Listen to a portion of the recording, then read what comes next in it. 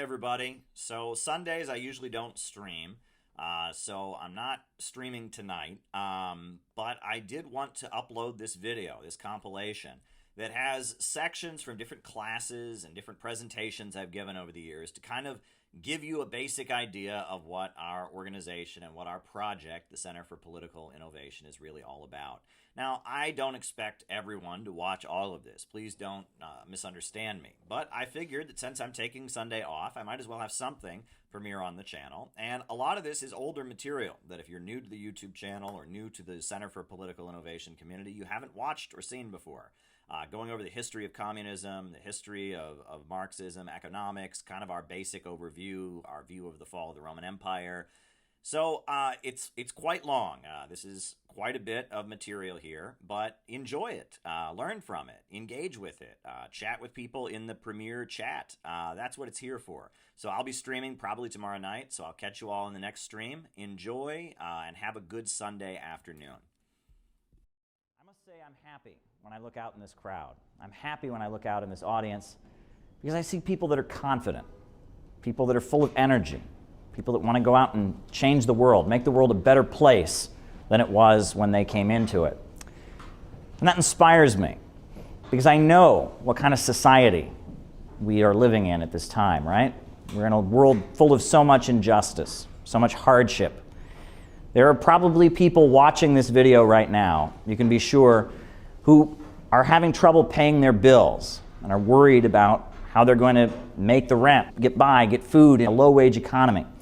There are probably people watching this presentation tonight who are students and they're worried about the new semester that just started and they're concerned student debt that they're running up in this economy, right? There are probably people watching tonight who had issues with addiction, or perhaps they've had a relative who had struggled with addiction. There are probably people here tonight, people watching tonight, who maybe they have a relative who's in jail or in prison, in the prison industrial complex. There are probably people watching tonight who perhaps their family is not supportive of them and doesn't support the choices and the decisions that they've made in their life, right?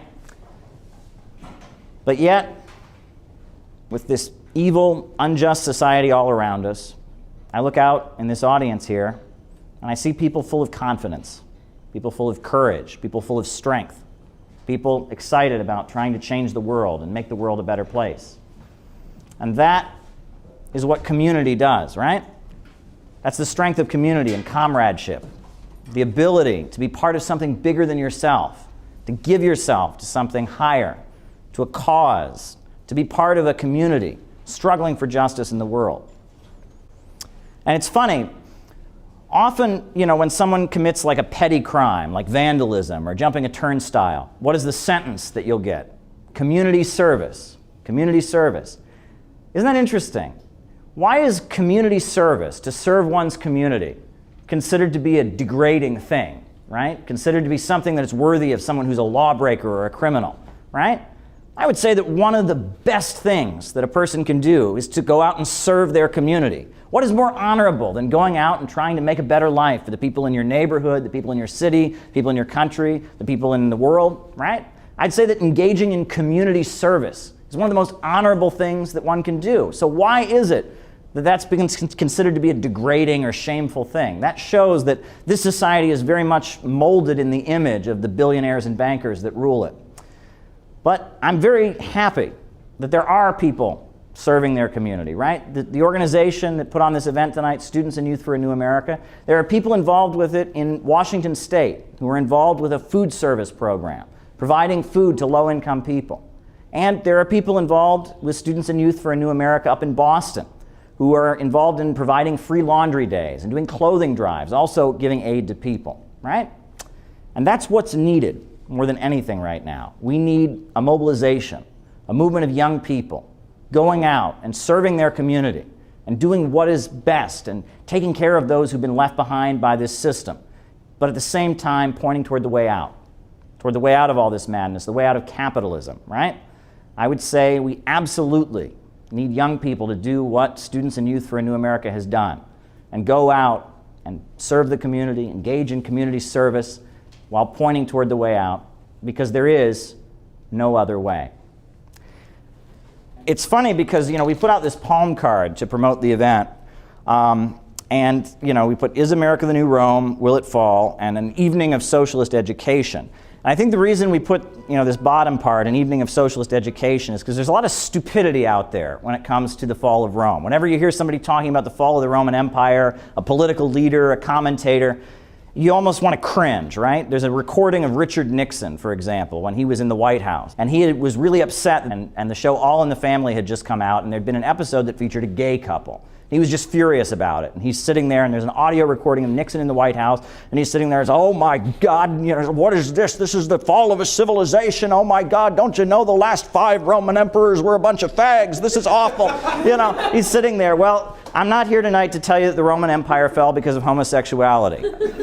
You were hoping to hear that, you came to the wrong event. I found a lot of videos of guys in their Make America Great Again hats, and they're like, you know why the Roman Empire fell? It's because a bunch of immigrants came in there and took all the jobs. They didn't put up a wall. No, the Roman Empire did not fall. It did not fall because of immigration. So if you're looking for someone to tell you that, you came to the wrong meeting. But why talk about Rome, right? It's thousands of years ago. But the thing is, if you can understand the fall of the Roman Empire, if you can understand historical events and develop a scientific and dialectical understanding of history and apply that analysis and those methods to understanding historical events, if you can do that, you can understand what's happening in the world today, and you can understand how we might move toward a better future. Now, before we get to exactly why the Roman Empire fell, I think we need to throw out a question. Was the fall of Rome a good thing? Was the fall of Rome a good thing? Right? Now, your gut instinct, you want to say yes, right? Because the Roman Empire was associated with so many evil things: slavery, plunder, occupation of peoples. It's perfectly correct to admire Spartacus and the heroic slave revolt that took place in the 1st century BC in the Italian peninsula, where slaves broke their chains and rose up and killed their masters and fought for freedom. It's absolutely correct to admire the Scottish warriors who fought for the liberation of their people in Britain from the Romans, or the zealots of ancient Palestine who fought for the liberation of their people. It's absolutely correct. But that doesn't answer the question. Was the fall of the Roman Empire actually a good thing? And most historians, most classicists will tell you, no, it was not, right? Clifford Ando, probably the most well-respected classicist, in a lecture he gave to the Oriental Institute, he's from the University of Chicago, he talks about how archaeologists have dug up the bones of people, right? And they've shown that after the fall of the Roman Empire, in the aftermath of the fall of the Roman Empire, the human life expectancy went down significantly, right? After the fall of the Roman Empire, calorie intake and nutrition that people had significantly went down. After the fall of the Roman Empire, things across Europe got more and more unstable. And it actually took Europe 1,100 years to get back to the population level it had had at the height of the Roman Empire in the first 2 centuries AD, right? It took 1,100 years for Europe to return to that population level. So by any objective measure, the fall of the Roman Empire was quite a bad thing. It made people's lives significantly worse. And it's interesting that at the time the United States was being created as a country, one of the most popular books in the English language was Edward Gibbon's book, The Decline and Fall of the Roman Empire, which was being published in volumes. I believe 8 different volumes of the book were published. And if you read the writings of, George Washington, the letters of Thomas Jefferson and others, they were reading this, and they were obsessed with this. And the reason that a lot of cities in upstate New York have names similar to, Roman names or Roman figures is because of that. The reason that in Washington, D.C., a lot of the way the roads are laid out, and a lot of the architecture is modeled on Rome is because of that. That there was wide-ranging discussion at the time of the Renaissance and later the Enlightenment throughout Europe asking what went wrong with the Roman Empire. Why did the Roman Empire fall? What was going on?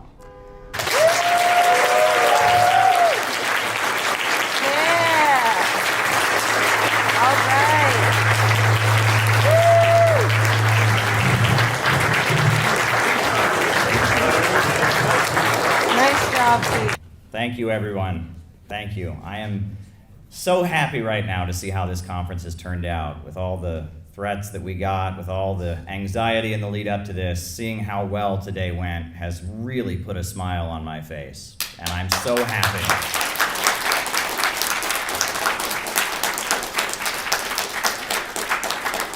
And I want to say that I deeply love every person in this room.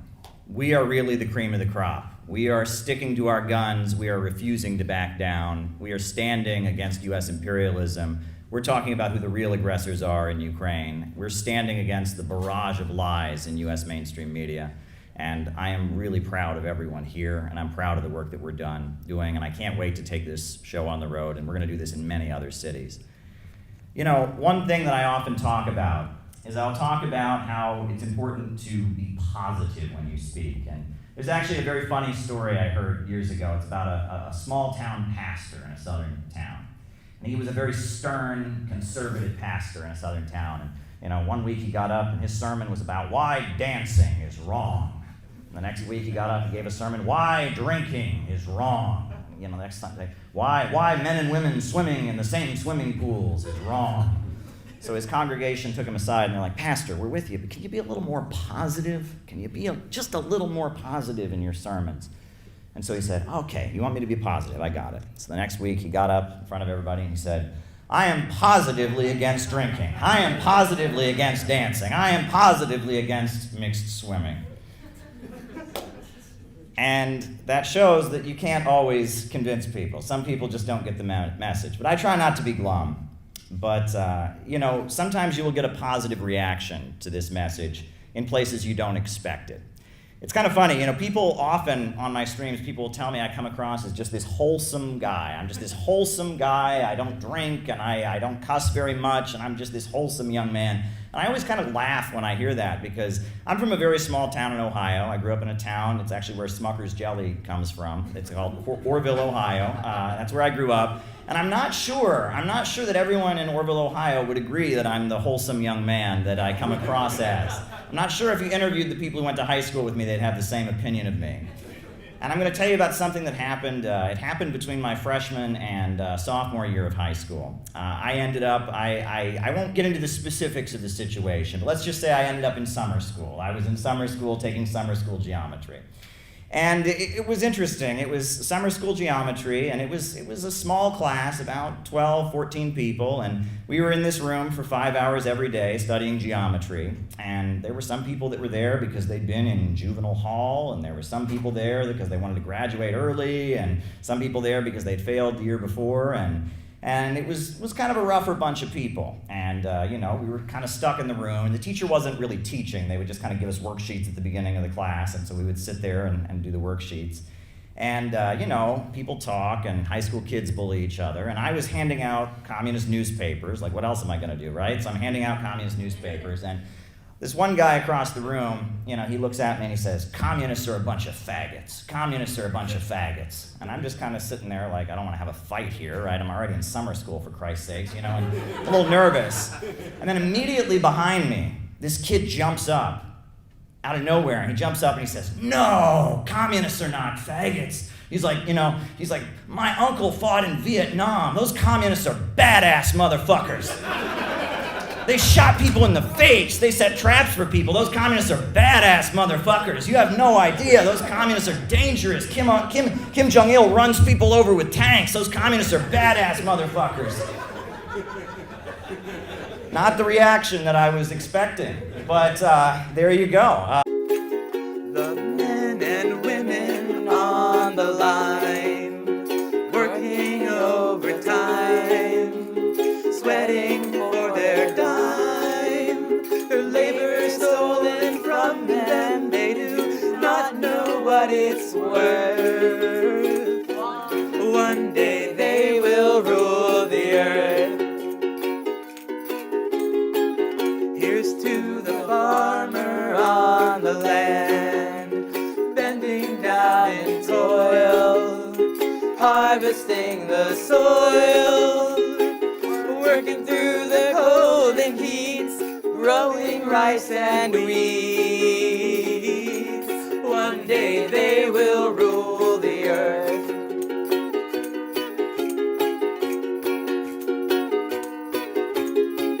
And to the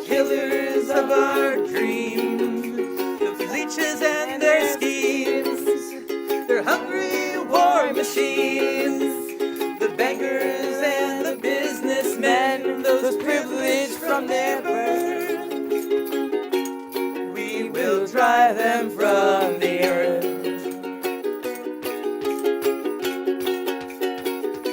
Oh, Caleb! Hey! Caleb's here. Oh my goodness, it's been Nice so to long. see How are you. you? Oh my goodness. Sorry? CPI! CPI! CPI! CPI! CPI! CPI! CPI! CPI! CPI! CPI! CPI! CPI! CPI! CPI! CPI! Out of the movement! As the masses! Out of the movement! To the masses! Out of the movement! To the masses! Out of the movement! To the masses! We are CPI! We are City builders! We are City builders! Dare to struggle! Dare to win! Dare to struggle! Dare to win! Dare to struggle! Dare to win! All right, welcome everybody! Thank you, Caleb. All right. We have a socialist world. We have the whole wide world to win. One more time, ready? We have a socialist world. We have a socialist world. We have the whole wide world to win. Thank you. Dare to struggle! Dare to win! Dare to struggle! Dare to win! Great.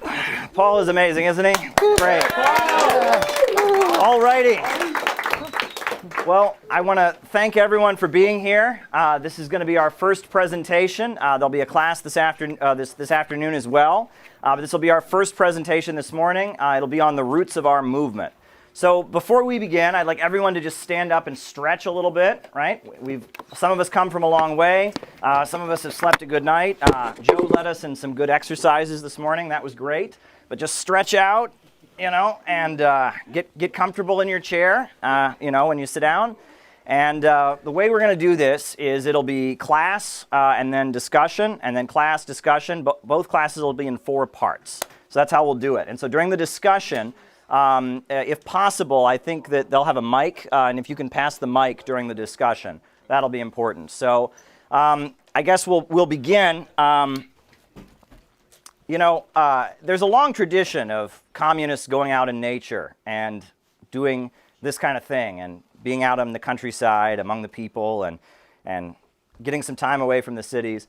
I actually, when I joined a political group I was a member of, there was an 80-year-old woman that was kind of a mentor to me. She had gone to Camp Wo Chi Ka, and Wo Chi Ka stood for Workers' Children's Camp, and it was located in upstate New York. And she had pictures of herself with a little red beret on. And at Camp Wo Chi Ka, the members of the Young Pioneers Club would salute like this, right? And the salute, it had particular meaning, right? We know the fist and the origin of the fist. But the salute was actually, they saluted like this in particular because the thumb was below your ear. And that was for the Soviet Union. That was the 1/5 of the world that was already under the control of the working class. And the other 4 fingers were for the rest of the world that would soon be under the control of the working class. And so they were aiming for the day where they would be able to salute like this with their whole fist beneath their ear to symbolize the entire world having socialist revolution. So I thought that was pretty neat. She also talked about how they had nursery rhymes. They would say, 1, 2, 3, young pioneers are we. We're fighting for the working class against the bourgeoisie. And then there was another verse, actually, which nowadays we couldn't do because slang has changed, but it was 4, 5, 6, we are the Bolsheviks. We're fighting for the working class against the dirty dicks, which meant detectives and cops back then, but you can't do that one now, Yeah, there's a long tradition of this, and my hope is that this weekend can be the beginning of something. My hope is that maybe every one of you can be leading workshops like this and weekends like this around the country. And that, as the Center for Political Innovation grows, spreading a Marxist political message, that we can expand. And I want everyone in this room to become a leader, right? And I think that there is a lot of ego in this movement, right? There's a lot of people who think that they are the true revolutionary. Everyone else is a phony. And we need to figure out how we can empower other people. We just sang the ballad of Joe Stalin. You think about that, you think about what the Soviet Union became, and all the hard work and sacrifice, and all the great writers and musicians, and all the great Olympic athletes, and all the great electrical engineers and technicians, and that the strength of leadership is empowering other people. right? And that's something that is a knowledge that is almost missing in our movement in this time. And I'm really happy that folks have stepped up. And I mean, Joe was leading the exercises this morning.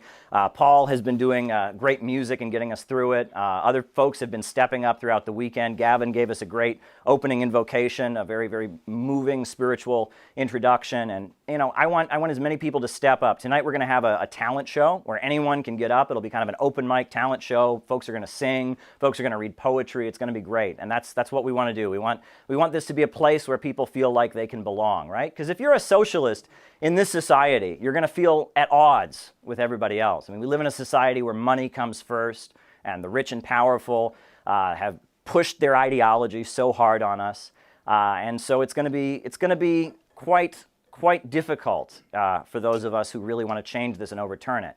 But history is on our side. So on that note, I think we'll get started with the very first presentation.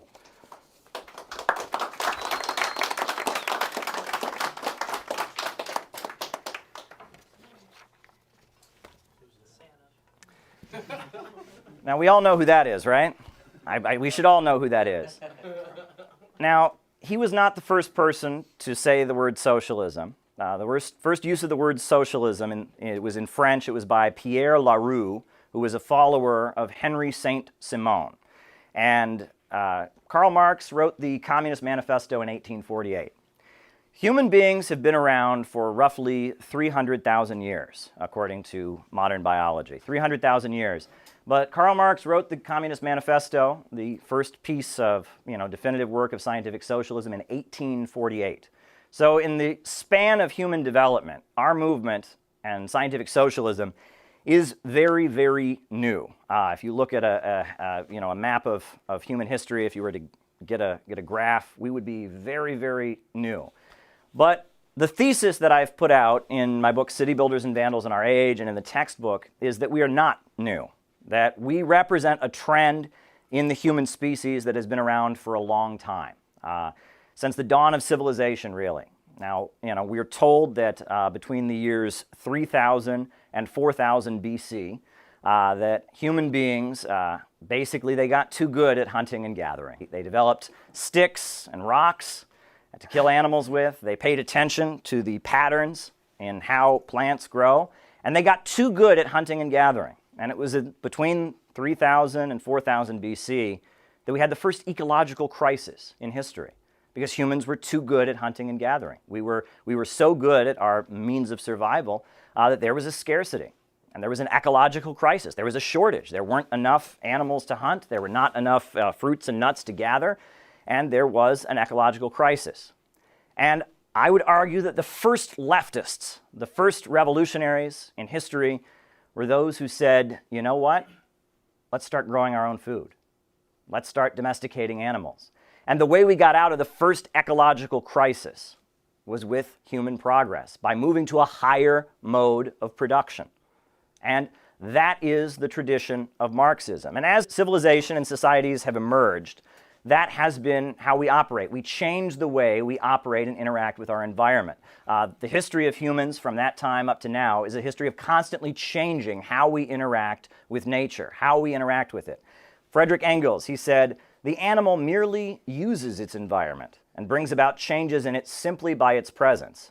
But man, by his changes, makes it serve his ends. He masters it.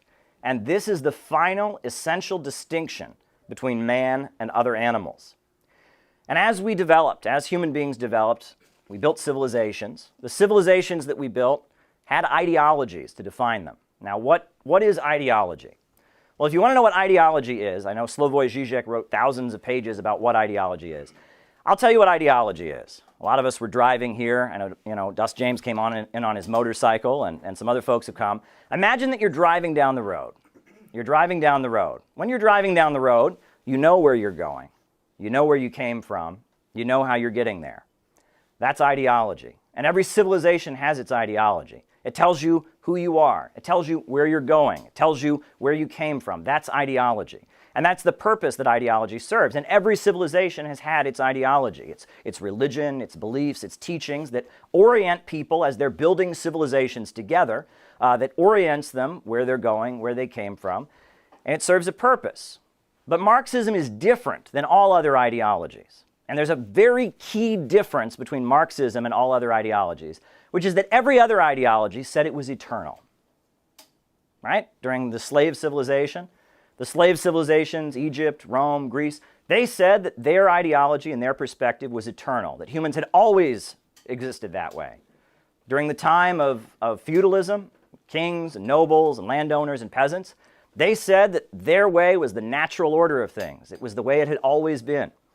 And now, during capitalism, how often have we seen this? That the capitalists maintain that it's just human nature. This is just the way people are. But Marxism says that nothing is eternal. Nothing is eternal. All that is solid melts into air. You never step into the same river twice. A does not equal A. And that is what separates Marxism from all the other ideologies invented by ruling classes in the past. They're all premised on this belief that their rule, their system is the eternal reality. Marxism does not do that, and that is what distinguishes it and makes it the scientific ideology that is superior to others. When we talk about the dialectic, right, that's the concept of contradiction. That first you have the thesis, then you have the antithesis. They clash, creating a new synthesis, and the synthesis then becomes the new thesis. But this is how history moves forward. There are clashes. Hegel said it was a clash of ideas. But Marx had the understanding that it was an economic basis, that society serves the economic base. For example, right, while we're constantly told that there is one eternal way the family is, how often have we heard this? I remember there was a bumper sticker I used to see when I was a kid. It said, marriage equals one man plus one woman, and then it would have a Bible verse. I would always kind of laugh about that because how many wives did Ezekiel have, right? How many wives did so many people from the Old Testament have? And we know that under hunter-gatherer civilization, there really was not an institution of marriage. And then as slavery and feudalism got going, you had, polygamy, and eventually we have monogamy, and now we have gay marriage. And there is no eternal way that the family is. We also know that there's not an eternal political form, right? Under hunter-gatherer civilization, you had tribes with, there was probably some level of hierarchy, but no class structure. Under feudalism, you had the landowners and the peasants. And under capitalism, we now have the property owners and the workers, right? And that this is not eternal. This is the understanding that there is a contradiction. In the French Revolution, we know about the three estates. The French Revolution, you had, before the French Revolution, you had the church, you had the nobility, and you had the commoners. And the church and the nobility were basically the same structure, and the commoners were the third estate, and the third estate toppled the first two estates, and you had the emergence of the commoners becoming the new society, right? The toppling of the church as the ruling institution, the toppling of the state as the ruling institution. And as Mao said, one must always divide into two. And among the commoners, among the new class that emerged, you had the proletariat and the bourgeoisie, those who work for a living and sell their labor power to a boss, the capitalists, or the workers, those who must rent themselves out to survive, and the capitalists, those who own the factories. And that contradiction defined the new society, that one divided into two. The commoners, contradictions emerged among them. Now, there were many different voices that said capitalism was immoral, that said the rule of profits was immoral. That's capitalism, right? We had the profit motive and the irrationality of the market, replacing the will of man, right? At the time, for example, of feudalism, if they went and built a castle here, they built it because the king said so. At the time of feudalism, they plowed a field here, they plowed it because the noble said so. But capitalism supplanted the will of man for the rule of profits, for the rule of the market, the chaos of the market, the anarchy of production. And we had the rule of the dollar. Capitalism is defined by production organized for profit. Frederick Engels, he said, under capitalism, the means of production only function as preliminary transformation into capital. By Mao Zedong, he said, under capitalism, profits are in command. And capitalism is a system of production organized for profit. Many voices before Karl Marx had said that capitalism was immoral. In fact, critiques of capitalism from feudal institutions long predated any socialist or left-wing critique. Many people said capitalism was immoral. But Marx was the first to say that capitalism was irrational. And he pointed to the key problems with capitalism. The problem with capitalism is not that capitalism creates growth. That is not the problem with capitalism. The problem with capitalism is that the more wealth they produce, the poorer we get. That's the problem. That's right. Self-driving cars would be a great thing in a rational society. It would mean this chore called driving, that's done by cab drivers, it's done by Uber drivers, it's done by truck drivers, traffic courts, all of that could be gotten rid of. And all this human labor that's expended unnecessarily in driving could be moved on. But under capitalism, self-driving cars would mean mass unemployment and riots in the streets. I many times have repeated, if you want to explain to someone the problem of capitalism, talk about the coal miner's riddle. The little boy says, "Father, why is it so cold?" And he says, "Because we can't afford any coal to heat the stove." And he says, "Father, why can't we afford any coal?"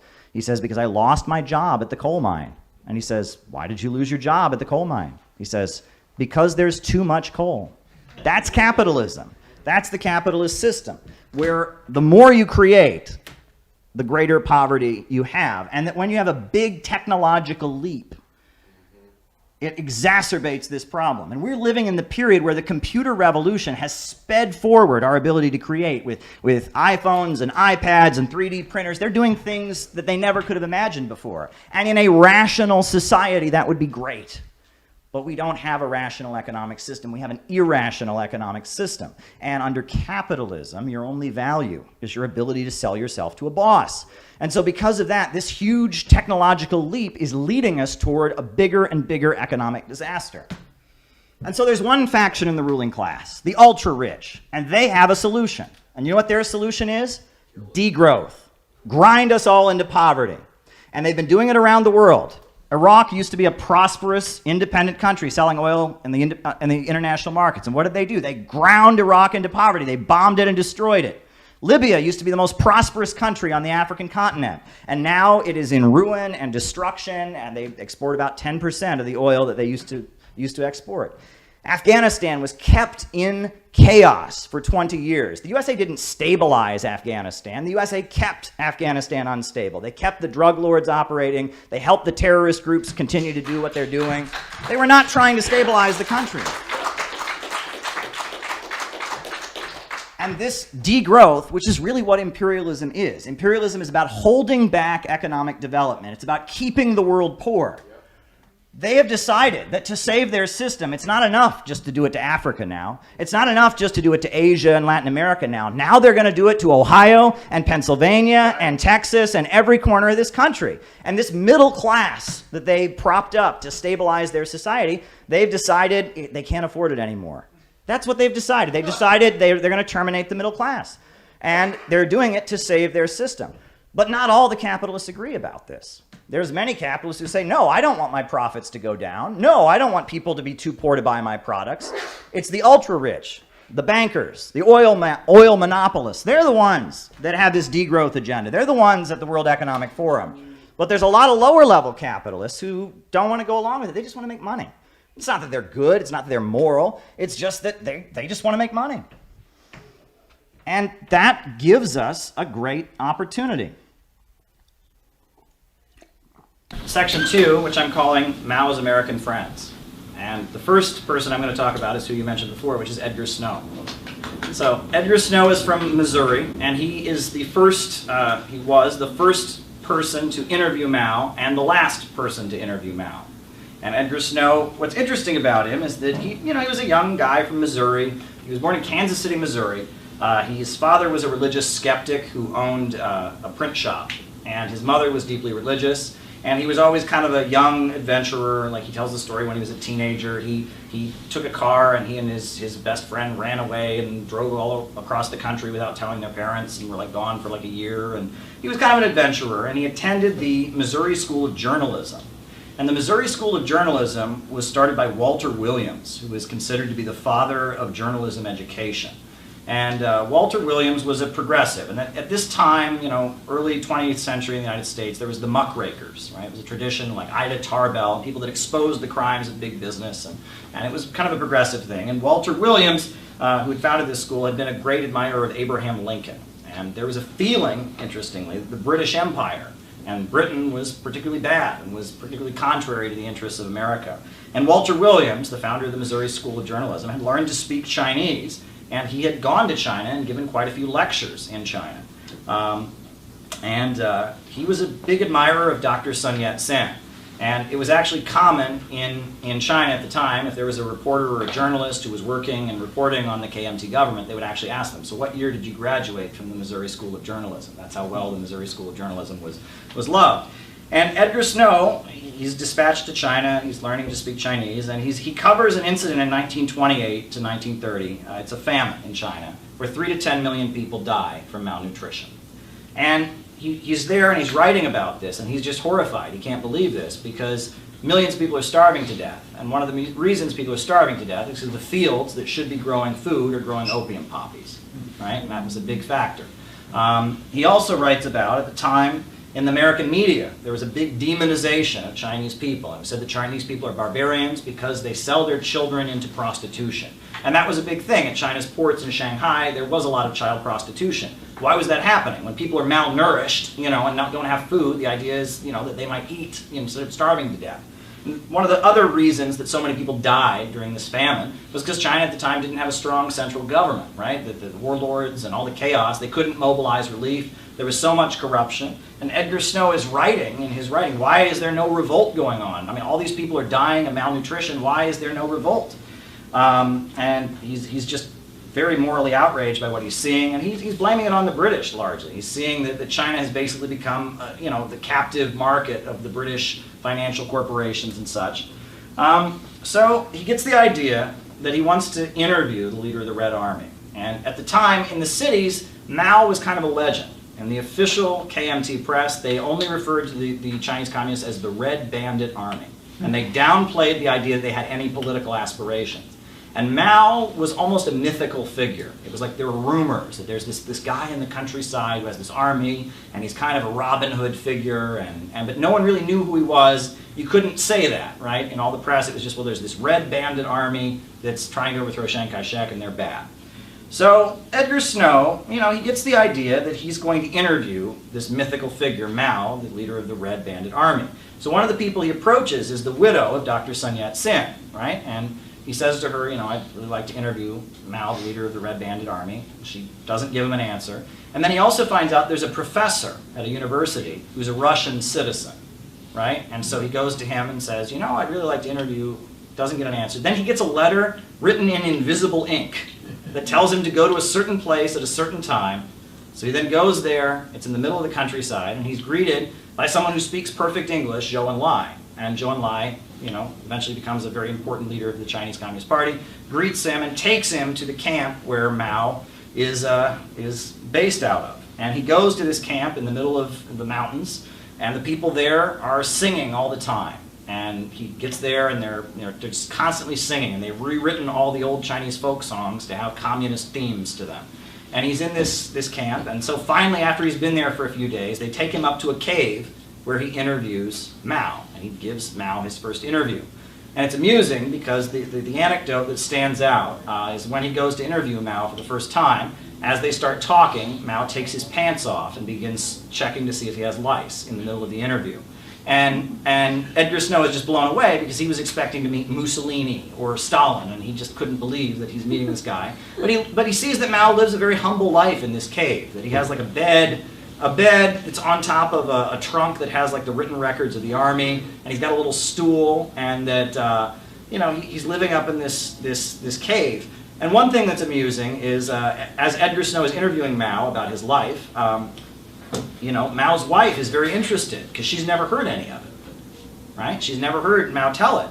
And the reason is that they had a rule in the Red Army camp. You weren't allowed to talk about your previous life. When you became a communist, you took on a new name, and you were considered to be reborn in the communist movement. So no one talked about their life. So Mao's wife has never heard Mao talk about growing up and what his life was like, because it's considered to be, didn't matter. They didn't talk about that kind of thing. And so he interviews Mao, and he's very blown away. Like Mao, he talks about Mao's hobby as he grows peppers for a living. You know, and that's like his hobby. And Mao has written a lot of poetry, and he finds Mao to be just this amazingly well-educated person, right? Mao is, you know, he was a librarian. Mao knows in depth the details about the history of Rome and Napoleon, and is just one of the most well-educated, sophisticated intellectuals he's ever met. But he's living a very, very humble life. I mean, he's living in a cave. He's, you know, he's got like a little stool he sits on and eats his meals. He's got this bed. Living this very, very humble life, despite being this intellectual giant and being in this army full of people. He's kind of blown away. So Edgar Snow comes back to the United States and he writes this book called Red Star Over China. And it's a big best-selling hit. It's a best-selling hit. Hundreds of thousands of copies sell. It's really, really popular. And it portrays the Red Army as kind of heroic, you know, Robin Hood, revolutionary kind of people. It sells so much that Edgar Snow starts meeting with Roosevelt regularly at the White House as the key China advisor.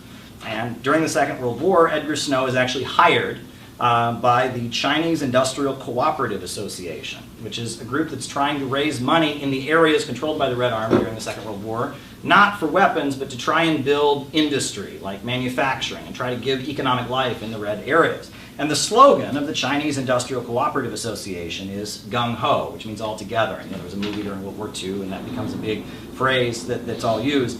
And Edgar Snow apparently begged Roosevelt, would you please give American money to fund the Chinese Industrial Cooperative Association? Roosevelt would not do it.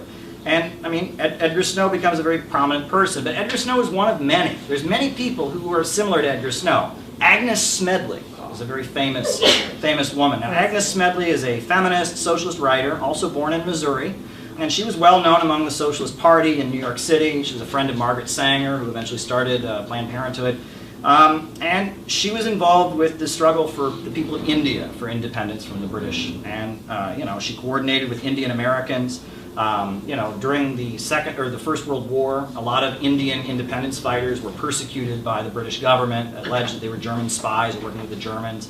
And she was involved in reporting and exposing a lot of that persecution.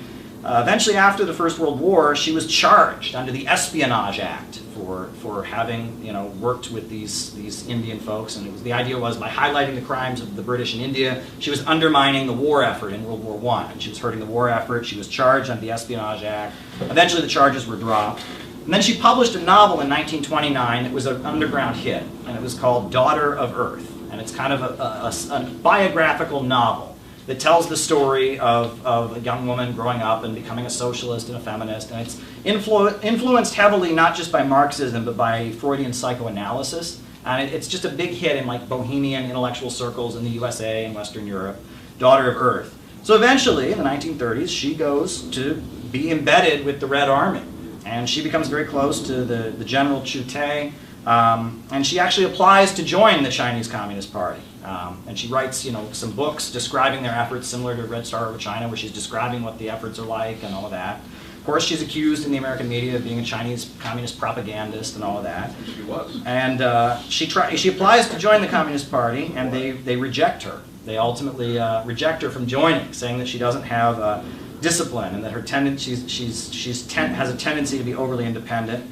After the Second World War, she moves back to the USA, but she's, of course, persecuted by McCarthyism, and she isn't able to find any work. She eventually dies in the United Kingdom in 1951, and interestingly, though, after she died, her ashes were buried in one of the most prominent cemeteries in China, where like heroes of the revolution are buried. And she's considered to be one of the main key people that was key in promoting the cause of the Red Army around the world, Agnes Smedley.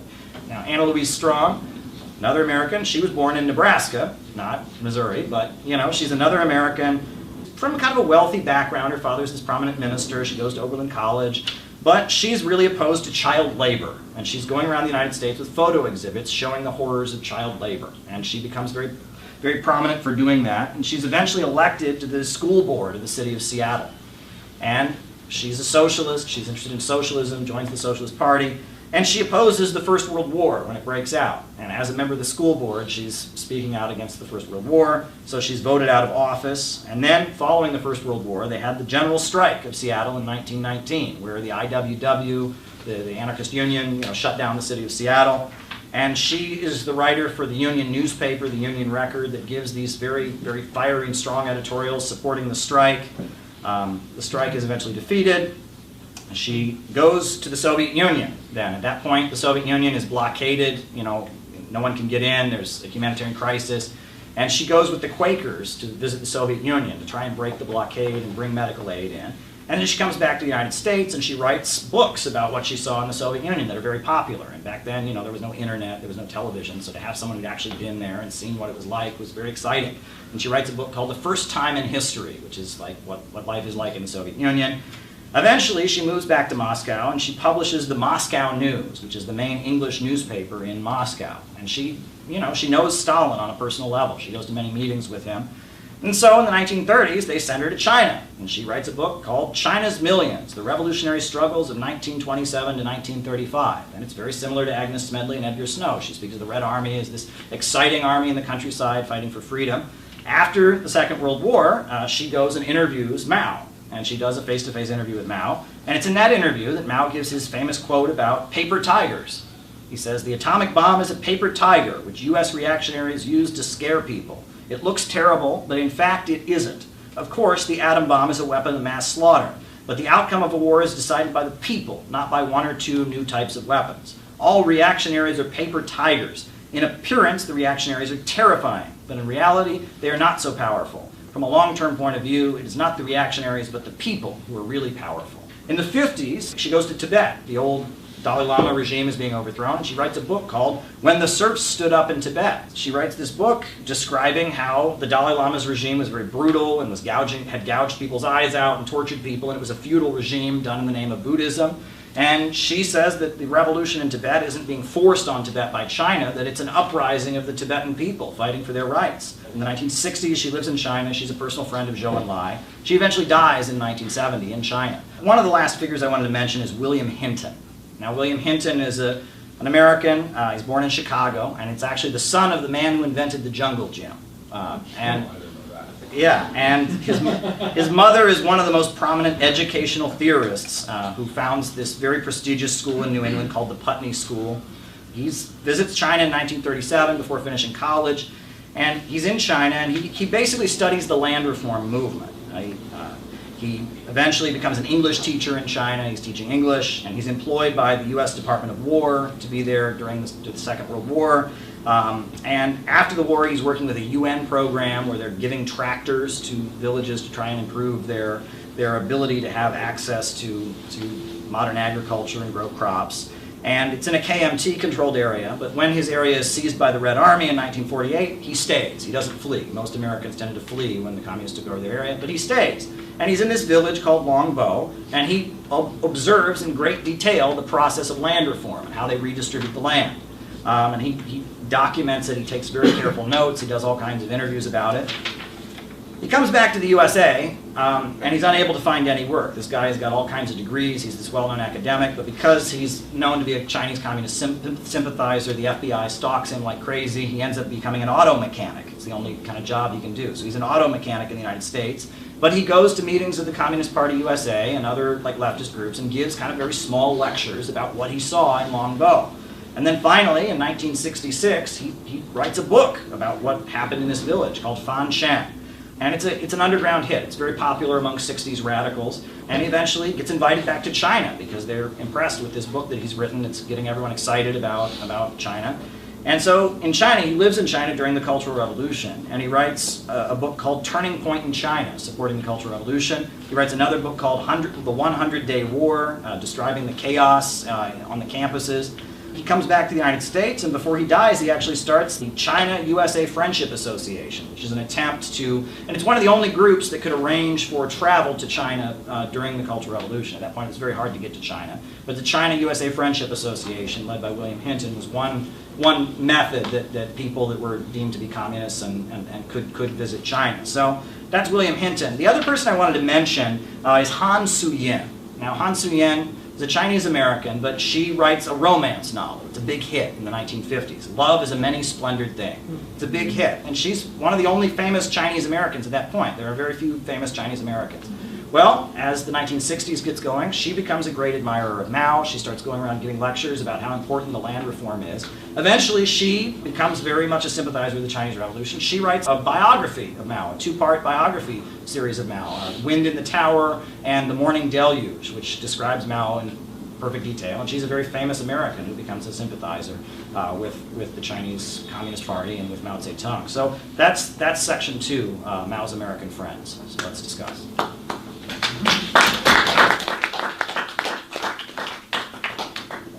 And I also, I mean, it's worth mentioning Norman Bethune also. Yeah. He was Canadian. He wasn't a U.S. citizen. But yeah, Norman Bethune is a fascinating story, right? Norman Bethune is a wealthy doctor in Canada, and he's walking someplace in the city, and he sees a group of unemployed workers that are protesting, and the police are coming down hard on them and beating them up. And so as a doctor, he rushes in to give them medical assistance. The police end up arresting him. He ends up in jail, this wealthy doctor with all these unemployed workers led by the Communist Party of Canada. And he's in jail with them, and in the jail they have all these political conversations. He gets out of jail, he joined the Canadian Communist Party. He's very blown away and very sympathetic. He eventually goes to Spain to work in the anti-fascist fight for the Spanish Republic. Then he goes to China, and in China he cuts himself during performing an operation. He dies of an infection, and then one of Mao's most famous speeches is the speech at the funeral of Norman Bethune. And Norman Bethune, even today in China, is like one of the most beloved figures. I mean, there's memorials to him. There's even in Canada, I think he's even highly regarded. There's been movies made about his life and such. He's a very important figure. People often point to the story of his life as kind of a random occurrence about, if he hadn't been walking down that street, who knows how history could have been. But. So, why did the Roman Empire fall? Now, there are all kinds of different answers that people like to give. People talk about lead in pipes. People talk about, different theories and different influences and changes. But every answer you get pretty much revolves around one concept, and that's the decline of the slave economy.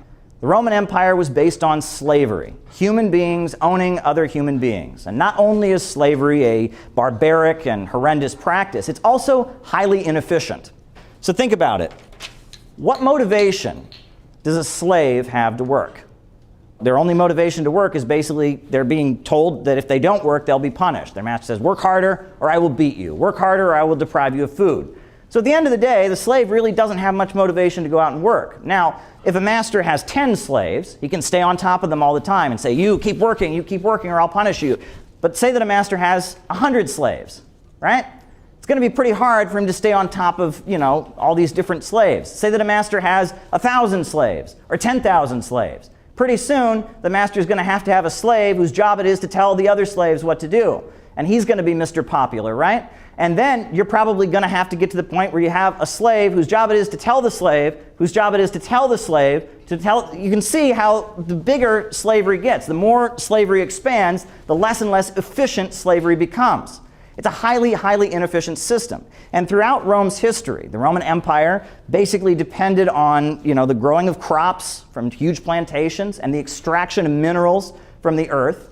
And their ability to grow crops continued to decrease throughout their entire existence. And their ability to extract minerals so that they could turn it into metal and produce tools and weapons, that continued to decrease throughout the existence of the Roman Empire. Their productive capacity, their industrial output was constantly declining.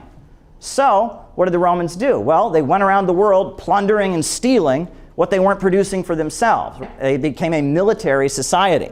And in fact, Karl Kautsky, who is the most well-respected academic of German social democracy, he wrote, quote, "The slave economy did not denote a technical advance, but a step backward. Not only did it make the masters impotent and incapable of working and increase the number of unproductive workers in society, but it also cut down on the productive workers and checked the progress of technology, with the possible exception of some luxury trades. Like every mode of production that is founded on contradictions, the ancient slave economy dug its own grave. In the form it finally took in the Roman world, it was based on war. It was only the continual victorious wars, continual subjugation of new nations, continual extension of the territory of the empire that could supply the masses of cheap slave labor material that it required." And this even gets even more ironic, because, as I mentioned, slavery is a highly inefficient system. It's a highly inefficient way of running an empire, producing things. But there were a number of the societies that Rome was going around and beating down militarily and forcing to pay tribute and taxes and taking their people as slaves. A lot of the societies they were attacking actually had a higher mode of production called feudalism. the only motivation that a slave has to work is they're being told, work harder or I will beat you, right? There's really no motivation there. But a peasant or a serf is different than a slave, right? So a peasant works on land that is owned by a landowner or a noble. The people living on his land, they have to pay tribute, they have to pay taxes. But after the peasant or the serf produces enough crops and pays their tribute, their obligation to the noble, at that point, what's left over they get to keep.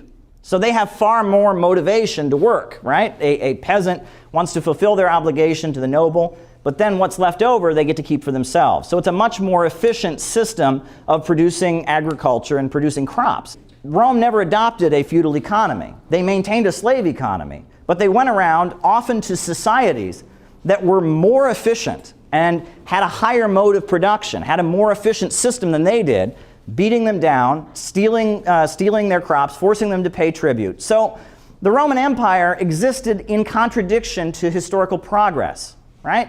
History was moving forward, and the Roman Empire was doing its best to hold history back, to stop the progress of history. And that flowed through almost everything the Roman Empire did. You've probably heard the expression, all roads lead to Rome, right?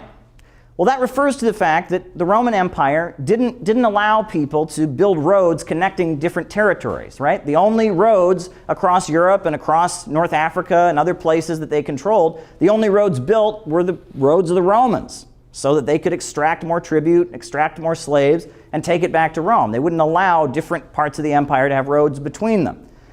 And you've probably heard the phrase bread and circuses before, right? Well, that refers to the fact that the Romans did everything they could, the Roman leaders, to make their people stupider, right? I'm not exaggerating, right?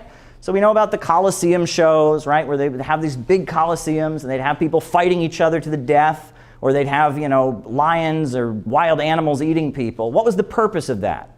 Well, the purpose was to try and make Romans stupid, sadistic, cruel people who could then go out and do all the awful, horrible things that were necessary to make the empire continue to function, right? And you can see this all throughout Roman society. There was just a constant effort to try and promote the most barbaric and primitive aspects of people in order that they could be good soldiers who could carry out the atrocious deeds that were necessary to make the Roman Empire function. One practice that was very widespread in ancient Rome was infanticide, right? When a baby was born, there was a ceremony, right? It would be taken from its mother, and then there would be a ceremony where the master of the house would decide whether to accept or to reject the baby. And if the master of the house rejected the baby, they would take it and just throw it in the forest or throw it into a river, right? And this was done in some cases. Maybe the baby was deformed, maybe the master just didn't have enough money, maybe the master wanted a boy and it was a girl. For whatever, they would just throw these babies. Think about what kind of person could do something like this, right? What kind of person could take an infant newborn baby and just throw it away? Well, if you can picture the kind of person that would do something like that, that's the kind of person the Roman Empire worked very, very hard to cultivate. They wanted that kind of person, someone who could be that heartless and sadistic and cruel. And actually, this practice of infanticide played a very key role in one of the founding myths of the Roman Empire. So the legend that they believed was that it was started by two twin brothers, Romulus and Remus. That these twin brothers were born and that their father had rejected them and left them to die by a river. But then from the forest came a female wolf, a she-wolf, right? Came and nursed them, so they were able to live, right? And they were raised by wolves, wild predators, right? And it was because they were raised by wolves, because they learned to be like these carnivorous animals, that they became strong enough that they could go out and build an empire. And that's how the Romans saw their relationship with the world, right? The rest of humanity were the sheep, and they were the wolves. Might makes right. I think that a lot of the Ayn Rand libertarian types would fit in very, very well in the Roman Empire. Are doing this woke makeover of the United States. Why is it all of a sudden Kamala Harris, who locked up thousands of African American men for victimless crimes, is suddenly kneeling for George Floyd? Why is it that CNN and MSNBC are now promoting wokeness? Well, the power structure in the United States is doing that because they are generals fighting the last war. Because it is a fact that during the Cold War, when Jim Crow segregation was still going on, the Soviet Union took a petition to the United Nations to expose what was being done to African Americans. That's why. Mao Zedong welcomed black freedom fighters to China. The Black Panthers were welcomed to North Korea. And they've studied the history of the Cold War, and they've realized that the oppression of black people and the discrimination that other folks have faced was a bludgeon that the global anti-imperialist movement could use to expose the United States. They could say, the United States, you're going around the world talking about freedom and democracy. What do you do to black folks? What do you do to Chicano folks? What do you do to Asian Americans? They could use that to expose the United States. And so now, having studied the history of the last Cold War, in the new Cold War, what they're trying to do is they are trying to completely reinvent the image of the United States. Say, we are not the America of the Ku Klux Klan anymore. No, no, no. This is a completely new America. And with this new moral authority they want to give themselves, they feel that that will give them the justification to then attack Russia, or to attack China, or to attack Venezuela, or to attack Iran, because, oh, look, we are now the bastion of civil liberties and human rights. It is an attempt to wash and whitewash the image and the history of the United States in order to justify regime change around the world. And it's been a bit confusing for those of us who call ourselves leftists, because they have hijacked certain phrases and certain terms that we have used over the years, but they're using them for a very different purpose. And they're using them not to build working class unity, but to incite division. And they are using them to set sections of the population against each other so they can make us all poorer and grind us all into deeper poverty. So you can see a positive reaction coming from different directions, right? Perhaps we ought to think about how the term tanky can be reinterpreted and celebrated by different strata of U.S. society. But I want to talk about another experience that I had in summer school between my sophomore and freshman year of high school, which is that, in that class that I was in, I was sitting next to a young woman who I got to know pretty well, I guess. I mean, if you put somebody in a room with somebody for 5 hours every day, and, you're going to get to know them. And we'll call her Christine. That's obviously not her real name, but I'm not going to dox her and tell her personal business in front of everybody. We'll just call her Christine. And Christine was in summer school because she wanted to graduate early from high school. And the reason that she wanted to graduate early from high school was because she wanted to join the U.S. Marine Corps. She was very excited to join the U.S. Marine Corps. And I, was someone who was very opposed to the war in Iraq, and we had a lot of arguments over the course of this summer school experience. But the arguments that we argued about politics. I was trying to give her Noam Chomsky books and stuff, but that's not really what was important. Because after sitting next to Christine and talking with her and some of the other people in the class, I found out the real reason why she was going into the U.S. Marine Corps. Because, one thing that people like to do, I guess it's more of a working class thing, is people like to brag about the times their parents beat them, or brag about the punishments that they received. And Christine opened up to us one day, and she talked about how her mother would punish her by beating her with a wooden spoon. And she talked about how she'd get written up in school. The teacher would say, "You're going to take a note home," and she'd say, "I don't care, I don't care." And the whole time she's thinking, my mother's going to beat me with a wooden spoon when I get home. And then when her mother would beat her, would strike her, every time her mother would hit her, she would say, "It doesn't hurt." And her mother would whack her, and she would say, "It doesn't hurt." Whack, it doesn't hurt. And she described that experience to us. And when I heard that, and I heard that she was very excited to go into the Marine Corps, I understood why she was going into the Marine Corps. And it wasn't because she wanted to kill black and brown people. It wasn't because she was, piped up with chauvinism and nationalism. It was because she wanted some goddamn respect in this world. That's what it was about. She wanted to lift up her head with dignity. And there are so many working class people in this country who feel downtrodden, who feel disrespected. And they want to hold up their heads with dignity and say, "I'm proud of who I am." They want to be bold. They want to be tough. They want to show that they have strength. And I think about what people are going through, and I think about how, regardless of the fact that we are definitely against all these wars, we shouldn't be against the military itself. This idea that anyone who's ever served in the military is a murderer or a racist, we got to throw that out. That needs to be completely eradicated from leftist circles.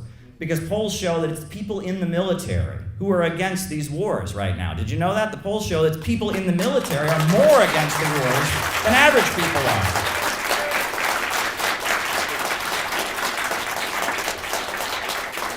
a lot of people in the military who start looking into the facts and saying, why is it that we're being sent overseas to die? What does America really have to gain from backing Al-Qaeda in Syria or backing up the Azov battalion in Ukraine?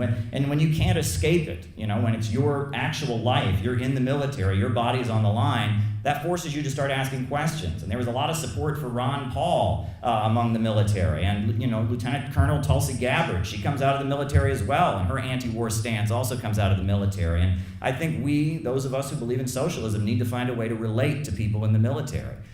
Now, when I talk about how people in the United States are unhappy about things, I mean, you look at the economy right now. We're being told now to accept $5, $6 a gallon because, Russia's so bad. We're being told to accept this inflation and the rising cost of food. And I would say that there's a lot of Americans right now who are saying, we're tired of this shit. There's a lot of Americans right now who are looking at years of student debt just for going to college, and they're saying, we're tired of this shit. And there's a lot of working class Americans who are looking at their communities with crumbling roads and crumbling infrastructure and empty foreclosed homes, and they're saying, we're tired of this shit. There's a lot of Americans who are looking at this prison-for-profit system and this opioid epidemic created by doctors being pushed to overprescribe dangerous medications. They're saying, we're tired of this shit. They're seeing their relatives come home from wars overseas, scarred with trauma for the rest of their life. They're saying, we're tired of this shit. And then, when they hear our politicians come forward and instead of offering us real solutions, offering us more of their political pornography, they're saying, we are tired of this shit. We're tired of it. Are we not tired of it?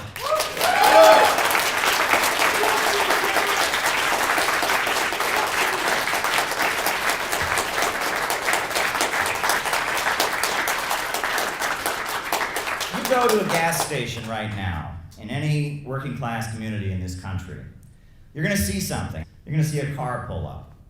And there's going to be a woman driving the car, and there's going to be kids in the back seat. And that woman will pull up the car, and they'll go to the gas pump, and they'll very carefully stick that nozzle into the gas tank, and they'll just put $10, $12 worth of gas in. They're not filling up the tank. They're just putting $10 or $12 worth of gas in. Why are they doing that? They're doing that because that $10 or $12 worth of gas, it's not going to get them very far, but it'll get the kids to school. It'll get them to work that day. They're budgeting. They're trying to get by. They tell us this is the greatest country in the world. This is the greatest country in the world. How often have we heard that, right? You ask, well, why? I mean, what measurement? Are you saying we're the richest country in the world? Are you saying, and they look at you and they say, you don't think it's the greatest country in the world? You must be brainwashed because clearly it's the greatest country in the world. But you look at the United States of America right now. We did, at one point, have a very, very good economy. You go back to the 1950s and 60s, the USA did have the highest standard of living in the world. But all of those cars, and all of those houses, and all of those hula hoops, and all of those refrigerators were dripping in blood. They were dripping in the blood of the Korean people who were being bombed and destroyed. They were dripping in the blood of the Vietnamese people, the blood of the indigenous people who were slaughtered. They were dripping with the blood of the Africans killed in the transatlantic slave trade, Jim Crow segregation that was going on in the South. You can talk about how the very land we're standing on was stolen from Mexico. Abraham Lincoln, I believe, referred to it as one of the most unjust wars ever fought, how Texas was acquired. And there's a legal term, they talk about fruit of a poison tree. And that's that if something is created in an impure way, the result is also impure. The idea is if the police search your home, they don't have a search warrant, the result that they find is inadmissible in court because it was acquired in an impure way. It is tainted. I think in the Islamic tradition, they talk about haram or sin and how sin corrupts everything. If you steal food, that food might make you sick because you acquired it in an impure way. Or if you buy a house and that the loan that you got to buy the house was not consistent with the Islamic laws, that house might catch on fire or it might burn because it was corrupted. It was acquired in an impure way. And I think it's very safe to say that the United States of America is cursed. The United States of America is cursed. A curse hangs over America. The United States was created with the genocide against Native Americans. It was created with the international slave trade. It's propped itself up with this global international system of imperialism, grinding countries into poverty. And it's cursed. A curse hangs over U.S. society. And our mission is trying to lift that curse. Our mission is trying to rescue the United States from the nightmare that has been created. And there were some of us who, even back in the 1950s, even back in the 60s and 70s, even in the 90s when the economy was still strong, some of us knew something was wrong. Some of us knew in our guts that something was deeply wrong with this society. We talk about all the horror movies that come out and the monsters that exist in the back of our minds. So many of us knew that something was wrong. And I think that the rise of the woke culture is largely an attempt at people kind of feeling validated in that knowledge. The wokeness is an attempt. They feel like if they can just morally purify themselves or make good tweets or cancel somebody on social media like Peter and Miss Astronaut Cowboy talked about, they can somehow make that curse go away. They can purify themselves. Well, it doesn't work that way. The only way the United States can be saved from this nightmare is by breaking out of the open international system, by moving towards socialism and establishing a new society. That is what must be done. We must break the chains of capitalism. We need a government of action that will fight for working families. I remember when I was younger, teenager, I got interested in communism. And the reason I got interested in communism was because people were always telling me that everything that I had just kind of thought of was communism. I'd say, why don't people just have health care guaranteed? Just like, we have roads, why don't we have health care? Can't do that, it's communism. I thought, okay, why don't we organize the... No, can't do that. It's communism. And why was communism bad? And they said, well, communism's failed everywhere it's ever been tried. Everywhere anyone's ever tried to have communism, it's just led to mass starvation and death and a brutal dictatorship, and it's just completely failed. It's never had any economic success. It just doesn't work. Thought, okay, and I learned that, Stalin killed a gajillion million people, and Fidel Castro killed even more, and Mao killed even more than that, and it was just, you can't have communism. But I was fascinated by the idea that maybe we could have a more rational society. So I went to the public library, and I got a book by Leon Trotsky, because I thought, Trotsky, Stalin killed him, right? So he's somebody who maybe he could figure out, he could teach me a way that communism might be good and not like this bad communism that we've heard about. And there was a book by Leon Trotsky that had a name, The Revolution Betrayed. And I thought, that's the book I'm going to read, because it says, The Revolution Betrayed. It's going to tell me how his communism is different than the other kind. So I opened Trotsky's book, The Revolution Betrayed. And the first chapter was called, What Has Been Achieved? And I read it, and I was blown away. And I thought, this can't be true, because that entire chapter is nothing but statistics about how much wheat was being grown, about how many tractors was being grown, about how much steel was being grown, about how the standard of living in Russia at the time and the surrounding countries, the Soviet Union, was rising. And page after page, I'm reading all these numbers, and I'm saying, wait a second, I've been told that communism completely failed. I've been told that no socialist country had ever raised living standards. I've been told that economically socialism doesn't work.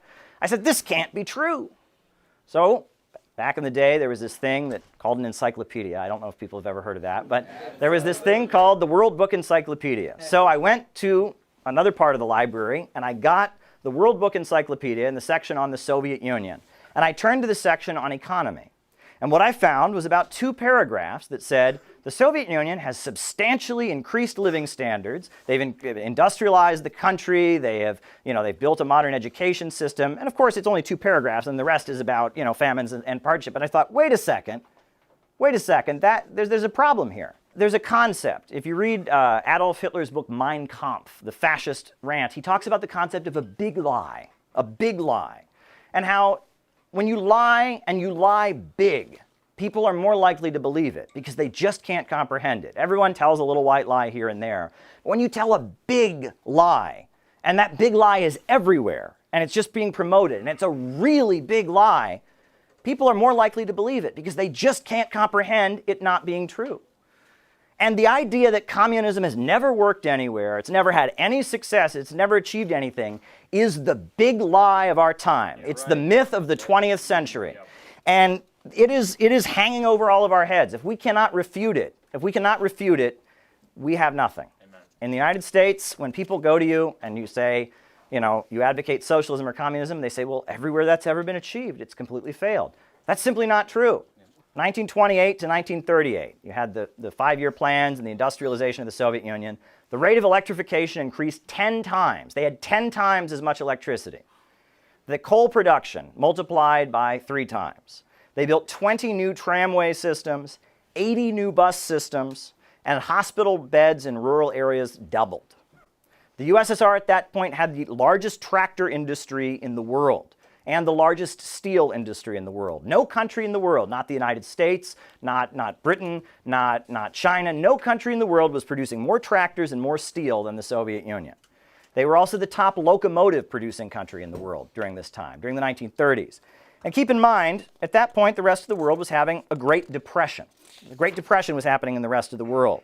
Louis Fisher, who wrote for The Nation, he said, "The Soviet frontier is like a charmed circle which the world economic crisis cannot cross. While banks crash, while production falls and trade languishes abroad, the Soviet Union continues in an orgy of construction and national development.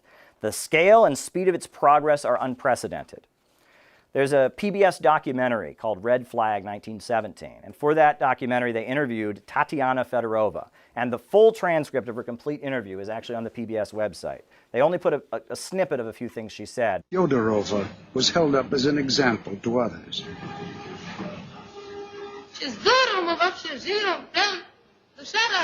We live so well. Our hearts are so joyful. In no other country are there such happy young people as us. We're the happiest young people. And on behalf of all young people, I want to thank our party and our dear comrade Stalin for this joy that we have.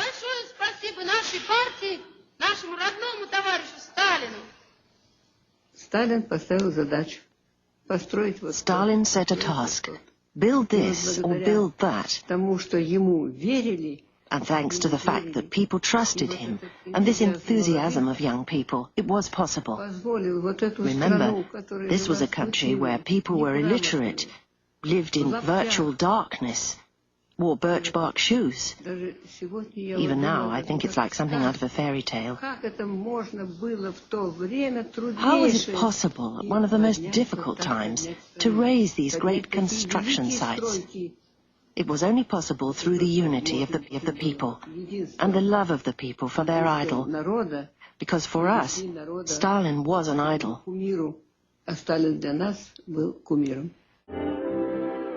Teams of young activists were sent to the country.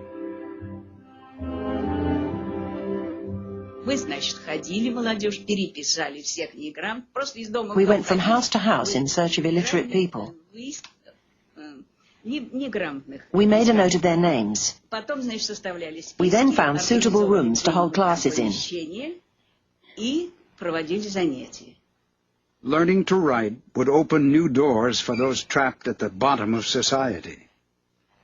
One woman who couldn't attend classes because of her child at home was helped by Anastasia Denisova. Я сказала, что вот тебе учебник, вот будешь заниматься. I said, here's a textbook for you. I'll come to you so you can learn to read at home. I remember vividly that when the baby cried, she carried on writing with one hand while she rocked him with the other. She was so keen to study. I'll always remember her striving for knowledge and enlightenment. It was immense. Просто-напросто была огромная.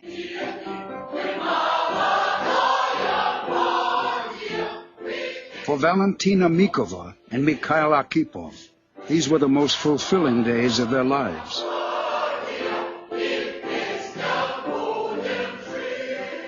На строительстве домен был один экскаватор.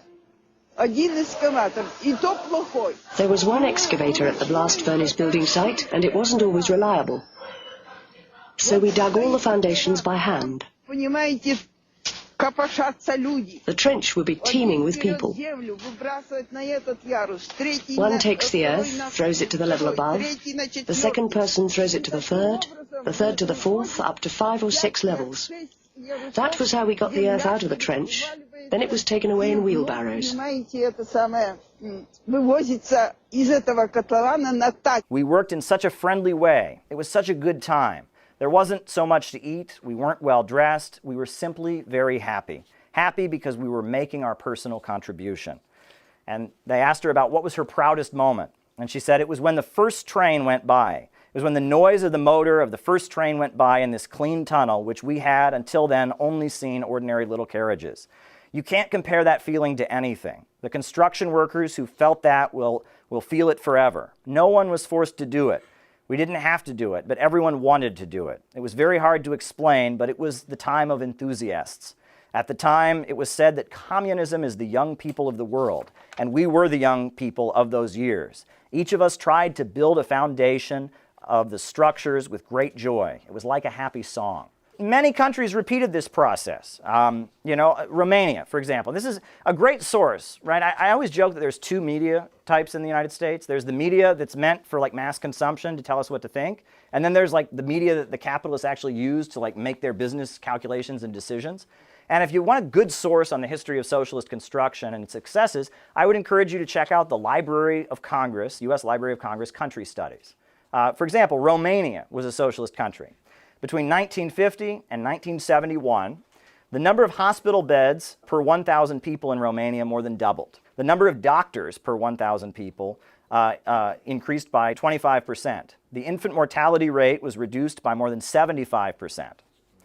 In 1945, only 27% of people were able to read and write in Romania. By 1966, according to the U.S. Library of Congress, illiteracy had been eradicated in Romania. By 1970, the number of teachers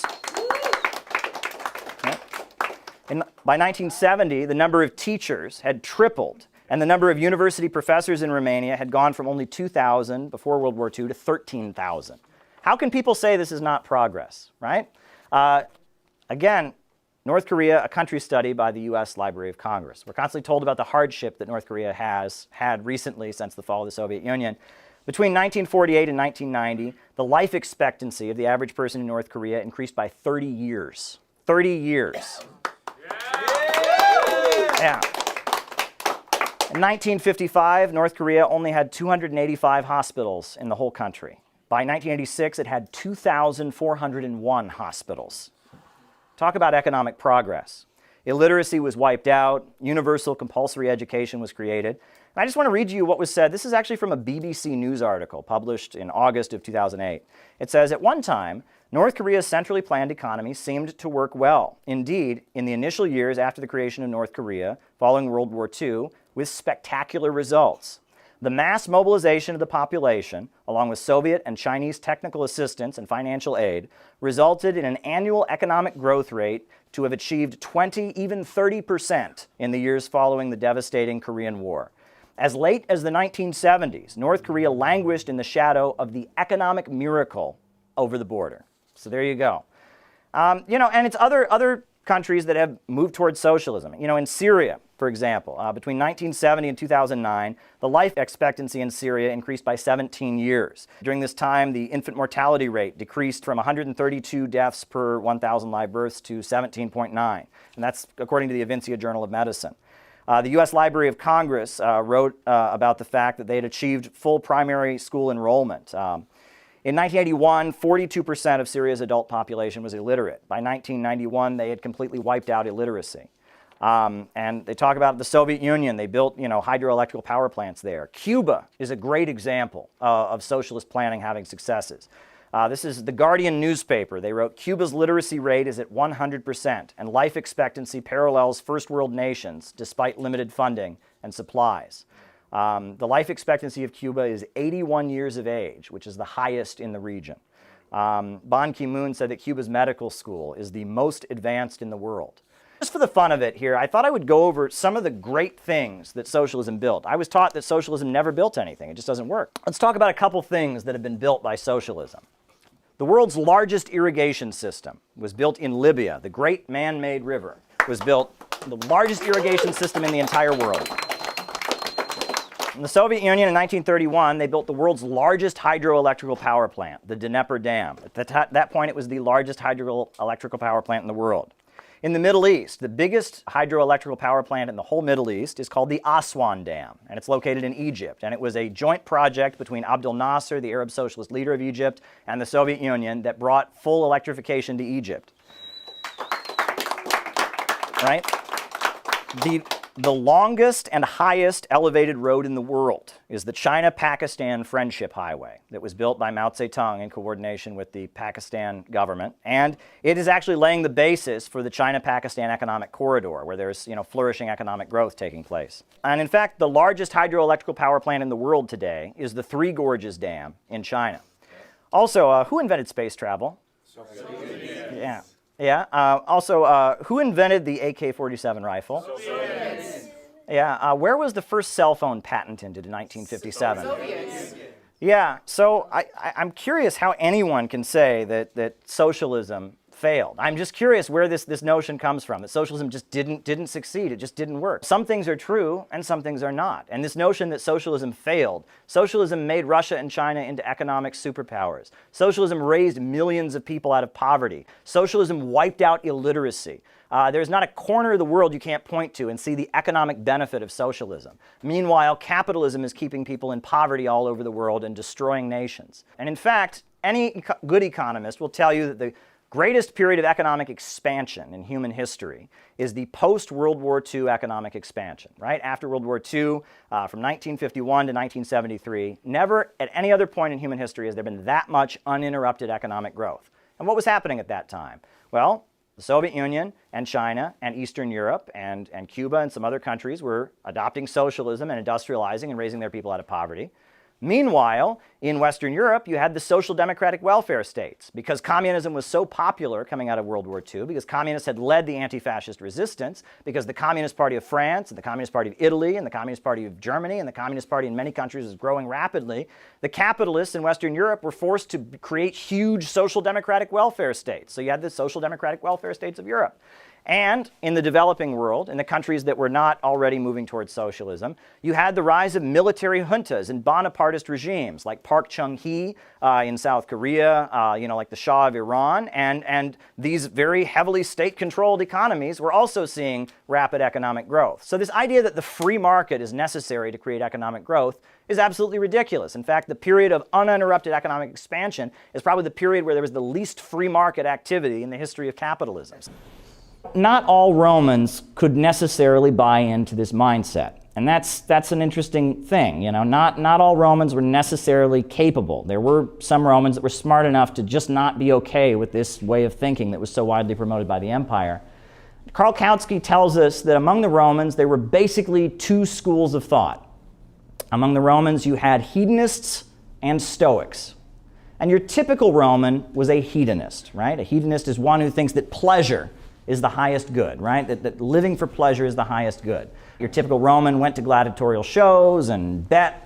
Your typical Roman, went to wild parties, drunken sex orgies, all kinds of stuff. Overeating was considered to be a really pleasurable thing to do. People would just stuff their face full of food. And it was very common for people to then make themselves vomit after stuffing themselves full of food so they could then eat even more food, right? Now, some people say incorrectly that the Romans had a room called a vomitory. Well, actually, the vomitory was a hallway. That's like a mistranslation. But the practice was very widespread. In fact, Emperor Claudius had a servant with a big, long feather. And what the servant would do is after Claudius had stuffed his face full of food, the servant would come and stick the feather down his throat so he could then vomit up all the food and go and eat some more. And that's really gross. It's really disgusting. But in addition to that, you have to remember that at this time, most of humanity was malnourished. So to engage in that kind of behavior is just, it's beyond you how people could act that way, right? But like I said, not all Romans necessarily bought into it. You had those hedonists, but then you also had Stoics, right? Stoicism was very popular. You had a lot of Romans who felt like something was wrong. Something was just wrong with the society that they lived in. There was just something that was not right about it. So, they tended to follow what they called the cults, right? The Romans had their gods, Mars, Jupiter, Saturn, that were their standard gods. But they were always importing new gods from Egypt and from Persia and from different parts of the world, right? These new gods that they would bring in. They would follow philosophers, like Seneca was probably the most famous of the Stoic philosophers. And he urged people to live a simple life and be frugal. And people used to laugh at these Stoic philosophers because a lot of them were huge hypocrites. They'd be going around the world saying, live a simple life, don't have great wealth, while charging people lots and lots of money to listen to them and becoming very, very wealthy and going as far as demanding that people who didn't pay to come to their lectures be dragged away and arrested. You know, the hypocrisy was rather extreme. It's a subject of a lot of Roman comedies, is making fun of these Stoic philosophers.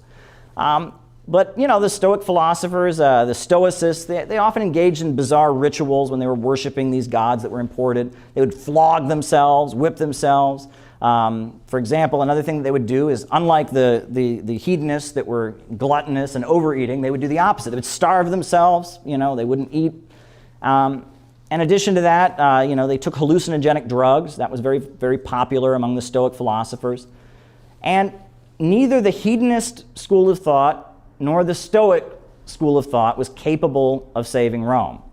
Because if you think about it, both hedonism and Stoicism, both of them are self-destructive philosophies. One is making yourself just like a primitive animal, right? Trying to basically just chase after pleasure like a dog.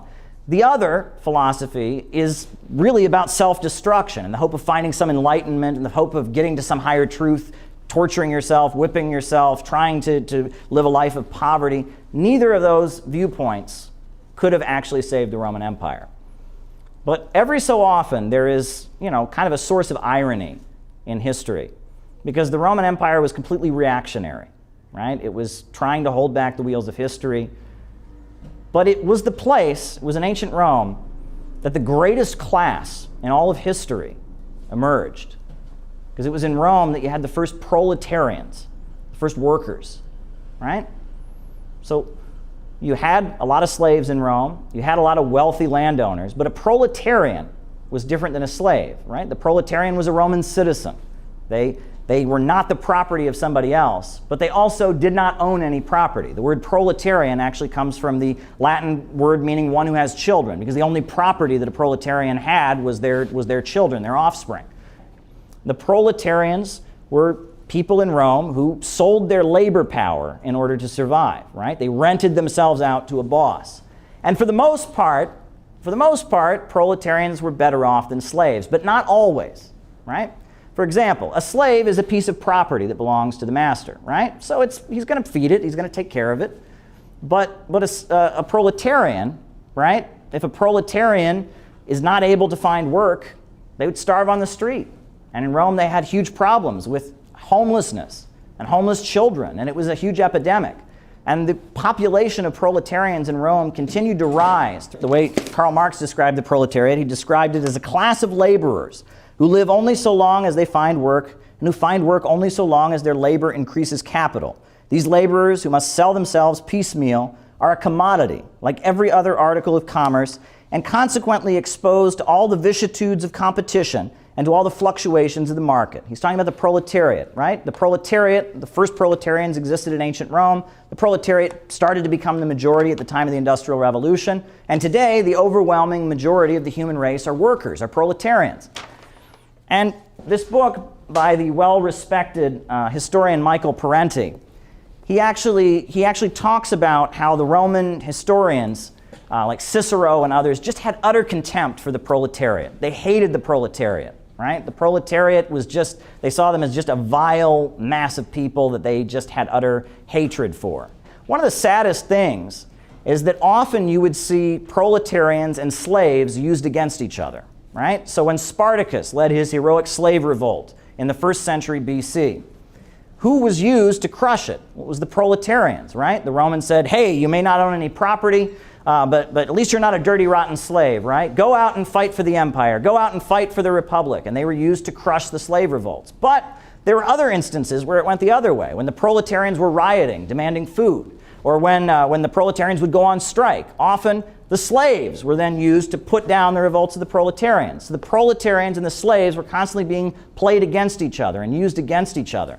Imagine what could have happened if the slaves and the proletarians had been able to work together, you know, but that's not what happened. That's not how history went. Now, another thing that people often are confused about is, Rome was a republic. The Roman Empire was a republic for the first 5 centuries, right? For the first 5 centuries of its existence, Rome had elected leaders, it had a hereditary senate. And why was that? Why was Rome a republic?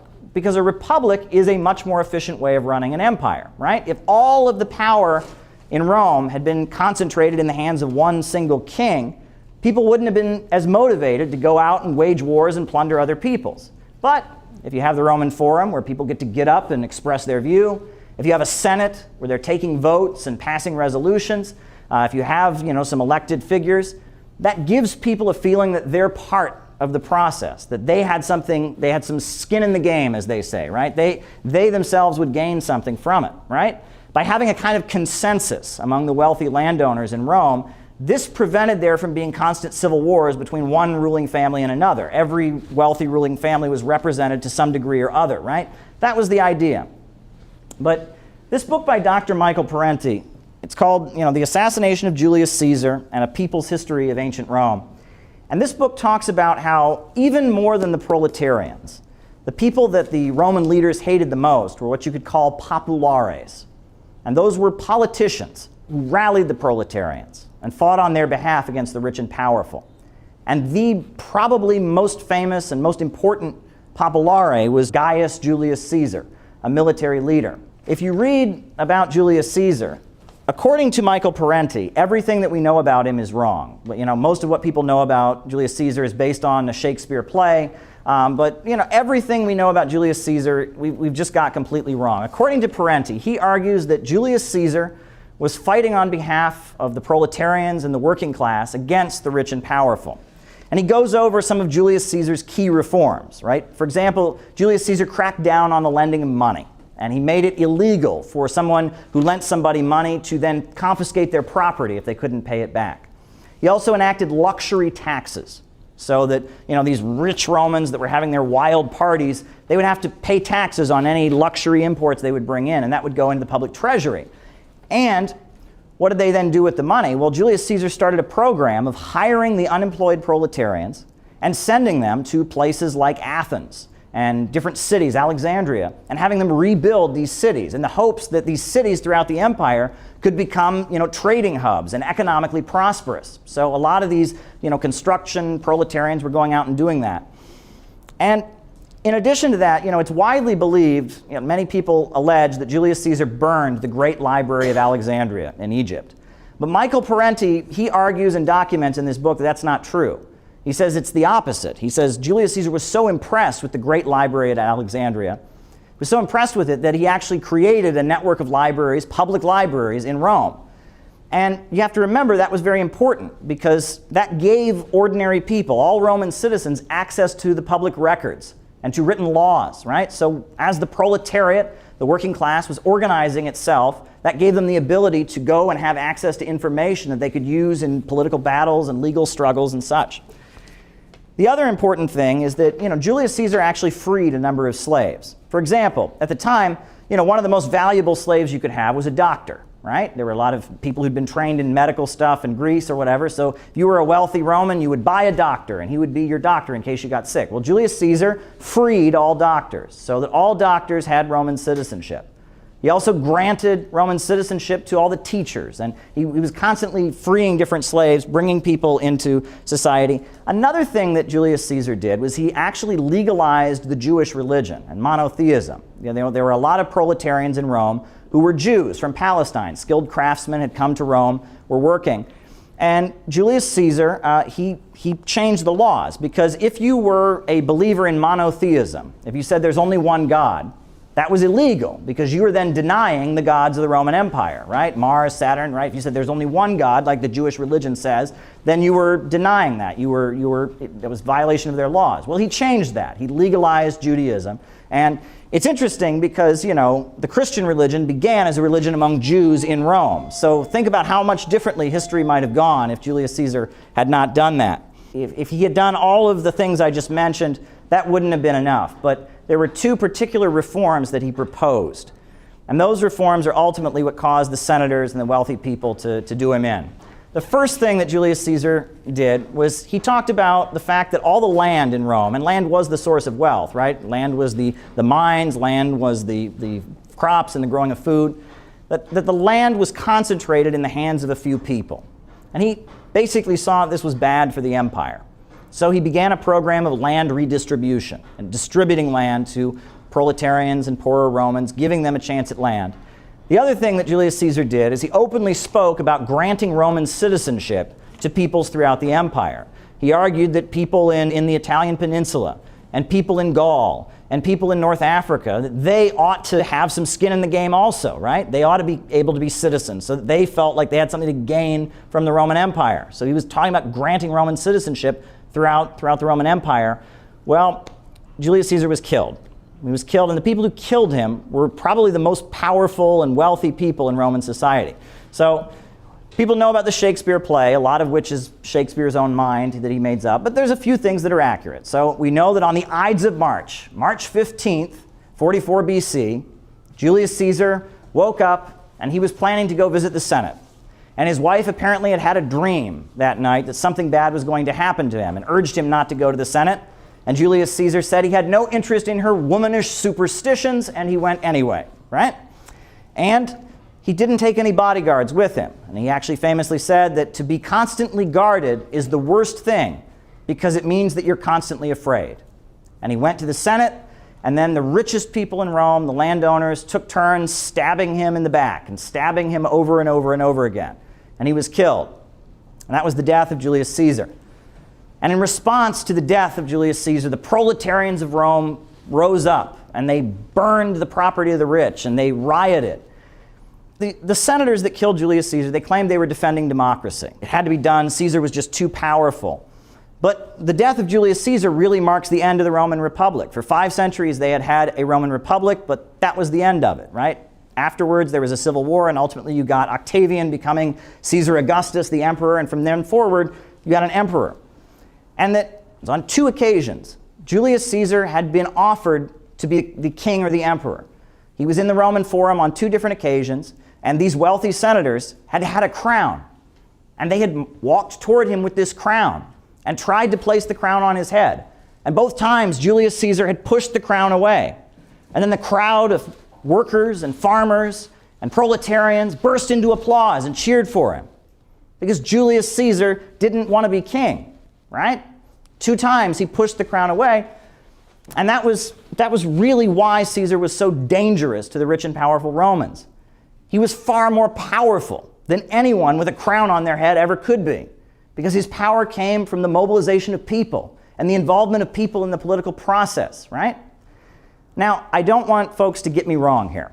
I'm not saying that Julius Caesar was a socialist or a communist. He certainly wasn't that. Now, we do know that there were a few of these Stoic philosophers that actually kind of envisioned some kind of utopian society or something. Julius Caesar was not one of them, right? He freed a lot of slaves, but he also owned quite a few slaves. But Julius Caesar was a progressive. He understood that the Roman Empire's relationship with world history was leading it in a backward direction, would ultimately lead to its fall, and he was trying to change it. He was a progressive. And Julius Caesar was what you could call a Bonapartist, right? He was from the wealthy landowning classes of Rome. He was from the wealthy landowning classes. However, he made a strategic alliance with the proletariat in order to gain political power. Founder for the Center of Political Innovation of CPI. He is in addition a journalist, a political analyst, and very recently the leader of the U.S. delegation for the World Youth Festival held in Russia just this past March. So we're honored to have him here, so let's all welcome up Caleb Rockman.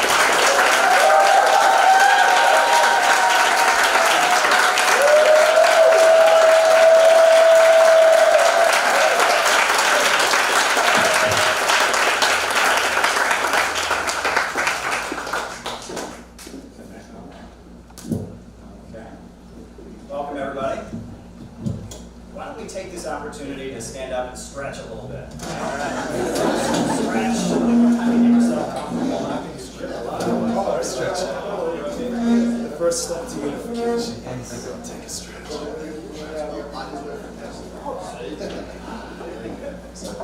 Sit down and take a deep breath. Sit down, get comfortable. We've got a lot to talk about tonight. that I'm here tonight is pretty solid evidence that the world is constantly changing. Yes. And the fact that I was invited here tonight is pretty solid evidence that the world is constantly changing.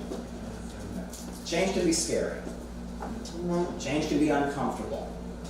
Change can be frightening. But I've learned that if you want to find peace with the universe, you have to embrace it. You have to see the change as an exciting opportunity.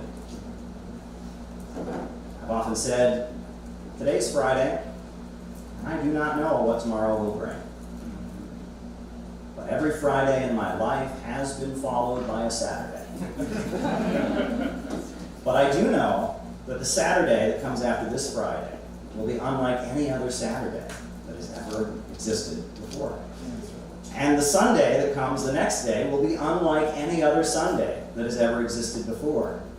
And we have to learn to embrace the world around us and see it as gradually moving toward perfection, gradually moving toward a state of beauty.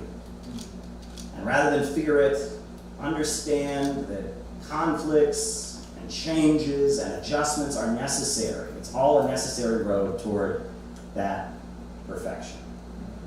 So with that perspective, I'm going to talk about the Korean Peninsula. I want to start out by talking about a time that I had a teacher who got it wrong. Because I was taught in school that the printing press was invented by a German guy named Johannes Gutenberg. Many people believe that the printing press was invented by Johannes Gutenberg. But a couple of years later, I had another teacher who pointed out, well, actually, the printing press wasn't invented by Johannes Gutenberg. It was actually invented by the Chinese. Marco Polo brought it to Europe when he came back from China. But then I learned when I was in college that that teacher was also wrong. That the first book, the first printed book in history, was printed in Korea in the year of 1377, 200 years before Johannes Gutenberg. And that's proof that the Korean Peninsula has been a happening place for quite some time. But there's something else that's important to talk about there.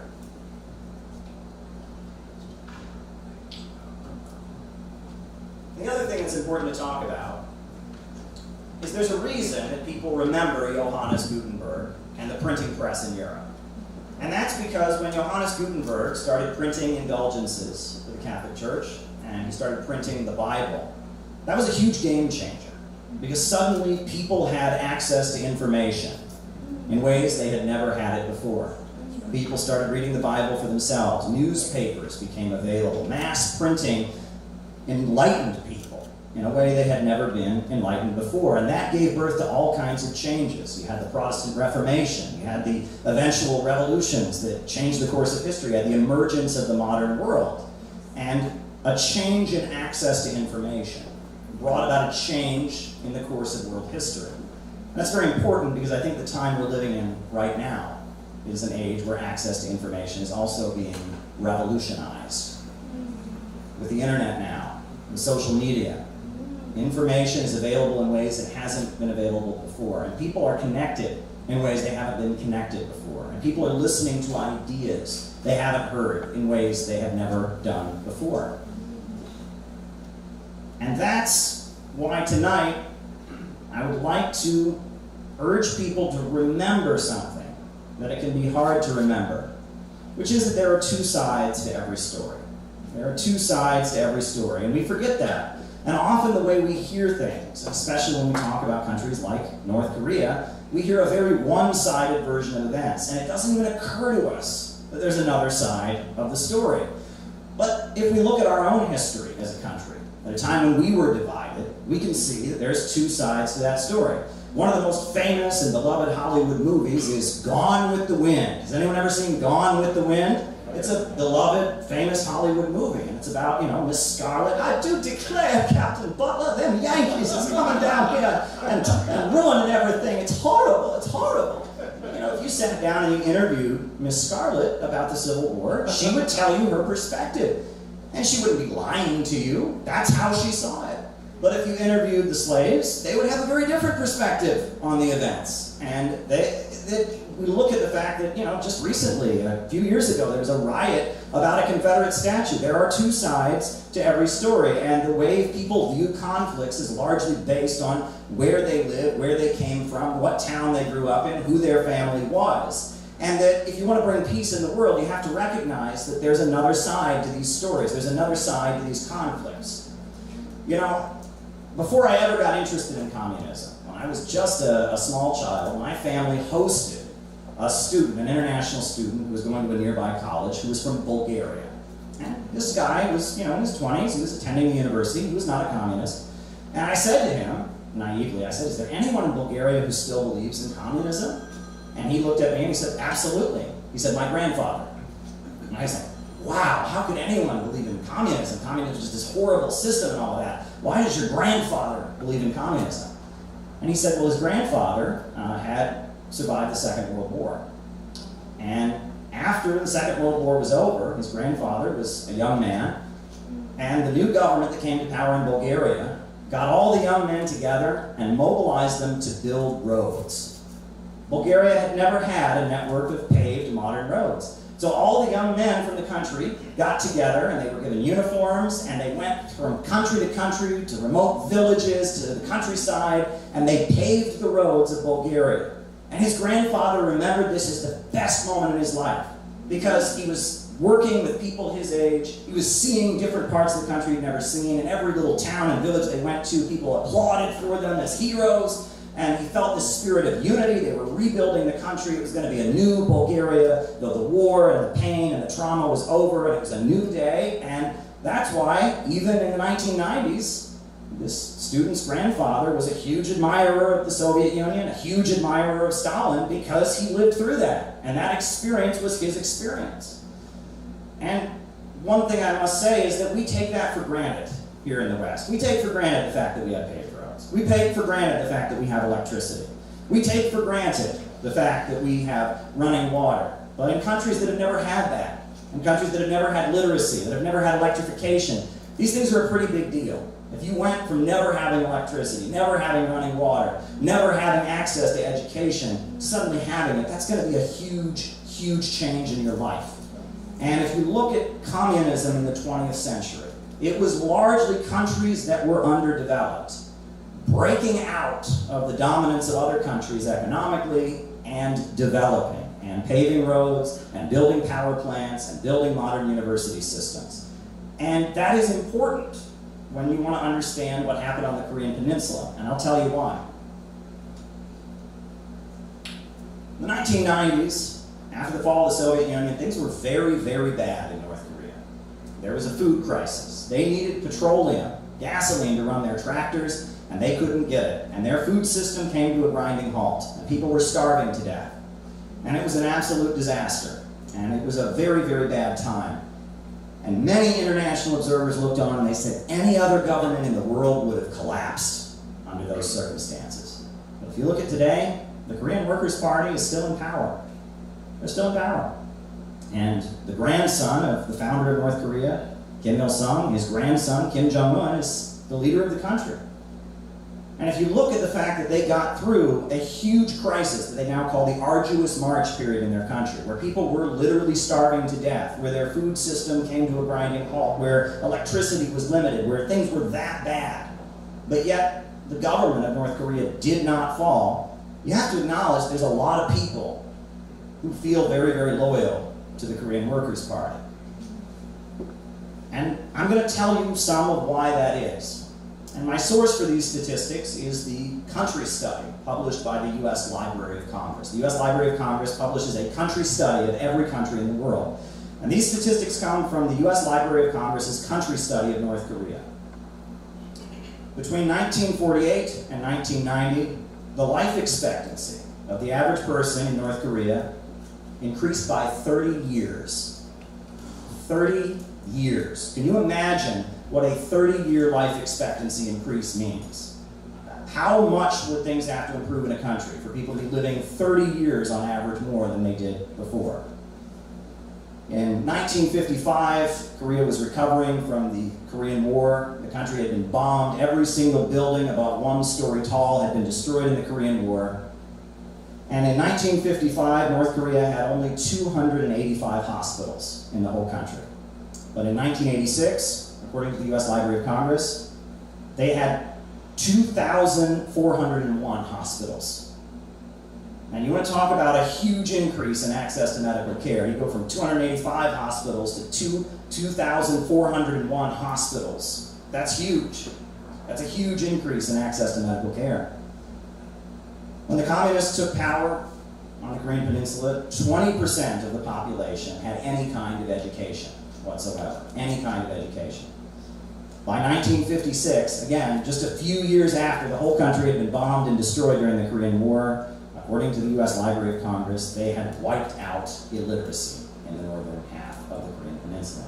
These are huge, dramatic achievements that changed a lot of people's lives. And they were done under the leadership of Kim Il-sung and under the leadership of the Korean Workers' Party. And they were done in the aftermath of a devastating war in which the whole country was ravaged and destroyed by bombs. And they were done with aid from China, aid from the Soviet Union. But there are millions of people who lived through that. And their loyalty to the Korean Workers' Party and to Kim Il-sung was won by seeing how their country was transformed. And, you know, we know that North Korea has been in a pretty bad spot since the fall of the Soviet Union. But it hasn't always been like that. And this is from a BBC article that was published, and they acknowledged that prior to the fall of the Soviet Union, North Korea had a bit of success. This is what the BBC article said. At one time, North Korea's centrally planned economy seemed to work well. Indeed, in the initial years after the creation of North Korea, following World War II, with spectacular results. The mass mobilization of the population, along with Soviet and Chinese technical assistance and financial aid, resulted in annual economic growth rates estimated to have achieved 20%, even 30% in the years following the devastating Korean War of 1950 to 1953. And as late as the 1970s, this is BBC, South Korea languished in the shadow of the economic miracle north of the border. And throughout the 50s and 60s, North Korea was building a huge steel industry. They were building huge modern power plants and electricity, and the country was rising up. And again, this is something that we never hear about.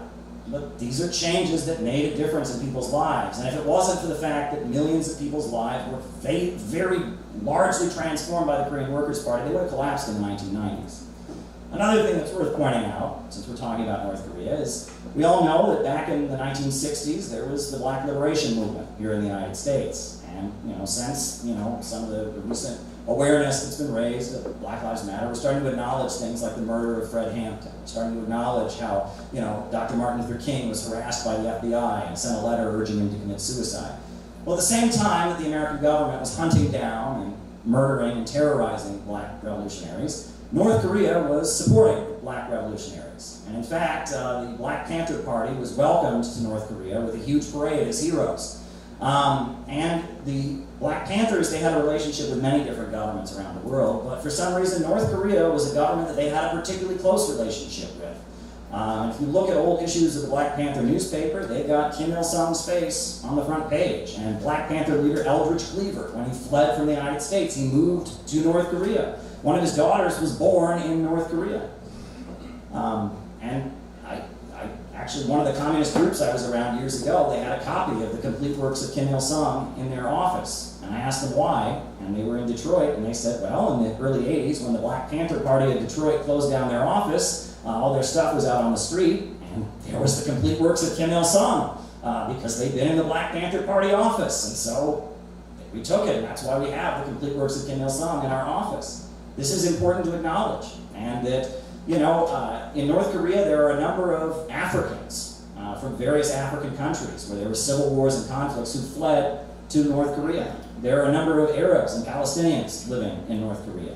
And we don't hear about these things in American media, but North Korea has a record and reputation of solidarity with other countries. In fact, Senegal, when they built a monument to their independence. They hired North Korean architects and engineers to design it. And there's this beautiful monument in Senegal, you should go look it up, to the independence of this African country built by North Korea. These are things that we're not made aware of in the United States. So I'm going to introduce my boy Caleb Maupin. He's going to be our final speaker. He's the leader of our organization CPI, and I'm going to tell you why he's important to me. These are 7 things that Caleb taught me, okay? If you haven't watched Caleb, he's got a YouTube channel. He teaches mainly history, and he broke apart some ideological ideas in my head that I couldn't find the answer to anywhere else. Nowhere else. And that's why I'm here today. One of the things we're always told is that the only way to get rich is capitalism. It's the only way to make any money. Socialism just leaves everyone starving in a rice field. That's how it works. Caleb actually wrote a book.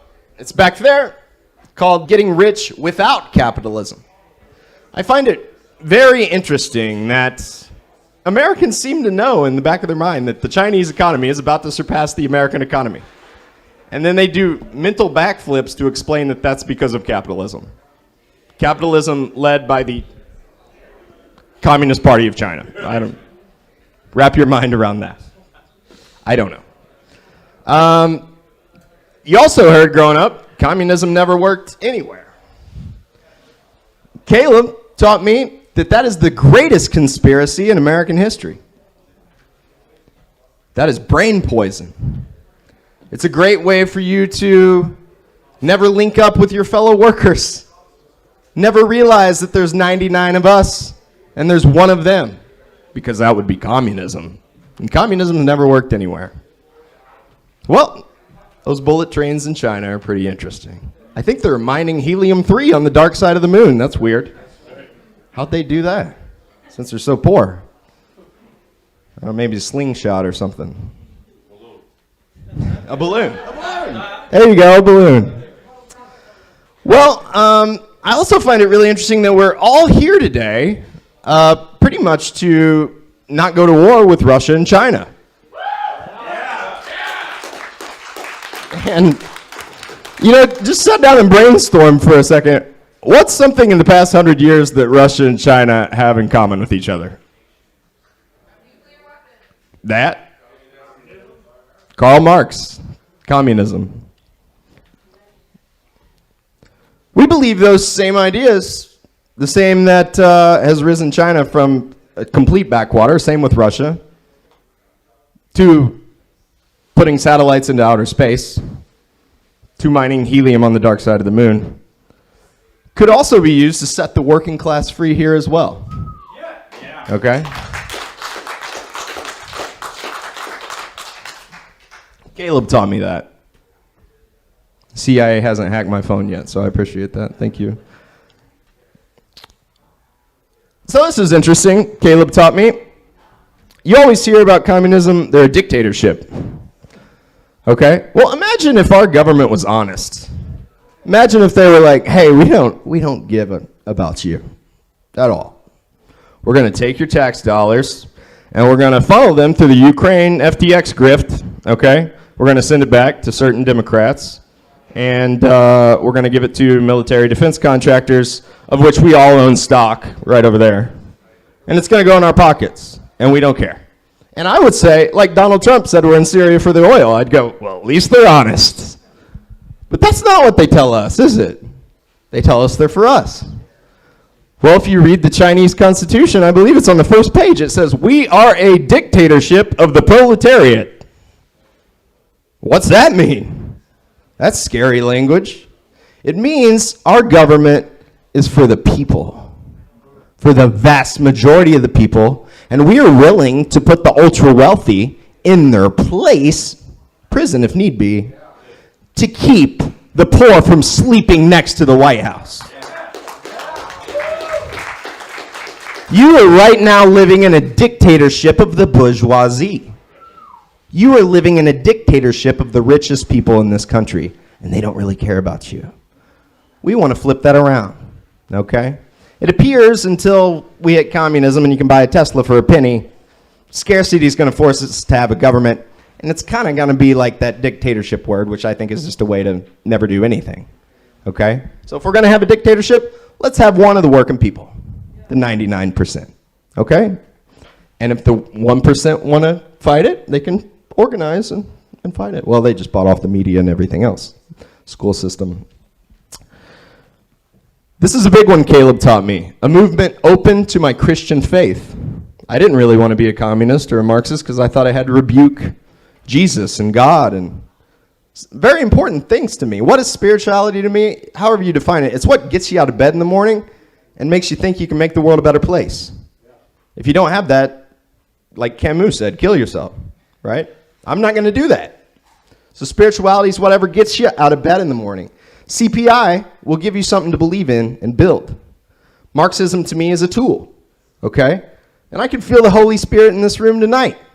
If you don't like that language, I can feel dialectical materialism in this room tonight. Okay? Whatever works for you. To me, Marxism is a tool, and Jesus Christ is what makes me willing to die for the people. It's that is simple. Caleb taught me that, and he taught me I can own that and be that. All right? No one can tie it together like Caleb. Caleb Maupin, I've searched the depths of the internet. No one can explain it as clearly as Caleb Maupin. Have you seen Vosh? Well, Vosh is pretty good. Vosh does have a better man bun than Caleb. So Bernie sold me out. I gave Bernie a lot of money. And imagine in 2016 if when Julian Assange put his freedom on the line to expose that Hillary Clinton and the Democratic Party were stabbing Bernie in the back. Imagine if Bernie said, to hell with this, we're marching on Washington. Every single one of my supporters, we're going to Washington until we get a free and fair election. And we're not leaving. Well, he didn't do that for some reason, did he? Twice he didn't do that. Twice he didn't do that. And the second time I go, there's only one way. It's to build a party of the working class. This guy's going to help us do it, and I hope you'll be a part of it. Finally, you guys all coming together with me, I'm not even joking. This is one of the best nights of my life, all right?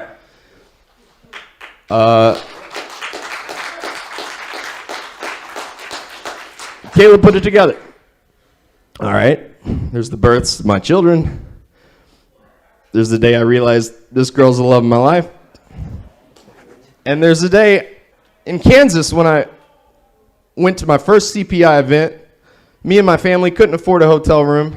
There wasn't much room in the Airbnb. We bought a tent, and we slept in the backyard, didn't we, Caleb? We enjoyed it. My little girls enjoyed it. They swam. They had a good time. Caleb was friendly to my family.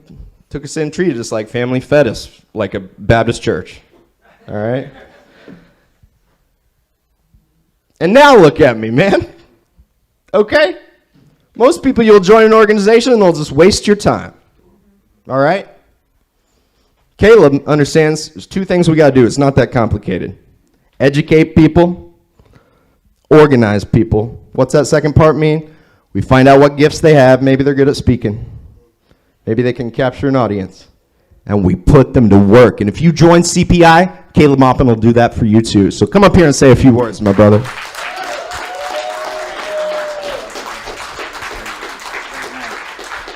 I want to start out by thanking you all for being here and thanking you all for making this so special, because people don't seem to realize sometimes how much work goes into making an event like this happen. You know, I've been on the other end many times, and I've walked in, but I want to thank Elizabeth for the hard work that she's engaged in. No one's worked harder than Elizabeth. I want to thank Brian for the great work he's done, with the music committee, and our other performers as well for the great, performances that they've done. I want to thank the other folks who coordinated and helped us set up and do everything. This took a lot tonight, but it happened, and it was a challenge, and it's really great that we're here. It's really, really great that we're here. Now, if you watch my live streams, you'll be familiar with this little mathematical formula. 100 years or so before Ayn Rand said A equals A, Frederick Engels, in a book called Dialectics of Nature, explained dialectical and historical materialism with this phrase: A does not equal A. And what does this mean? Well, this means that this first A can never be exactly the same as this second A, because the world is constantly in a state of motion. The world is constantly moving. The past is never the same as the present is never the same as the future. We are constantly in a state of motion. The world is changing. The philosopher Heraclitus, he said, "You never step into the same river twice." And it's this understanding that the world is constantly changing and in motion, and that things have the ability to reinvent themselves rapidly. That's what gives us the ability to be optimistic, because there's so much darkness and so much evil all around us. But when we realize that things can change and that our lives can have an impact on changing the world, that gives us the ability to see through the nightmare of the present. John Steinbeck, the author of The Grapes of Wrath, it's a very radical book if you actually read it. I don't know why they let us read it in school, because if you actually understood The Grapes of Wrath, he wrote, if you could separate causes from results, if you could know that Thomas Paine and Karl Marx and Thomas Jefferson and Vladimir Lenin were results, not causes, you might survive. But that you cannot know, for the quality of owning freezes you into I and forever cuts you off from the we. That's from The Grapes of Wrath. And he's explaining how it is the material conditions of the world that actually drives the changes that happen. Individuals emerge and they give voice to sentiments that exist already among the population.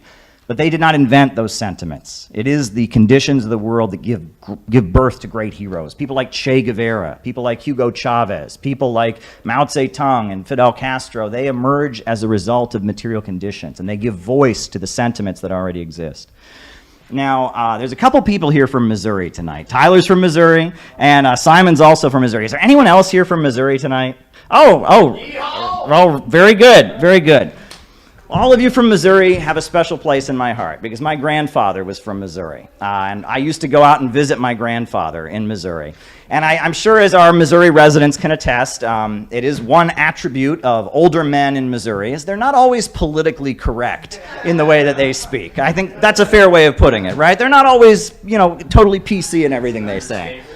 I remember one time I was over at my grandfather's house, and the screen door popped out, right? And he said, "God damn it, this house must be built on top of an Indian graveyard." And I was a kid. I did not know what that meant. It's kind of scary if you think about it. I'm like, there's ghosts in the house. What is this? What is this? So my parents had to explain to me that this is an old superstition. It's like the movie Poltergeist, right? It's like the movie Poltergeist, this belief, and it was just an expression. My grandfather was using an expression. But I think about that moment where my parents are trying to explain to me what my grandfather meant when he said that. I think about that moment, and I really think about it, and it strikes me how much America is cursed. Because it's not just one house in Missouri that's built over top of an Indian graveyard. It's a whole country that's built on top of an Indian graveyard, and a Vietnamese graveyard, and a Korean graveyard, and the graveyard of the African people in the transatlantic slave trade. And that in many ways, even in the good times in America, that you could feel this curse hanging over U.S. society. You go back to the 1950s when there was a booming economy, there was still something evil beneath the surface. All those cars and all those houses and all those hula hoops and refrigerators, we know they were dripping in blood. And there was some kind of evil that hung over U.S. society. And I think a lot of the younger folks that get caught up in the wokeness, what they're trying to do is they're almost trying to engage in some kind of magical ritual. They're convinced if they say the right magic words, if they say systemic racism, if they say check your privilege, that somehow that curse will vanish. Somehow that curse will go away. They're engaging in a kind of magical thinking, like where if we just do the right politically correct kind of thing, everything in U.S. society will be corrected. But that's an illusion. It's an illusion because we live in a material world. And these kinds of contradictions have to work themselves out. They don't change because you say the magical words. They change because society changes. And that's why a lot of younger folks fall into it, but that doesn't apply to our leaders. Why is it that our leaders? The Communist Party of the United States was formed and it was the American wing of the Communist International. So the CPUSA, I think there's members of that party in this room, right? And I think all of us in this room, while we may not be a member of that party's current incarnation, all of us consider that to be our heritage. That's who we come from. We are the inheritors of that country, of that party's legacy. The Center for Political Innovation maintains that party's history. Different organizations, you know, whatever, but this is who we come from. This is us. This is us. Yeah. Yeah. Now, when the Great Depression happened, the Communist Party formed unemployment councils. And it was organizations of hungry people who were unemployed, and they would go and protest, demanding the right to eat. And they would break into government buildings and demand that elected officials give work or wages now. And they had huge hunger marches in Washington, D.C., huge hunger marches in major cities. 1932, in Detroit, near the mansion of Henry Ford, communists assembled and were mowed down by security guards and killed, protesting for the rights of the unemployed. You also had the bonus army. And that was the Communist Party organized veterans to demand the payment of veterans' benefits and occupy Washington, D.C., set up tents on the National Mall. And the military was eventually called in to clear them out. And it was the very famous incident in 1931. Look, makes me so damn mad a whole lot of people speak of you as tramps. By God, they didn't speak of you as tramps in 1917 and 18. No. Take it from me. This is the greatest demonstration of Americanism we've ever had. It's war, the greatest concentration of fighting troops in Washington since 1865. And so they're being forced out of their shacks by smoke bombs and tear gas, hurled by the troops who have been called out by the President of the United States. The orders of the President must be obeyed. And the roaring flames sound the death knell to the fantastic bonus army. In the shadow of the beautiful dome of the Capitol of the United States of America. Now, because the Social Democrats were not allowing the Communists to be part of the American Federation of Labor, they formed their own labor coalition called the Trade Union Unity League, the TUUL. With the TUUL, they were able to organize the unorganized. They organized coal miners. They organized sharecroppers in the South, textile workers. These were communist unions. You know, the TUUL, there were 10 points of unity for the Trade Union Unity League. One of the points was defense of the Soviet Union, and another point was the establishment of socialism in the United States. These were communist-controlled unions. In 1934, you had the strike wave. So in 1934, the summer of 1934, the Great Depression is on. Roosevelt is president. And in San Francisco, the dock workers went on strike. And previously, when the dock workers would go on strike, the dock workers had a racist union that was whites only. And so when the dock workers would go on strike, the white dock workers would go on strike, black workers would be hired as replacement labor, and that was that. But it was different because the Communist Party was anti-racist. And the Communist Party went to the black churches, and it went to the black community, and it said, one of the demands of our strike is going to be the hiring of black workers on the docks. And so in 1934, when Samuel Darcy, some other leaders of the Communist Party, they called the 1934 strike. And when that happened, the black community supported it and mobilized to support it. And the Teamsters supported it. And they shut down the docks of San Francisco. And that's a huge part of the imports to the United States. Ships were not being unloaded. And it caused a national crisis. And ultimately, the bosses were forced to surrender and recognize the International Longshore Warehouse Union, the ILWU, which is still today one of the most radical unions in the country, created by the Communist Party. Yeah, with their anti-racist policy, because they got away from the whites-only policy. Now, also that summer, you had the Minneapolis Teamster strike, right? A broken clock is right twice a day. The Trotskyites did one good thing, and they did the 1934 Teamster strike, and they shut down Minneapolis, right? Yeah, so there you go. And also, in addition to that, you had in Toledo, Ohio, you had the Auto Light strike that was members of a group called the Workers' Party of America, as well as the Communist Party USA. They shut down Toledo, Ohio. In the summer of 1934, they declared a national state of emergency in the state of South Carolina because the textile strike was going on and the sharecroppers were on strike as well, and the National Guard was called out in South Carolina. So it was a summer of chaos in 1934, and the country was on edge of revolt. Roosevelt was very much fearing a military coup against him, and he needed to have folks support. He needed to calm people down. So in 1935, you can write this down, 1935, they passed the Wagner Act, which legalized labor unions. So it's really because of the hard work the Communist Party did that the labor unions are even legal in this country. So they passed the Wagner Act in 1935, and the Wagner Act made it legal to be a member of a union. And the AFL was the main labor federation. But the AFL did not want to organize industrial workers, right? They had this policy. They only organized skilled workers. They were very reluctant to organize industrial workers. But there was a man who was a member of the AFL, John L. Lewis, leader of the miners' union. And John L. Lewis, 1936, he was at a convention of the AFL, and he was arguing that they should organize industrial workers, and the head of the carpenters' union did not agree with him and insulted him, called him a nasty name, so he punched him in the face.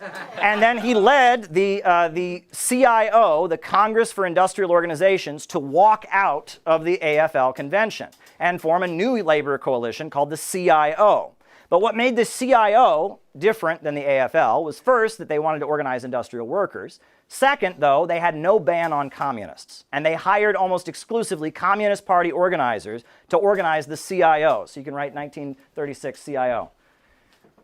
And the CIO, the Congress for Industrial Organizations, it had no ban on communists, and they, starting in Akron, Ohio, started a policy of engaging in what they called sit-down strikes. Normally when there's a strike, workers are outside with signs, etc. Well, the CIO had a different policy, and they occupied the factories. They sat down. They seized the machinery. It was a sit-down strike. And the most famous sit-down strike started in late December of 1936 to 1937. It was the Flint sit-down strike. And John L. Lewis, these workers in this plant, this auto plant, had seized their factory. And the National Guard was assembling, and the military was there, and the police were there. And workers from all over the country drove to Flint, Michigan to support the sit-down strikers and to support them. And John L. Lewis, who had punched the head of the Carpenters Union recently, he showed up at the factory and he ripped his shirt open. He said, if they're going to shoot anybody, they're going to shoot me, right? And thousands of people poured into Flint, Michigan to support it. And ultimately, the military was sent in by Roosevelt, and people were shocked when they saw that the machine guns were pointed away from the factory. The machine guns were there to support the workers. And the Roosevelt administration argued that workers had the right to occupy their factories, right? At this point, there was a divide in the ruling class, and Roosevelt was under attack from the threat of fascism, so that forced him to enter a strategic alliance with the working class, right? This is how the contradictions work. This is what Marx wrote about in the 18th Brumaire of Louis Bonaparte. When the capitalists are fighting with each other, it creates an opening for the workers. So 1936, you had the sit-down strike wave, right? Now, at this point, I think you can erase this. The most important contribution, and we should make no bones about this, the most important contribution of the Communist Party to the United States, by far, is their efforts to combat racism. The impact of the Communist Party of the United States in fighting racism and forcing the issue of racism to be in the discussion in the United States is massive. This is William L. Patterson. Yeah. 1951. He wrote a document called We Charge Genocide, accusing the U.S. government of committing genocide against black people in the United States. He wrote that document, and the Soviet Union presented it to the United Nations. It's utterly amazing. The Scottsboro 9. Have people heard of the Scottsboro case? Yeah. Yes. Another great example. Do people know who this is? This is Angelo Herndon. Angelo Herndon was a black organizer for the Communist Party in Alabama. He was organizing unemployment relief, black workers and white workers to fight for their rights. And they charged him with the crime of inciting black insurrection. And they sentenced him to death. That was a death penalty offense. As he was sentenced to death, he was facing the electric chair for passing out leaflets, right? Because inciting black insurrection. So all across the country and all across the world, people organized to support Angelo Herndon. And finally, in 1937, the Supreme Court freed him. And they freed him. And Angelo Herndon he was facing death for organizing, but he wrote a very beautiful pamphlet called You Cannot Kill the Working Class, about the struggle to free him and how he became a communist.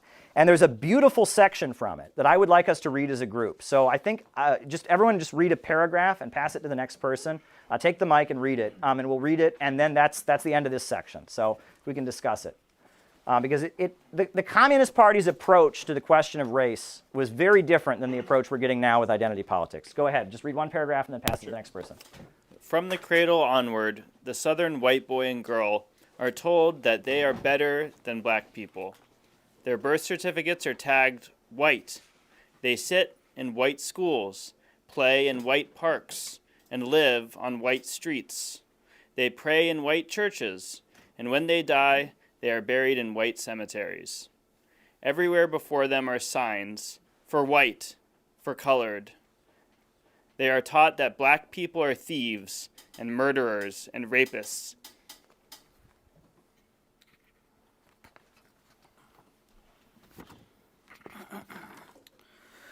I remember especially one white worker, a carpenter, who was one of the first people I talked to in Atlanta. He was very friendly to me. He came to me one day and said that he agreed with the program, but something was holding him back from joining the Unemployment Council.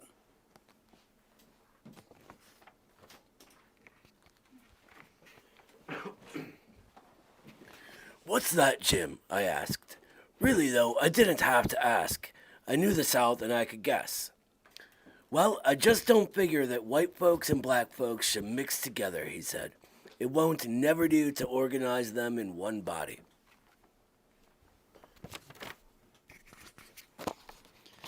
I said, "Look here, Jim. You know what the carpenters and all the other workers get a darn sight less pay for the same work in the South than they do in other parts? Did you ever figure out why?" He hadn't. "Well," I said, "I'll tell you why. It's because the bosses have got us all split up down here. We Southern workers are as good fighters as there are anywhere, and yet we haven't been able to get equal wages with the workers in other places, and we haven't gotten any rights to speak of. That's because we've been divided. When the whites go out on strike, the bosses call in the black people to scab. When the black people strike, the bosses call in the whites to scab."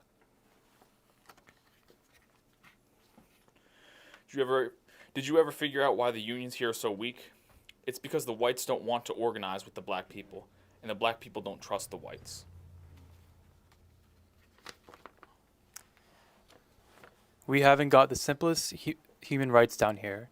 We're not allowed to organize, and we're not allowed to hold our meetings except in secret. We can't vote, most of us, because the bosses are so anxious to keep the black people from voting that they make laws that take this right away from the white workers too. We Southern workers are like a house that's divided against itself. We're like an army that goes out to fight the enemy and stops in the way because its men are all fighting each other.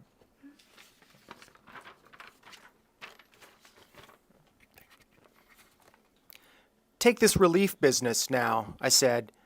"The commissioners tell the whites that they can't give them any more relief because they have to feed so many black people, and the black people ought to be chased back to the farms. Then they turn around and tell the black people that..." Okay, this is a little typo here. Okay. "Then they turn around and tell the black people off and get us scrapping with each other."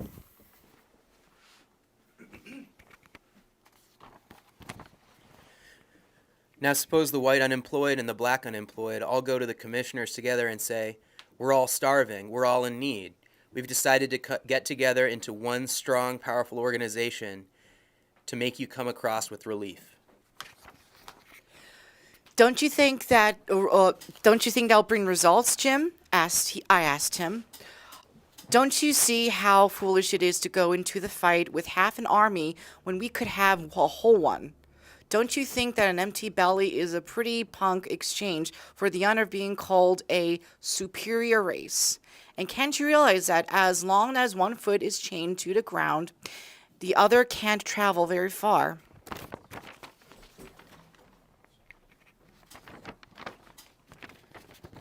Jim didn't say anything more that day. I guess he went home and thought it over. He came back about a week later and invited me to his house. It was the first time he'd ever had a black person in the house, and as a friend, an equal. When I got there, I found 2 other black workers that Jim had brought into the Unemployment Council. About a month later, Jim beat up a rent collector who was boarding up the house.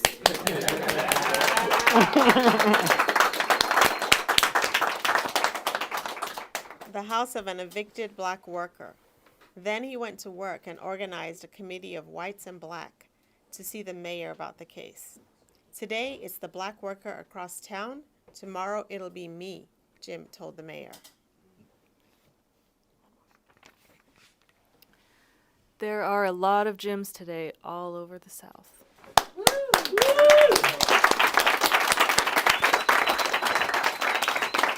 There's a book that is required reading in many U.S. schools, and it's called To Kill a Mockingbird. Have folks ever heard of this book? Yes. Well, it's a well-written story. It's nice and touching, but it's also liberal bullshit, right? Because at the end, the way the book portrays it is that, the black people are portrayed as just kind of inferior, helpless victims who can't possibly fight for their own rights. The white people are portrayed as, the poor white people are these dangerous, racist rednecks. And the hero is a wealthy white lawyer who just has a heart of gold and holds back the ruthless whites to protect the poor, innocent black people. And the book takes place in the 1930s. But what it's really about is the mindset of the liberals and Democrats that advocated civil rights in the 1960s. But it has nothing to do with what the Communist Party did during the 1930s. They had a very different approach. It was black and white, unite and fight. And the understanding was by fighting for the rights of African Americans, the entire working class would advance. And the struggle against racism was to advance the entire working class, right? And that all workers gain by destroying racism. That was the Communist Party's approach. And that was a very different approach than what's being promoted nowadays. And so I just wanted to end this section with that kind of anecdote and Angelo Herndon's thing. So, but let me just add one thing, that the birth of the modern civil rights movement was in 1954. There was a brutal incident called the lynching of Emmett Till, right? Where Emmett Till was a young African-American man, and he was accused of whistling at a white, well, he was underage, yes, 14, I believe, right? And he was accused of whistling at a white woman. And because of that, he was brutally killed. And at his memorial, the mother allowed his body to be photographed. And it was the Soviet Union that took that picture and sent it all over the world and showed the world this picture and showed the world what the United States was really about. And it was the Soviet Union embarrassing the United States and saying, you claim you believe in democracy and freedom. Look at that. It was that forced American capitalism and the Kennedys and the northern wing of the Democratic Party to start organizing around civil rights. But before that, it had only been communist. It had been the Civil Rights Congress. It had been William L. Patterson. It had been Paul Robeson. The communists were known as the one group that would fight racism in the United States. So I come from a really small town in Ohio. And in my really small town in Ohio, we had the archives of the town's newspapers going back to the 1950s. And I will never forget my history teacher bringing me an article from my little town's newspaper from about 1950. And the article, the headline was, "Take That, Uncle Joe." And what it was that the first black family had bought a house in my town. And the article was saying, Stalin says America is racist, but look, we've allowed this black family to have a house in Orville, Ohio. And you read the article, and it's all about how Stalin is just completely wrong because a black family has a house in Orville, Ohio. That's the role that the Communist Party and the Soviet Union played in American history. And you cannot say that that's a small role, and you cannot equate communists with fascists and the far right, as is routinely done by some phony voices out there. This is our history, this is our legacy, and we should be very proud of it. And on that note, let's have some discussion. But I want to talk about nuclear weapons, because I think it's important to understand why North Korea has nuclear weapons. Because generally the version of events that we're given about why North Korea has nuclear weapons is that, well, Kim Jong-un is crazy and he wants to murder us all, and so he's got nuclear weapons so he can threaten to murder us all. Well, that's malarkey. That's not the case. So, first of all, let's talk about the fact that in South Korea, there are, at this point, I want to get the number right, yes, there are 28,500 US troops. Now, how would we feel if in Mexico, there were thousands of troops from a country that we consider to be hostile or an enemy in the United States. Let's say there were 28,500 Russian troops in Mexico. Let's say that there were 28,500 Chinese troops in Mexico. How would we feel about that? But it's not just that those US troops are there. Every year they do this war game, this provocative drill. And what the provocative drill is those 28,500 troops and all the airplanes and tanks and missiles and helicopters and jets, they march them all right up to the line. And they say, well, it's only a drill. Don't worry, guys. It's just a drill, just a practice. And they do this every year. Now, can you imagine if, in Mexico there were 28,500 foreign troops, and every year they marched all of them right up to the border to practice invading the United States. And they said, don't worry, guys. It's just a drill. It's just a drill. Well, we'd be wondering, which year is it not going to be a drill? That's what we'd be wondering about. It's a little bit of a provocation. That was one good thing that Donald Trump did, is he suspended those drills. They paused while he was president of the United States, and that's one thing I give Donald Trump a huge amount of credit for. I think it's an applause.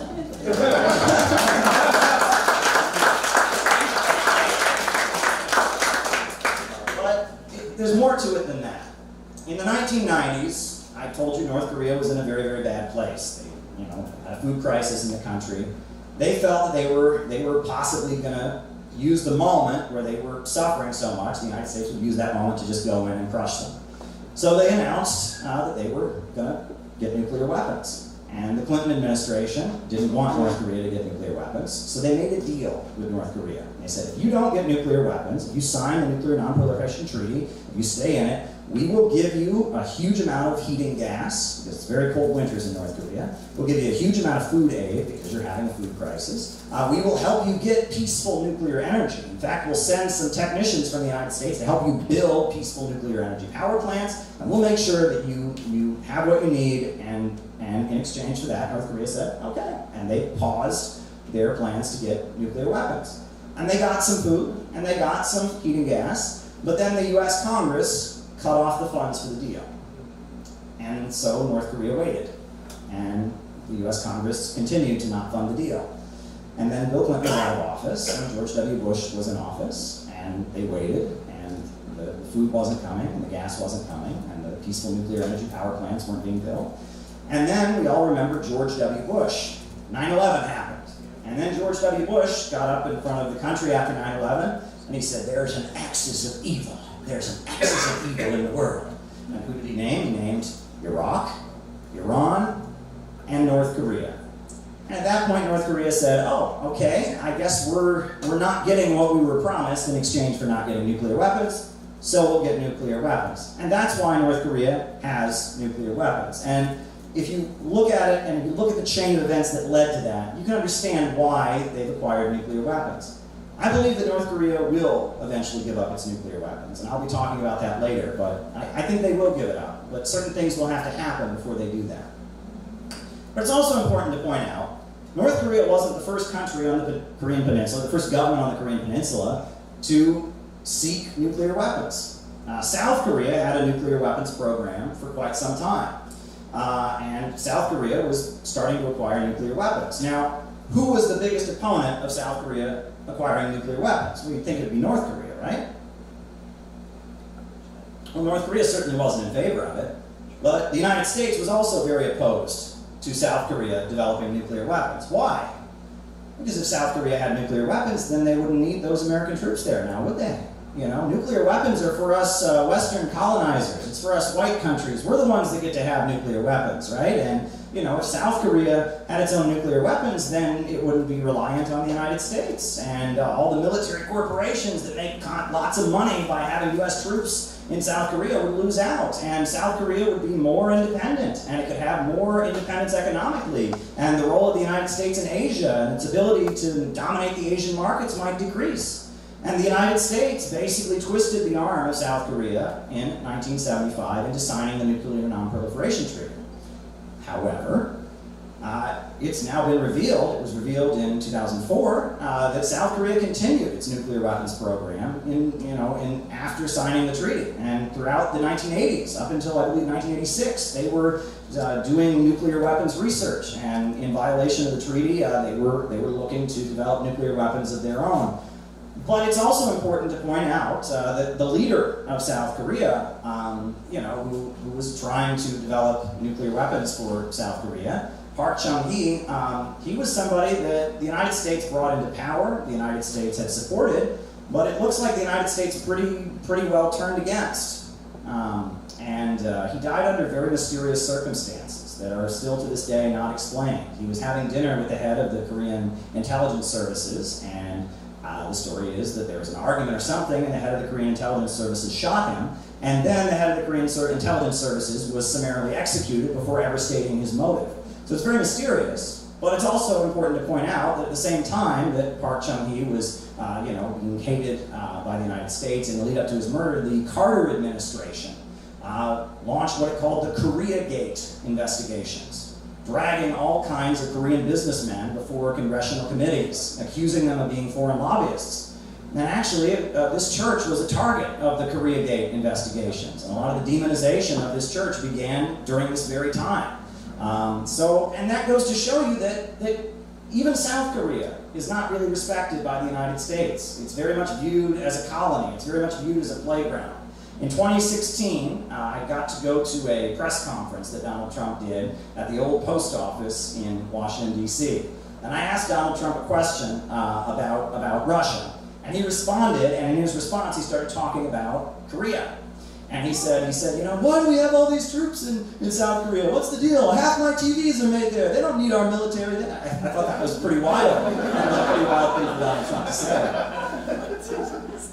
But it must be pointed out that for the majority of time, since the end of the Second World War, South Korea has not been a society with free elections. It's not been a democratic country. It's been a military dictatorship. You first had the military dictatorship of Syngman Rhee. You then had Park Chung-hee. You had military rule in the 1980s.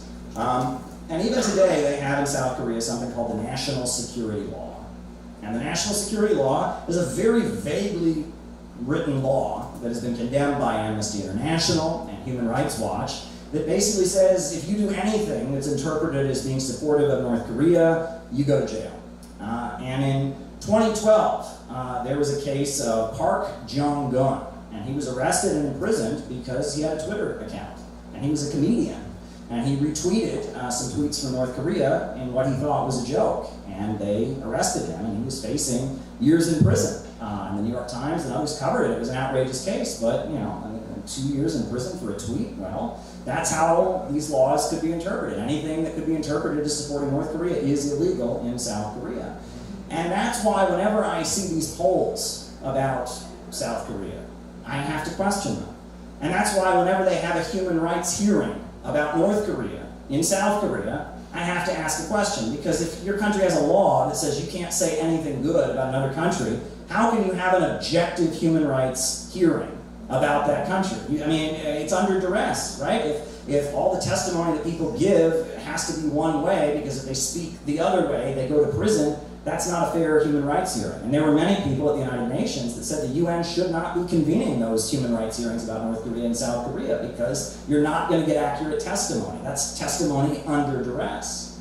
That's worth pointing out. And that, South Korea is coming to terms with some of the very ugly things that happened in that society during the Cold War. Right? One thing is the horrendous events that took place at Samcheong prison camp. And you can read about that. And that was part of the South Korean military. They had what they called social purification projects. And what it amounted to was rounding up homeless children off the streets because they thought homeless children, tourists don't want to see that. That doesn't make our society look good. And these homeless children were rounded up and worked to death in prison camps. And, that's the kind of thing we hear North Korea accused of, but now BBC and others and the South Korean government is coming to terms with the fact that that went on during the period of military rule.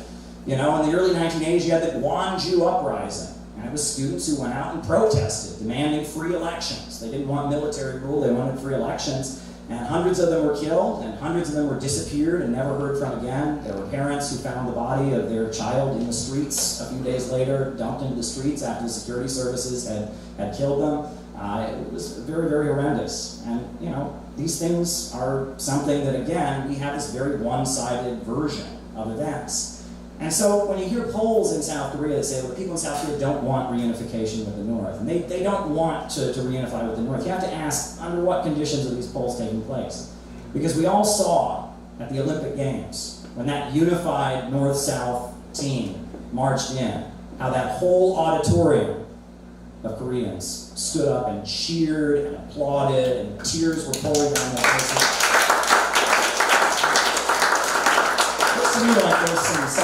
And Marx, there was a general who worked with him, August Willich, who became a brigadier general in the Union Army, who fought against slavery. Marx was a firm supporter of Abraham Lincoln.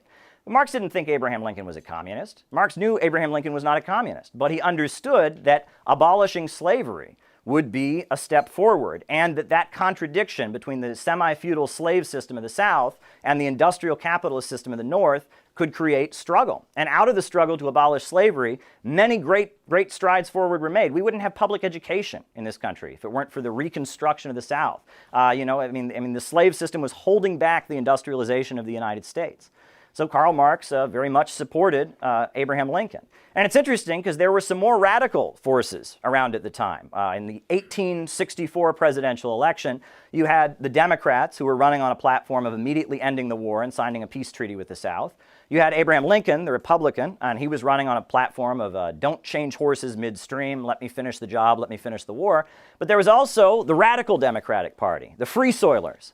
And they were running on a platform of Lincoln's a sellout. Lincoln's not radical enough. He's not doing enough to abolish slavery. But Karl Marx didn't endorse the Free Soilers. Karl Marx endorsed Abraham Lincoln because he knew that if Lincoln lost the election in 1864, that would represent a victory for the slaveholders, and that would keep the slave system intact. Another important detail is that the British Empire very much was supporting the slaveholders in the U.S. South and was supporting them. And Karl Marx was based in London. And one of the main reasons that the British Empire was supporting the slaveholders in the South is because they needed cheap cotton for their textile mills. And Karl Marx had been organizing labor unions among textile workers.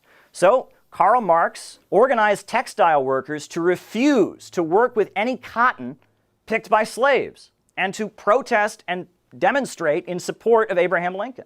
Another interesting detail is that the British were thinking about sending their navy to break the blockade around the South, to support the South and ensure the flow of cotton during the Civil War. And so Russia sent its navy to New York City. And the Russian navy docked in New York City's harbor, making a statement that if the British got involved, then the Russians would get involved. The Russians and the British were not getting along, so the Russians came to the side of Abraham Lincoln, and the British came to the side of the slaveholders. Very interesting history that we're not taught. Now, also, Karl Marx, he lived in London. He lived in exile most of his life. And he lived in Paris for a long time. And French political events during Karl Marx's life were very tumultuous. There was a lot of turmoil and unrest. In 1851, the Parliament of France was overthrown. There was a coup d'etat. And the nephew of Napoleon, Louis Napoleon, or Napoleon III, seized power. And it was the coup. And when that coup happened in 1851, Karl Marx was living there. And the coup was caused by a crisis of capitalism. The French ruling class was divided, and they were fighting among themselves. There was a group of conservatives called the Party of Order who were unhappy with all the strikes and demonstrations. They wanted to stabilize society, and many thought they were kind of monarchists. And then you had another faction, that was very radical and loved the tradition of the French Revolution. And so you had a coup. And Louis Bonaparte, Napoleon III, took power and established kind of a military dictatorship. And Marx was living there, and he analyzed what happened. Was this a reactionary coup? Was it a progressive coup? Well, what was happening is what Marxists refer to as the phenomenon of Bonapartism. It's when there is divisions in the ruling class, when the capitalist society is in crisis, when there's unemployment, when there's strikes, when there's protests, when there's instability. One section of the ruling class will try to seize control of the government in order to use the government to stabilize society. And every capitalist wants the economy to get better, but every capitalist wants other capitalists to be the ones to pay for it. So they try to get their faction to seize control of the government and force the other capitalists to pay for it. And this is what happens when there is a capitalist crisis. The capitalists, I believe Cornelius Cardew, one of my fun composers, he says, the capitalists fight with one another to corner the markets and divide up the world. Their quest for maximum profit is the cause of war and puts us on the dole. Their greed leads us into a crisis which they try to resolve with a more fascist state, but our struggle is against the whole capitalist system. So strike out the fascists as well as the cuts. That's what Karl Marx got us that understanding, that Napoleon III, he did a lot of progressive things. He built a lot of railroads. He created hospitals for poor people. But it was largely one section of the French ruling class trying to stabilize society. And that in order to do it, Louis Bonaparte built an army of lumpen proletarians, of desperately poor people and hippies and nonconformists and intellectuals to try and force society, to force his will onto society. It's kind of a fascinating thing we'll be talking about in the lecture this afternoon. But then later, 20 years later, in 1871, there had been a war between France and Prussia. The capitalist government of France surrendered in face of the Prussian invaders.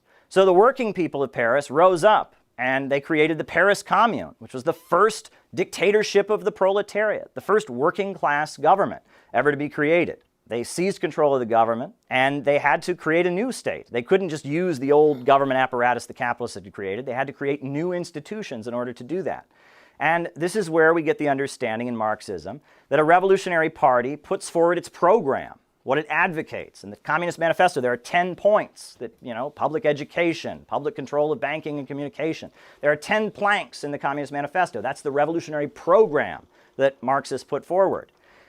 And they organize and they rally people in the name of their program.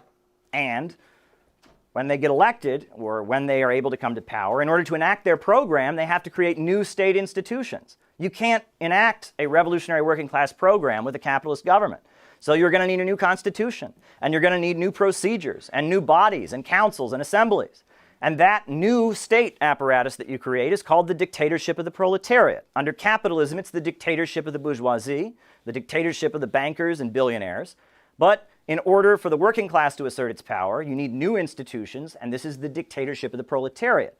And it is with the dictatorship of the proletariat that the state, under working class control, can assert control over the economy, and you can have a centrally planned economy, and that is socialism. So these are three different things. You have the revolutionary program, you have the dictatorship of the proletariat, and ultimately you have socialism. And this is what we get from Karl Marx. So that is the first part of the first class, and so let's open up and people can make whatever comments they want. Be sure to have the mic come to you when you speak, and that's section 1 of the first class.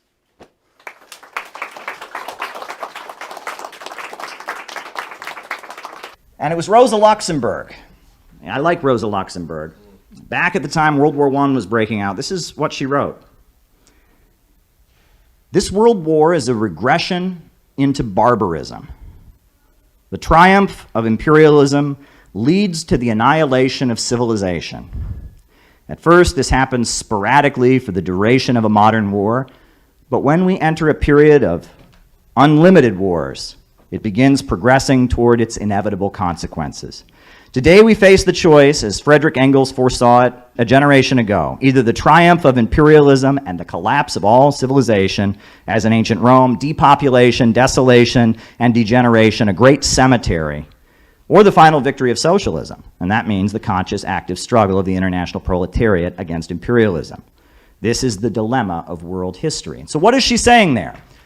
She's pointing to the fact that capitalism and Western imperialism and the system we live under, if it just falls, there's no guarantee that what comes next is better. The Roman Empire fell, but was the Roman Empire falling something that was ultimately good for humanity? No, because it was replaced with something worse. Resulted in the population of Europe going down very significantly. The average person living in Europe, their height decreased by inches. Life expectancy went down.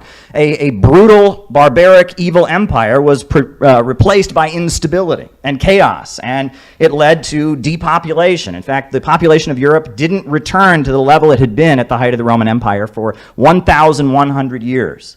And it was actually after, around the time this country was being founded, that Europe was returning to the population level. And if any of you, had the opportunity to do any tourism, look at the buildings here in this city. Look at those columns. Look at the names of streets. There's a reason that the founders of the United States were almost obsessed with the Roman Empire and the fall of Rome. The most popular book at the time the United States was being founded was called The Rise and Fall of the Roman Empire by Edward Gibbon. And, Thomas Jefferson and Alexander Hamilton and George Washington, they were obsessively studying what went wrong in Rome. They were thinking, we're building a civilization again. How can we do it differently so we don't experience what happened in Rome? And so in order to understand why we're in the situation we're here now, we have to explain why the Roman Empire fell. We ought to just look at this. Why did the Roman Empire fall? You almost don't want to ask the question, right? When you hear a politician get up and say, well, the fall of Rome, you almost want to run away because of what they might say. But why did the Roman Empire fall? Well, it fell because of the fact that slavery is not only a brutal, barbaric, evil system, it's also highly inefficient. If you think about it, what incentive does a slave have to work? Not much. Basically, the slave master says, you work or I will beat you, or you work or I will deprive you of food. They have really no incentive to work. And in a small scale, if you have 5 slaves, the slave master can stay on top of all 5 of them and keep them going. But when you got 10 slaves, it gets a little bit harder. And then when you get 100 slaves, it gets even more hard. And then when you have 1,000 slaves, it becomes even more difficult. And you have to have a slave whose job it is to tell the other slaves what to do. And he's going to be wildly popular with everyone. He's just going to be the most popular guy. So then you have to have another slave who tells the slave who tells everybody what to do. And you can see why it was a historical fact that the bigger the Roman Empire got, and the bigger their slave plantations got, the bigger their mines got, the lower their industrial output became, because slavery is a highly inefficient system. It was a historically outmoded system. And around the world, there were countries that had adopted feudalism. Feudalism is a more advanced system. A serf is different than a slave. A serf, he grows his own crops and he gives his obligation to the landlord, but then he gets to keep the rest. So it's a little bit more efficient. And there were kingdoms throughout Europe that were starting to move toward feudalism. But Rome was not going to move toward feudalism. And Rome was basically holding back history. It was going around the world, going to countries that had a more advanced system and holding them hostage at the point of a spear and extracting slaves and tribute from them. And that was the basis of the Roman Empire. And it was a deeply, deeply unsustainable system. And the bigger Rome got, the more unstable it became. And towards the end, the Romans couldn't even organize their own army. It got to the point when they were fighting Germanic tribes, the Ostrogoths and the Vandals, they couldn't even get their own citizens to go and fight the war. So they had to hire other Germanic tribes to fight the Germanic tribes. And it got to the point that they couldn't hold their empire together. And this is kind of what Rosa Luxemburg is getting at, that imperialism leads to decay and collapse of a civilization. Now, I want to point you all toward a very, very important book, which is a book that was very, very meaningful for me in my political development. It's by Michael Parenti, The Assassination of Julius Caesar, A People's History of Ancient Rome. This book is very, very important. And the reason that this book is important is because it tells the story of a Roman leader named Julius Caesar. Now, Julius Caesar was not a communist. He was not an advocate of the slaves, and he was very much a conqueror. But he had the understanding of what I just told you. He could see that the Roman Empire, the way it was set up, was not sustainable. And he, as a military man, from purely a military perspective, was sitting there and saying, okay, this isn't going to work. Having an empire centered around one city is not going to work. And so he came up with the idea. He said we ought to start developing places like Alexandria and Athens, and we ought to start building up cities throughout the empire that can be like trading hubs. Right? And that we can give citizenship. He even wanted to give citizenship to the people in the various city-states so that they would have some say in it. And he also started building public libraries because he said we need the Roman population to be smarter, not dumber. And he was trying to think, how can we keep our empire from collapsing? How can we make it sustainable? Because he could see that the empire was coming apart.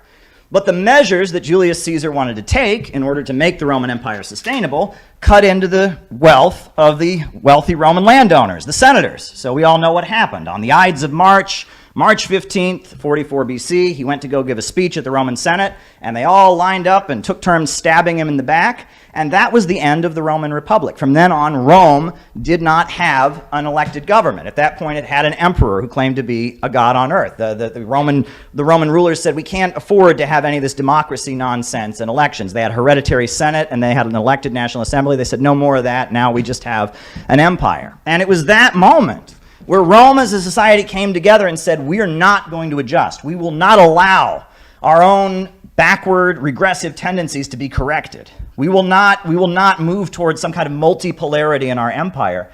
That was a decisive moment in setting the stage for the eventual downfall of the Roman Empire.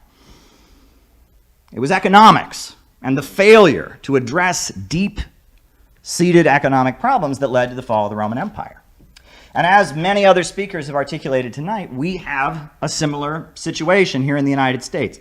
You know, if you read the Shakespeare play, right, and Parenti is just, you know, he's very, very hard on the Shakespeare play for just misrepresenting everything. But if you read the Shakespeare play, you have to remember Shakespeare's writing hundreds of years later. Shakespeare never went to Italy, never met Julius Caesar, had no idea what was going on. But the Shakespeare play is worth reading because Shakespeare is using the death of Julius Caesar, a historic event, in order to comment on the human condition. It's like King Lear or Macbeth. And what's interesting about it is he's basically commenting on the human relationship with power and authority. The way society is at this time, we need to have laws. We need to have a state. We need to have a government. But at the same time, we all hate the government. We all hate oppression. We hate authority. We all hate power, right? This is a contradictory aspect of the human experience. Or you can talk about a child, right? A child cannot survive without its parents. It depends on its parents. But at the same time, every child on some level hates its parents, right? The parents are authoritarian and making rules and controlling them, right? It's a contradictory aspect of the human experience. All the Roman leaders on some level realized that Rome needed a leader like Julius Caesar, right? They needed somebody who would come in there and change things around to make it sustainable. However, in order to do that, they would have to give up their own profits in the short term. And what I think is interesting is that Marxism, the theory of Marxism has this understanding, you know, that you can put forward a vision, this ideal goal of a world that is so full of material abundance and so full of products and so full of advanced technology that the need for any kind of state can just kind of fade away, right? That coercion and repression can go away, right? That we can advance civilization to the point that people can just kind of do what they feel like doing and take what they want or take what they need, right? From each according to his own ability to each according to his needs, right? That's the Marxist goal of the higher stage of communism, a society with so much material abundance that people can be free and that there's no need for a state and no need for coercion. But Marxists argued that in order for us to get toward that higher stage of communism, the proletariat, the working class, has to rise up and seize control of the economy, of the major centers of economic power, the banks, factories, and industries, and seize control of them and operate the economy rationally, not according to the chaos of the market, and that's how this ultimate goal can be reached. Even in Karl Marx's lifetime, capitalism was changing. Karl Marx wrote about capitalism in the industrial stage. He wrote about factory owners and factory workers and the contradiction between them in the selling of products. But even in Karl Marx's lifetime, there was a change taking place in the capitalist system. In 1851, the same year as Louis Bonaparte's coup, there was a pamphlet published in the United States, an anti-slavery pamphlet, but written by Henry Carey. And Henry Carey, Karl Marx said he is the only American economist of any importance. And the final paragraphs of that pamphlet I will read here. Henry Carey wrote in 1851, "Two systems are before the world. One looks at exporting men to occupy desert tracts, the sovereignty of which is obtained by aid of diplomacy or war, the other to increasing the value of an immense extent of vacant land by importing men by the millions for their occupation. One looks to the centralization of wealth and power in a great commercial city that shall rival the great cities of modern times, which have been and are supported by the aid of contributions which have exhausted every nation subjected to them. And the other to concentration, by aid of which a market shall be made upon the land for the products of the land, and the farmer and the planter to be enriched. One looks to increasing the necessity of commerce the other to increasing the power to maintain it. One looks to overworking the Hindu and sinking the rest of the world to his level, the other to raising the standards of man throughout the world to our level.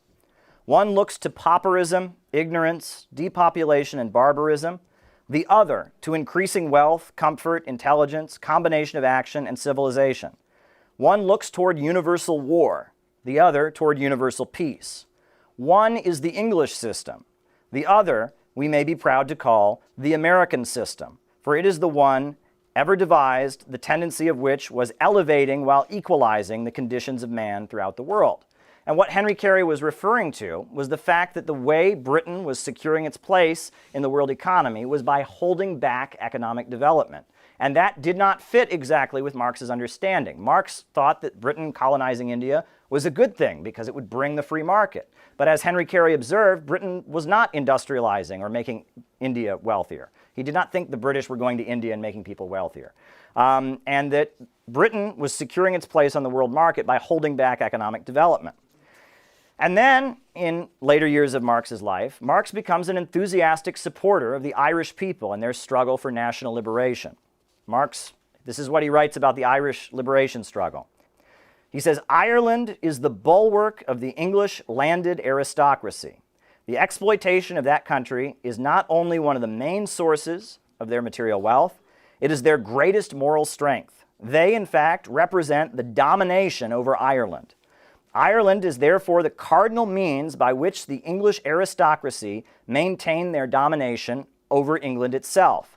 Thus, to hasten social revolution in England is the most important object of the International Working Men's Association. The sole means of doing so is to make Ireland independent. It is therefore the task of the International to bring the conflict between England and Ireland to the forefront everywhere, and to side with Ireland publicly everywhere. The special task of the Central Council in London is to awaken the consciousness of the English working class that, for them, the national emancipation of Ireland is not a question of abstract justice or humanitarian sentiment, but the first condition for their own emancipation." That's Karl Marx saying that, yeah, please. That's Karl Marx saying that for the English workers to be free, they have to fight for the Irish to be free, and that the British, English capitalist system maintained itself by exploiting the Irish people. Marx had opposed all nationalism and said all nationalism is inherently reactionary. It's workers and bosses. There are no countries, workers of the world unite. But in the final years of his life, he's saying that the Irish fight for national liberation, which was largely waged on a nationalist and in some cases a religious basis, was a good thing because it would lead to dismantling English capitalism. And so then, a few years after Karl Marx died, Cecil Rhodes, do people know the name Cecil Rhodes? Yes. Yeah, Rhodesia, right? Which is now Zimbabwe, was a settler colonial state that Cecil Rhodes created. In addition to that, there's the Rhodes Scholar Program. Oh, yeah, it's Bill Clinton and some of the great intellectuals of American capitalism.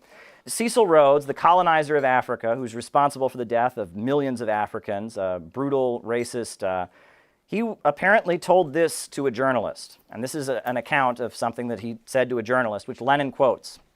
He says, "I was in the East End of London, a working class quarter, yesterday, and I attended a meeting of the unemployed. And I listened to their wild speeches, which were just a cry for bread, bread. And on my way home, I pondered over the scene and became more than ever convinced of the importance of imperialism. My cherished idea is a solution for the social problem. In order to save the 40 million inhabitants of the United Kingdom from a bloody civil war, we colonial statesmen must acquire new lands to settle the surplus population, to provide new markets for the goods produced in the factories and mines. The empire, as I have always said, is a bread and butter question. If you want to avoid a civil war, you must become imperialists." And what he was saying was that as the working people of Britain were becoming unemployed and hungry, as Britain was having economic crises due to the falling rate of profit, that in order to resolve this contradiction, they needed to create an empire, and they needed to export unemployed workers as settlers to developing countries. And they needed to dump their products on the developing countries and force these developing countries to buy their products in order to deal with the problem of overproduction. and that imperialism was a way of holding back the class struggle, right? By getting the working people of Britain to see themselves as members of the British Empire, exploiting and oppressing people in other countries, that they would not see themselves as workers rising up against capitalism. Well, all of these trends are what Lenin ultimately described in his book, Imperialism, the Highest Stage of Capitalism. Capitalism in our time is not pencil factories and pencil workers. Capitalism in our time is imperialism. It is the rule of the world by big cartels and trusts and syndicates and monopolies based in Western countries. And big corporations and banks in the United States and Britain and France and Germany dominate the world. And in order to stay at the center of the world, they must keep the world poor. When countries emerge from poverty, that gets in their way. That cuts into their monopoly. They must keep the world poor in order for themselves to stay rich. That is imperialism. And that's what imperialism really means. Imperialism may manifest itself in cultural trends or such, but at the end of the day, imperialism is an economic question. It's about keeping the world poor. It's about holding back economic development. You can talk about various examples that are blatant. When the British Empire went to India, the people of India had been weaving for thousands of years. You can talk about in Bangladesh, Sonar Bengal, some of the finest silk and such. They burned down all the textile mills, and they forced them to import all their cloth from Britain.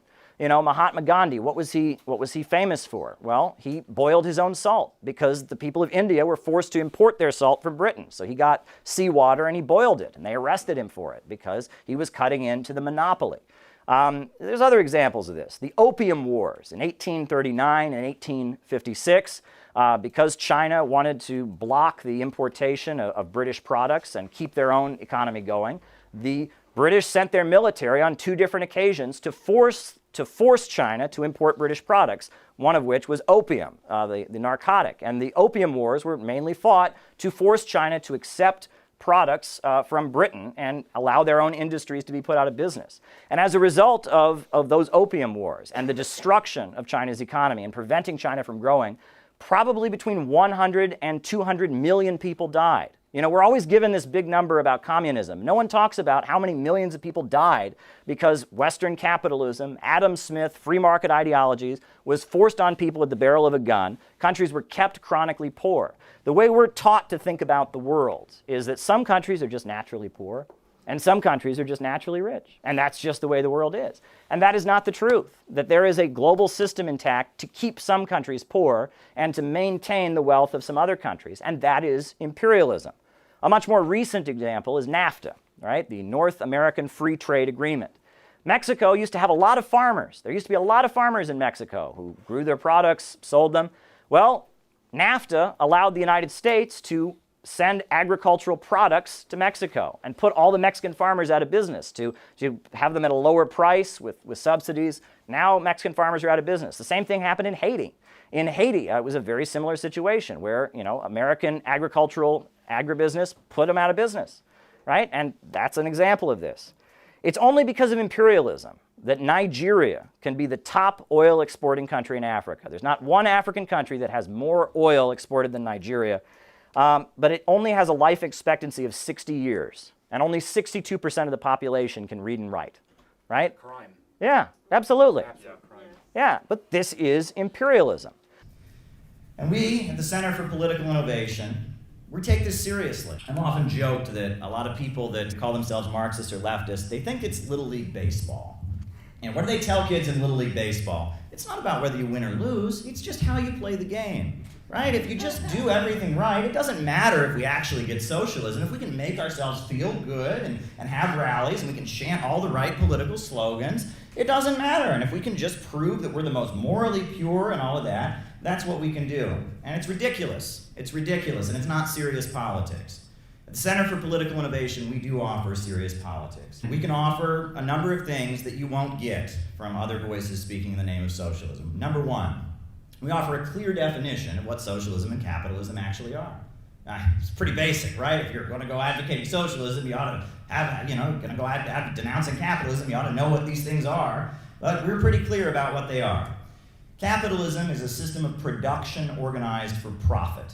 As Frederick Engels said, under capitalism, the means of production only function as preliminary transformation into capital, meaning that we don't have food so people can eat it. We have food so big box stores and agribusiness can make profits selling it.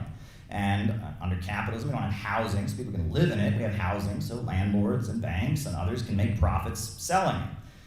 Under capitalism, money is in charge. Profits are in command, as Mao Zedong, the leader of the Chinese Revolution, said. That's capitalism. Capitalism is a system of production organized for profit.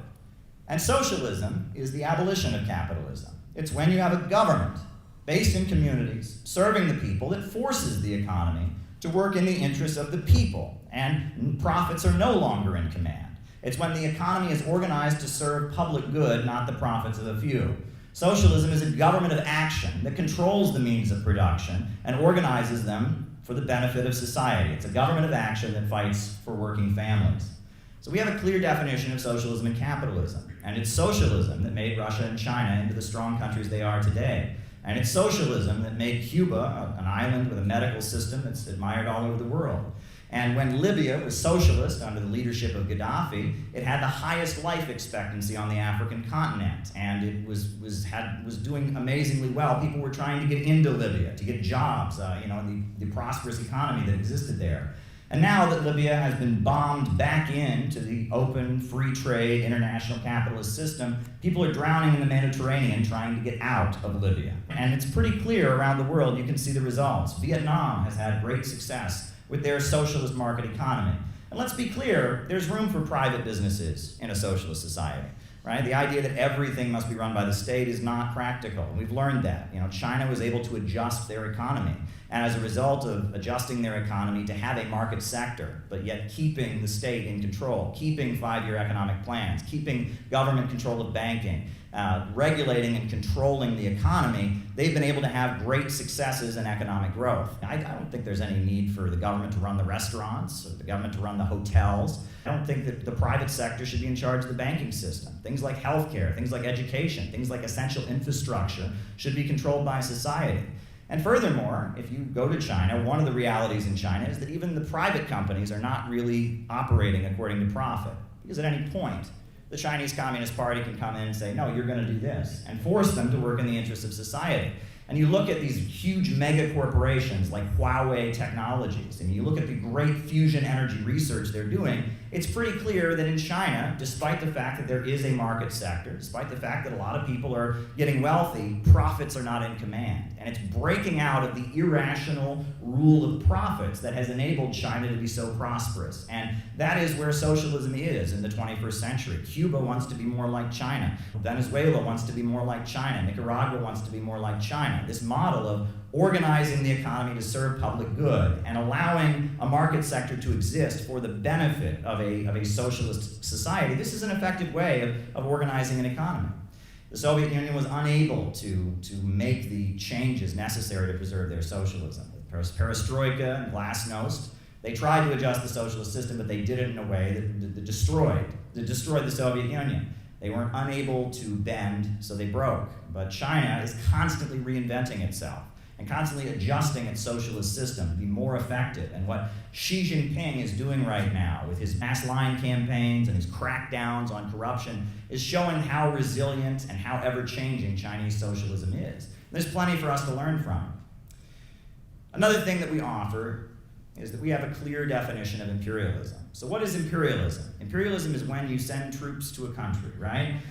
No, imperialism is Star Wars, I think Peter's talked about, right? It's Star Wars, it's the... Star Wars. Yeah. It's country do bad thing. Country do bad thing. Well, no, imperialism is capitalism in its monopoly stage. It is the rule of the world by big banks and corporations based in Western countries, grinding countries into poverty, keeping the world poor, and making the world poorer so that Wall Street and London can stay rich. That's what imperialism is. And the countries around the world that are having great successes and lifting their people out of poverty, like Nicaragua that we heard about from David, these are countries that have broken out of imperialism. And our mission is to break the United States out of imperialism and rebuild the United States as a society free from the rule of multinational corporations and banks, force the economy to serve public good, reorganize the economy to serve the people. So another thing that we can offer is we can offer a clear understanding of the failures of the American left. Why is it that the United States Marxist and socialist movement is so weak? Why is it so weak? It's so weak because it is a fact that in 1949, the CIA launched their Congress for Cultural Freedom program and began manipulating left-wing organizations, funneling money to Trotskyites and anarchists and anti-socialist elements. It is a fact that we have seen George Soros's dirty hands all through the organized political left. Foundation money is used to corrupt organizations, to push identity politics and a message that's not consistent, to obscure class struggle. It is a fact that Project MKUltra was launched by the CIA to push LSD and drugs into left-wing spaces, to push pessimism and Eastern mysticism and hopelessness in order to manipulate our movement. It is a fact. And furthermore, it is a fact that Abigail Thorne of Philosophy Tube and Bread Tube are being funded by the British Empire and the British royal family. This is a fact. This is a fact, folks. Who told you about Bread Tube? Who told you that Bread Tube serves imperialism? Who told you Bread Tube serves imperialism?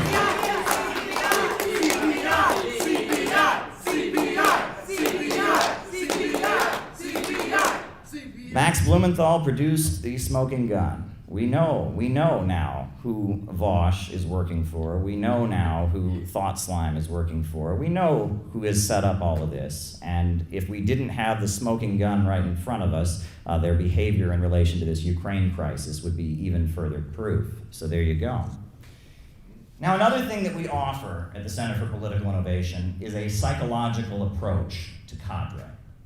Folks, my goal is for every person in the Center for Political Innovation to find strength within themselves, to find heroism. Social media is making people weaker. It's about making people afraid. It's about making people dependent on that validation. Did I get enough likes? Did I get enough approval? Do other people agree with me? Maybe I shouldn't have said this. It's about making people afraid to take a stand.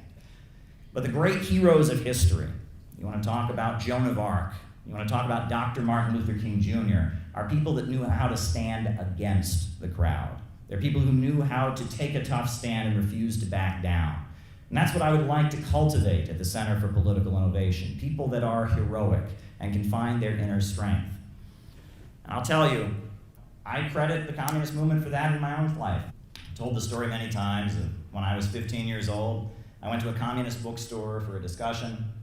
It was a nice discussion about the war in Iraq or whatever, and I was in the bookstore, and then a communist handed me a stack of newspapers. He said, you know what? We're going to go out and sell the paper. I was 15 years old, and I said, wait a minute. You want me to walk up to people that I don't know and try to get them to give me actual money for a newspaper about communism? You got to be joking. I am not doing that. I can't do that. And they're like, no, we do that all the time. It's fine. And they handed me a stack of newspapers, and I was just, I didn't know what to do. I was just nervous, and I remember I walked up to people, and I'm like, you want some information on socialism? It was just so uncomfortable for me. But I remember the first newspaper, the first communist newspaper I ever sold, I sold it to a couple. And there was a couple, they were walking down the street, and I walked up to them and tried to sell them this communist newspaper.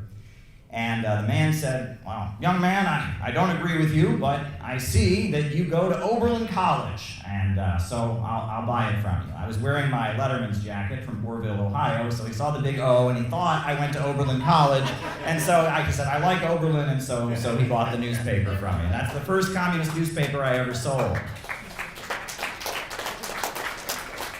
But believe it or not, at that point, I was quite a shy person. At that point, I was quite embarrassed. My family was always saying to me, stop talking all this crazy politics, stop doing that. But I discovered I was quite good at engaging with people about politics. And in a lot of ways, I would say the communist movement saved my life.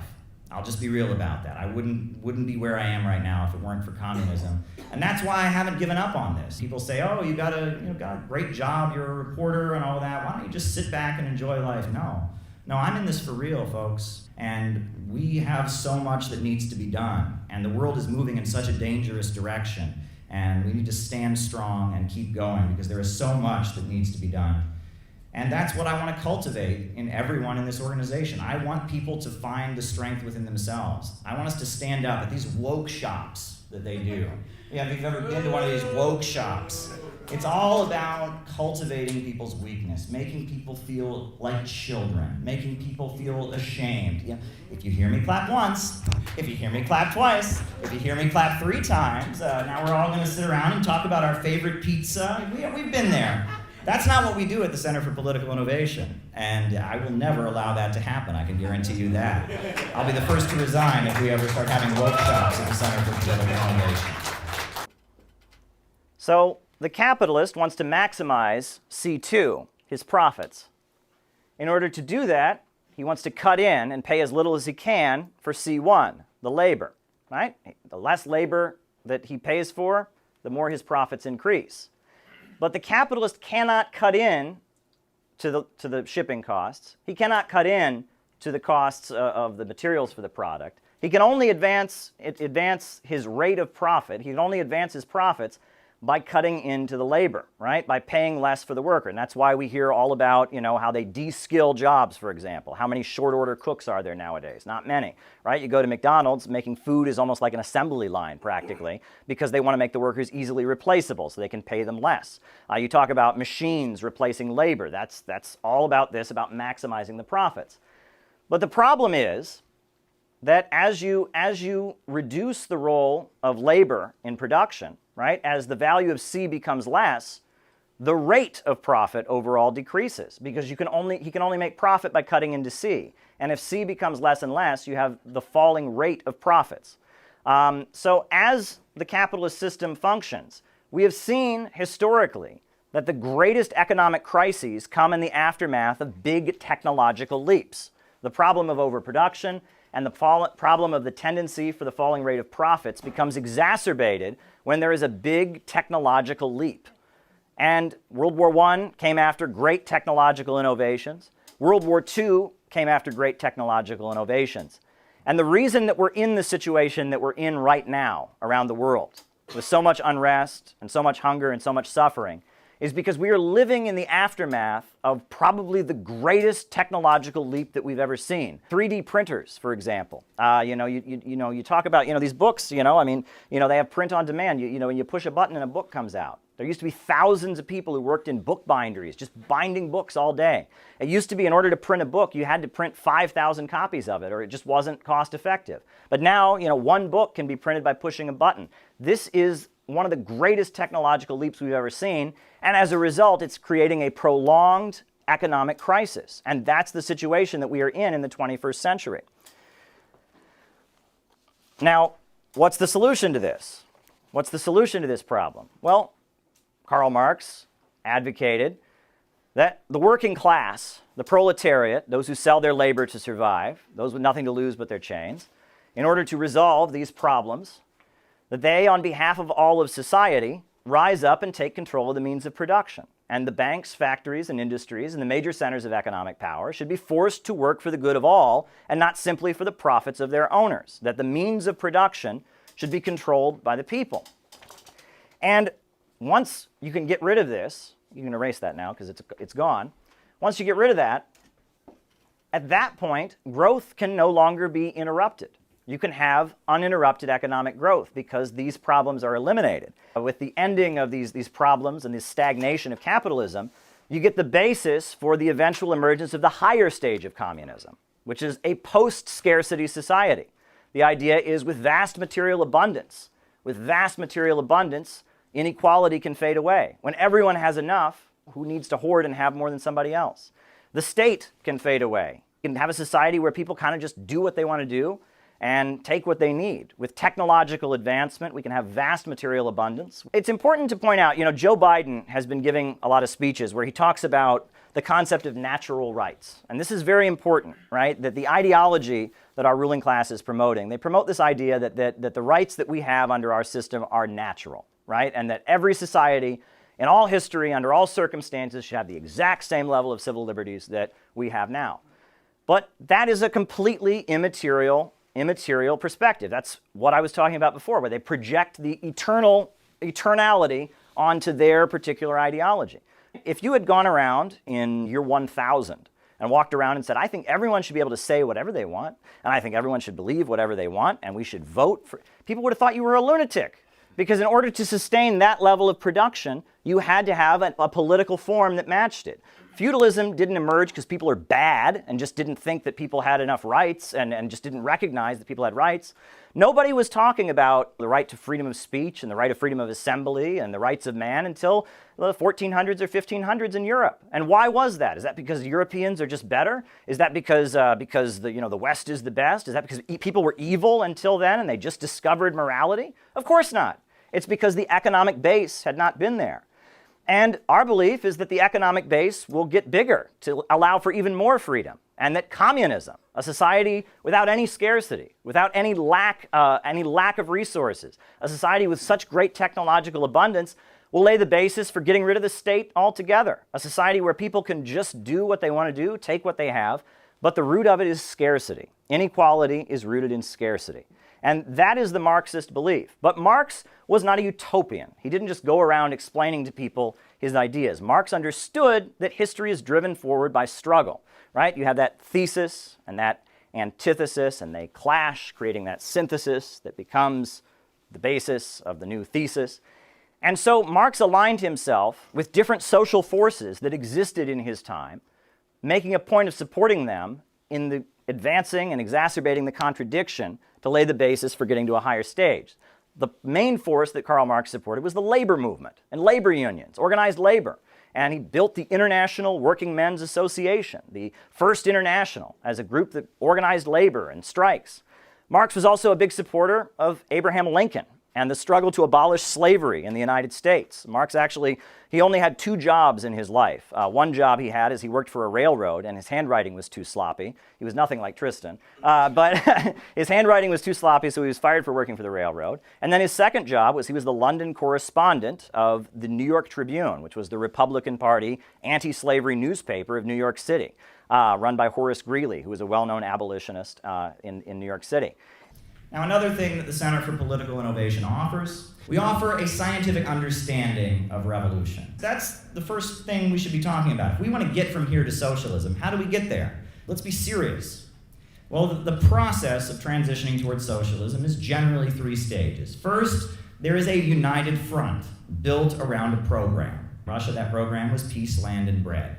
In China, that program was defeating the Japanese and redistributing the land. And a serious program is developed, and society is mobilized around that program, a program to change society.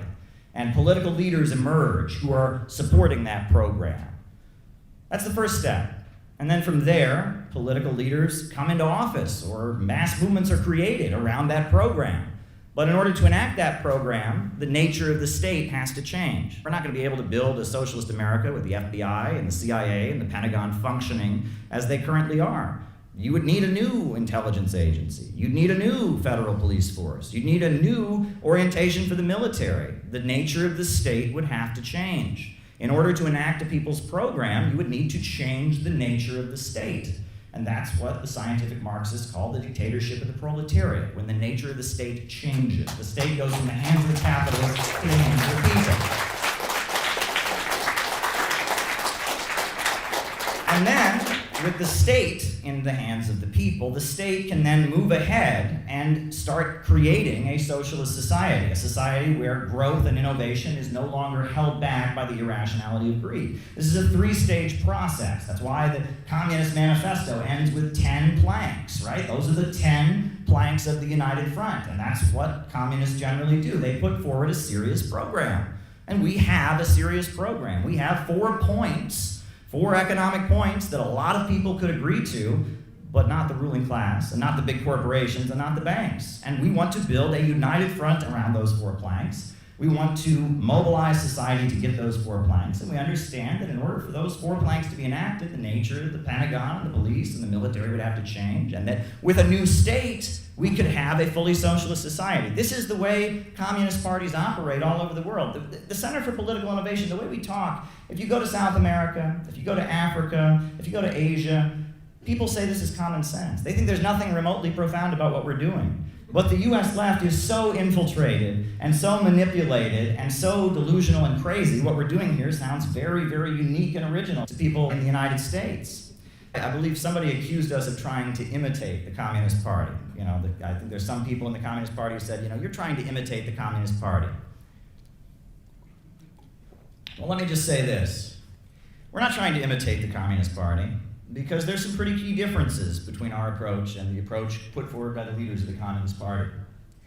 We're what the Communist Party should be, and would be if it wasn't controlled by the FBI. Let's be real about that. That's the reality.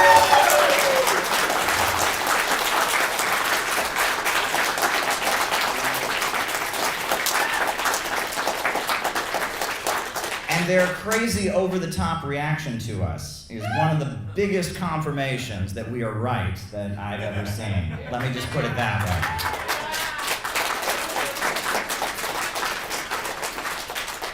Another thing I'd like to make clear is that we offer a serious political message, and we go to people with real policy solutions. If you go to working class people and say you want to have a big civil war and violently overthrow the government and destroy their neighborhood and communities, you are not serious. You come across as a lunatic. And we are very, very clear that we advocate a peaceful transition to socialism through the democratic process. We'd like to see progressives and socialists elected. We would like to see progressive legislation leading toward our 4-point plan passed. That's what we would like to see. We don't advocate violence and instability. It's Joe Biden and the capitalist system and the decaying political process in the United States that is leading to violence and instability. We are offering the road to peace. We're offering the way out of the chaos. We're offering the way to stability. That's what we are offering.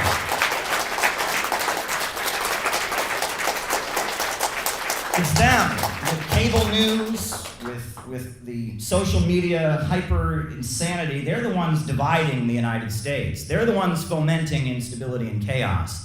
We want to bring the country together. We want to bring an end to this, and we want peace with the people of the world. We want to start doing business with China and doing business with Russia and cooperating with countries on the basis of win-win cooperation. We want to end this open international system of greed and neoliberalism.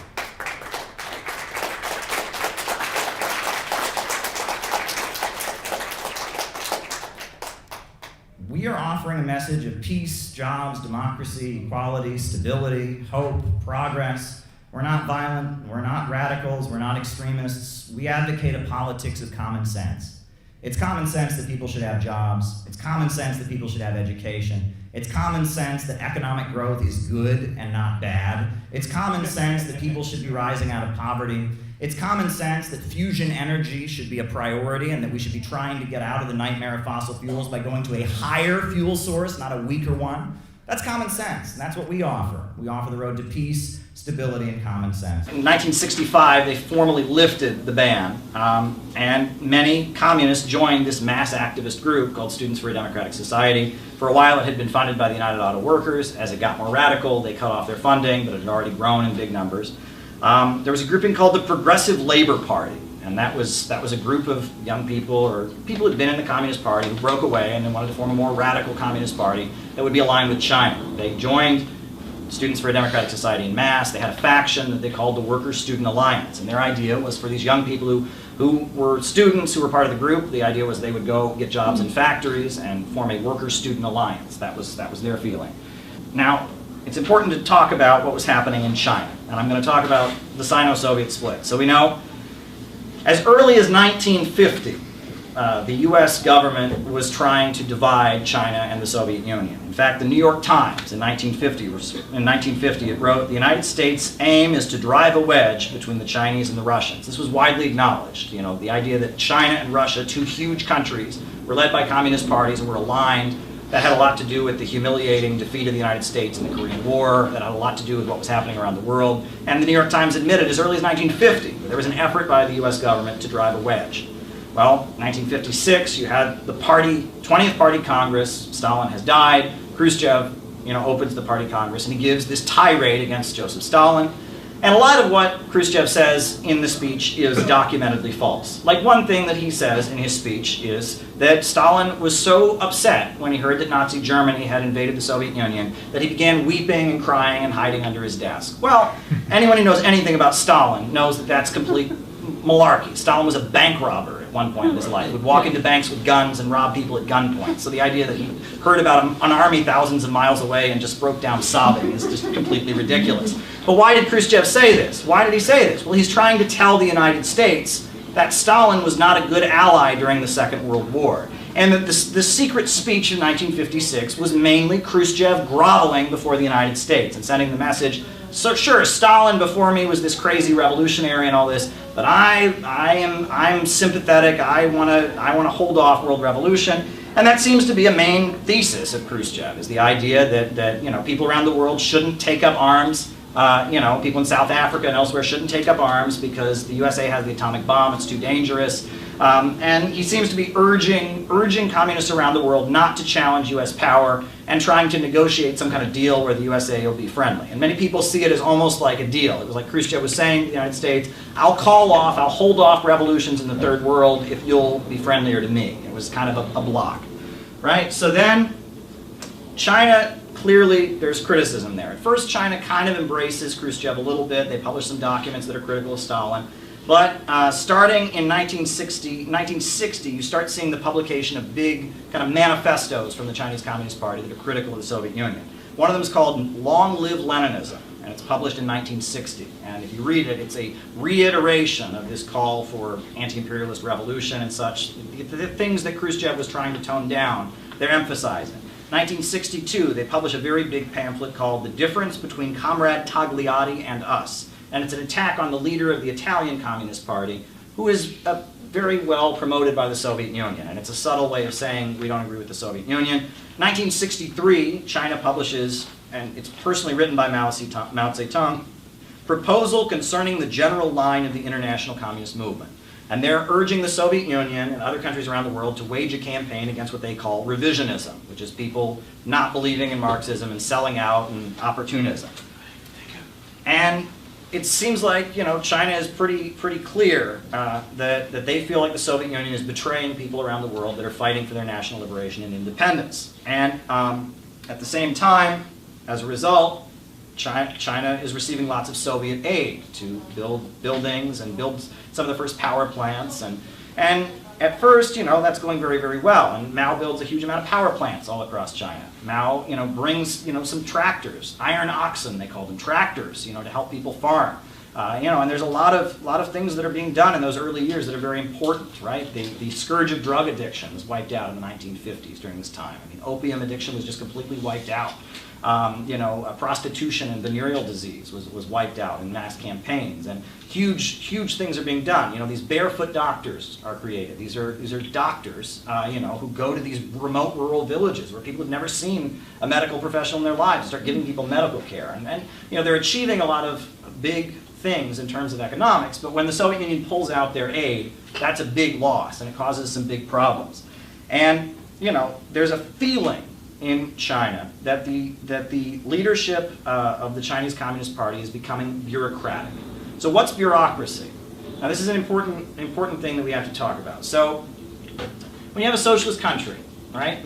Every country that has ever had socialism has been building socialism on the basis of underdevelopment, right? Marx thought the socialist revolutions would happen in the Western countries that were already developed, but it's actually been in the countries that are underdeveloped that have had socialism.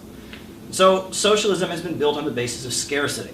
Right? And the analogy that is given is if you have a shortage of food, you're going to have to ration food to make sure people have enough to eat. So in order to ration the food, you're going to have a line, right? Where people are going to have to get in line and get their ration of food. But then any line is going to have a guard who makes sure that no one takes anyone else's food and makes sure everyone gets what they need. But that guard is going to demand a bigger slice of food for taking on the responsibility of being a guard. And that's the basis of bureaucracy. And when you're building socialism on the basis of low levels of development, you're going to have some level of bureaucracy. So then the question becomes, how do you control the bureaucracy? How do you make sure that the bureaucracy doesn't just overthrow socialism and become the new ruling class? Well, in the Soviet Union, they wrangled with this, right? 1921, the Bolshevik Party had its famous party purge, where they kicked out millions of people. All these people had joined the Bolsheviks right after the Russian Revolution, didn't believe in communism. It's just, oh, well, the Russian Revolution happened, they're the new ruling party, I guess I'll sign up. So millions of people were expelled, and people were re-allowed to enter when it was clear they agreed with the Bolshevik Party program. From 1920 to 1932, they had something called the party maximum, which was like the highest income you could have. If you were a member of the Communist Party, you could not have above a certain income level, and that was the idea, was to keep the party pure. And, you know, essentially what was developed in the 1930s was kind of a police state apparatus in the Soviet Union, the idea being making sure that leaders of the Communist Party were not traitors and sellouts, and that escalated. You know, people talk about, you know, Yezhovshchina or the Great Terror, and there were times where that was very intense. But the idea was Stalin and leaders of the Soviet Communist Party were trying to make sure that the Communist Party of the Soviet Union stayed true to Marxism. Well, 1961, you know, China had cut ties with the Soviet Union, and Khrushchev was engaging in de-Stalinization. So China is criticizing the Soviet Union. And Lin Biao, who is a general, he was on the Long March with Mao, he puts together a book, right? The Red Army, the idea of the Red Army is that the Red Army is a political army. It's not just an apolitical army. Our military in the USA is not supposed to be political. It's not supposed to have any political loyalties. Well, even still today in China, the People's Liberation Army is loyal to the party, not even the elected government. Very interesting. And so, to give political training to the soldiers, Lin Biao puts together this book. And originally it's blue. And it's just quotations from Chairman Mao, right? And he assembles it, and it's quotes from Mao. And eventually they start introducing it to the population at large. They make it red, so it's more communist. And you have the little red book that was distributed, right? Then, 1966, at a university in China, the students feel like the professors are not teaching in line with communism. They're teaching the old way. So they're protesting, and they're hanging up these posters on their campus to criticize their professors. And there's some feeling that they should be arrested for doing this. This is disruption. This is a problem. So Mao and Lin Biao show up at the campus and very symbolically bring a poster of their own and hang it up. And that poster says, Marxism consists of 1,000 truths, but they all boil down to a single phrase. It is right to rebel. Right? And this is the slogan. And this is the launching of the great proletarian cultural revolution. And the idea is that the party leadership is, you know, bureaucratic, is not taking the revolutionary line. So Mao and Lin Biao are leading this uprising among young people who will overthrow the capitalist, what they call the capitalist rotors in the party, and keep the bureaucracy and keep the party true to the communist line. 1967, the next year, you have something called the January Storm. And that's in the city of Shanghai. The young cultural revolutionaries overthrow the government, and they establish the Shanghai Commune. And they say that they want all of China to stop having elected governments and have it, you know, kind of a workers' cooperative regime all over the country. Mao disagrees with Lin Biao and says, actually, you know, the Shanghai Commune is a little bit too chaotic, and he proposes that they have instead what he calls the 3-in-1 combination. For every factory, you know, they have an elected worker from the factory who's in charge. They have a technician who makes sure things are good, and then they have a political representative from the Communist Party. Not direct worker management of the factory, but this 3-in-1 combination. And at various times in the cities in China, the fighting gets so intense that actually factory workers are going out to stop the students from killing each other. And, you know, students are, it's very violent. I mean, and it's extremely chaotic. And William Hinton, the American writer, he's living in China at the time, and he's observing this. And in the United States, many left-wing activists and students are very inspired by the Cultural Revolution that's happening. But another aspect of imperialism was the creation of an aristocracy of labor, right? We talked about all those workers that were fighting for bread, bread, bread. Well, in order to stop the class struggle, and in order to stabilize the imperialist homelands where workers were fighting for rights, as the capitalists were expanding all over the world and making super profits all over the world, they could afford to buy off sections of the working class at home. And they could afford to stratify the working class, right? And give some workers better pay than others. And as some workers, the quote-unquote skilled workers, as they saw their standard of living go up, they began to sympathize with the imperialists. They began to support the wars.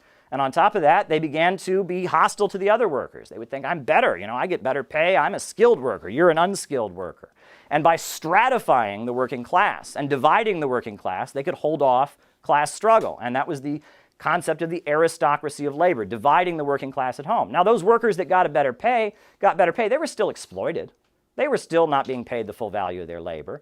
But because they got a little something, they thought they were better. And I mean, we see this kind of phenomenon probably in workplaces. I don't know, people have probably seen, the boss starts treating one worker better, and they think, well, I'm better than, and they start to sympathize against the other workers. This happens, right? This is a tendency. Well, this was happening on a global scale.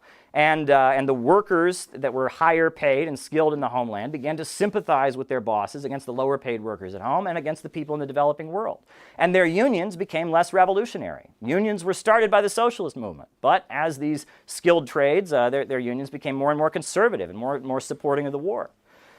And that is the concept of the aristocracy of labor. And that is why Lenin argued that the revolutionary energy would come from the East and from the developing world, from the countries that were kept chronically poor by imperialism. It wouldn't come from the West. There wouldn't be a revolution in the United States. There wouldn't be a revolution in Britain. There was going to be a revolution in the developing countries where whole nations were kept poor, and it would be on the basis of national liberation that this would take place.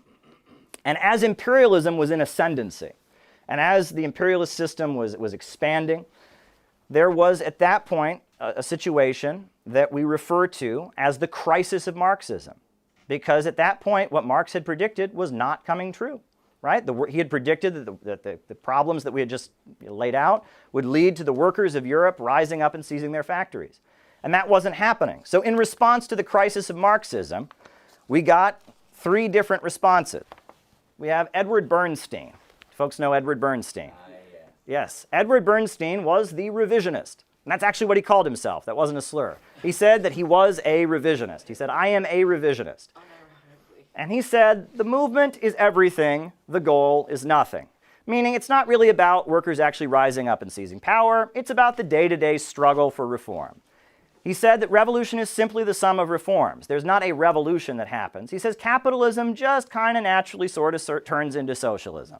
That one step at a time. And he said, look, in Germany, we have universal male suffrage. Every man can vote. And there's more workers than there are capitalists. It's like we have dictatorship of the proletariat already. We have the vote. He was also a social imperialist. He argued that when the Western countries were colonizing developing countries, that was good because it was helping them to become further along, and that the West was further along in the road to socialism. We have public education. We have universal male suffrage. Look, we even have a 12-hour workday in some countries. We're speeding along towards socialism one step at a time. Reformism. That's Edward Bernstein. And Edward Bernstein's ideas gradually became more or less the outlook of the aristocracy of labor and the conservative leadership of the labor unions, etc. So that's Edward Bernstein. That's one response. So then you have this guy. Do you folks know who this guy is? So that's George Sorel. Folks know about George Sorel. So George Sorel, he's a French syndicalist, meaning that he did not believe in voting or forming political parties. It was all about the struggle of the worker on the job, right? That politics is a waste of time. We don't form political parties. It's just about unions fighting capitalists. And George Sorel argues that the problem the Marxist movement is having is a spiritual or psychological problem. He says that revolutions aren't made by the broad masses of people, and the mistake that the Marxist movement is making is it's trying to organize all of society. And at the time in Europe, that was true. There were huge Marxist parties, there were Marxist marching bands and Marxist choirs, there were labor unions led by Marxists, there were unemployed associations. And he's saying that's the mistake. The revolutions aren't made by the broad masses of people, they're instead made by an elite group of men who he says become heroic by using violence. And he also argues that mythology is good, right? That the idea that there is truth is not necessary, and that mythology, legends, falsehoods are what motivate people to do things, and that socialists and revolutionaries should start adopting mythological beliefs and build isolated groups of men who act and become very heroic and violent in order to achieve the socialist revolution. Now, interestingly, George Sorel and his followers eventually laid the basis for Benito Mussolini and fascism. as well as the basis for Franco in Spain, the National Syndicalists, they were called. And they ultimately dropped the Marxian belief in historical progress, and they started romanticizing the past. Many of them became supporters of the monarchy. George Sorel was actually a member of a monarchist party because he argued that the myth of the monarchy could be used to overcome capitalism. So that's George Sorel. But we also know, I'm sure we all know who this guy is. This guy,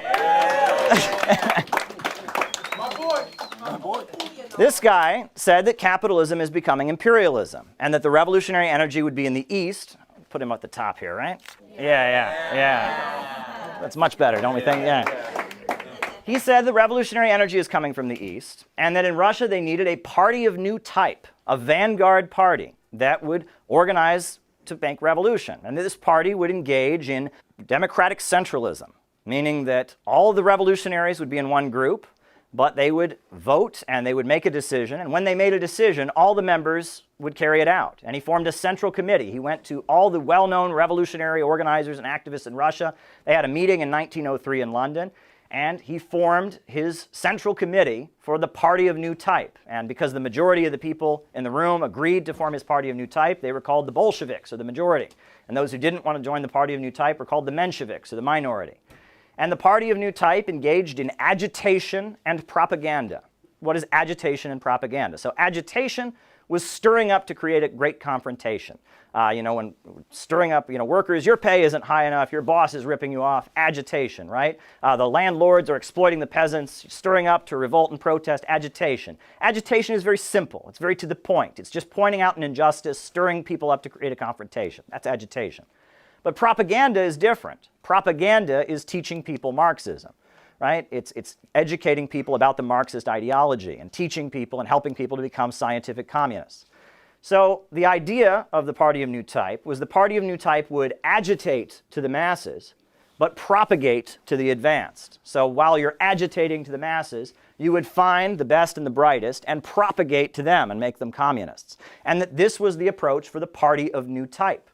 And that was Lenin's theory of the party of new type. And Lenin argued that, like Marx, realized that you had to support national liberation of people that are oppressed in the developing world.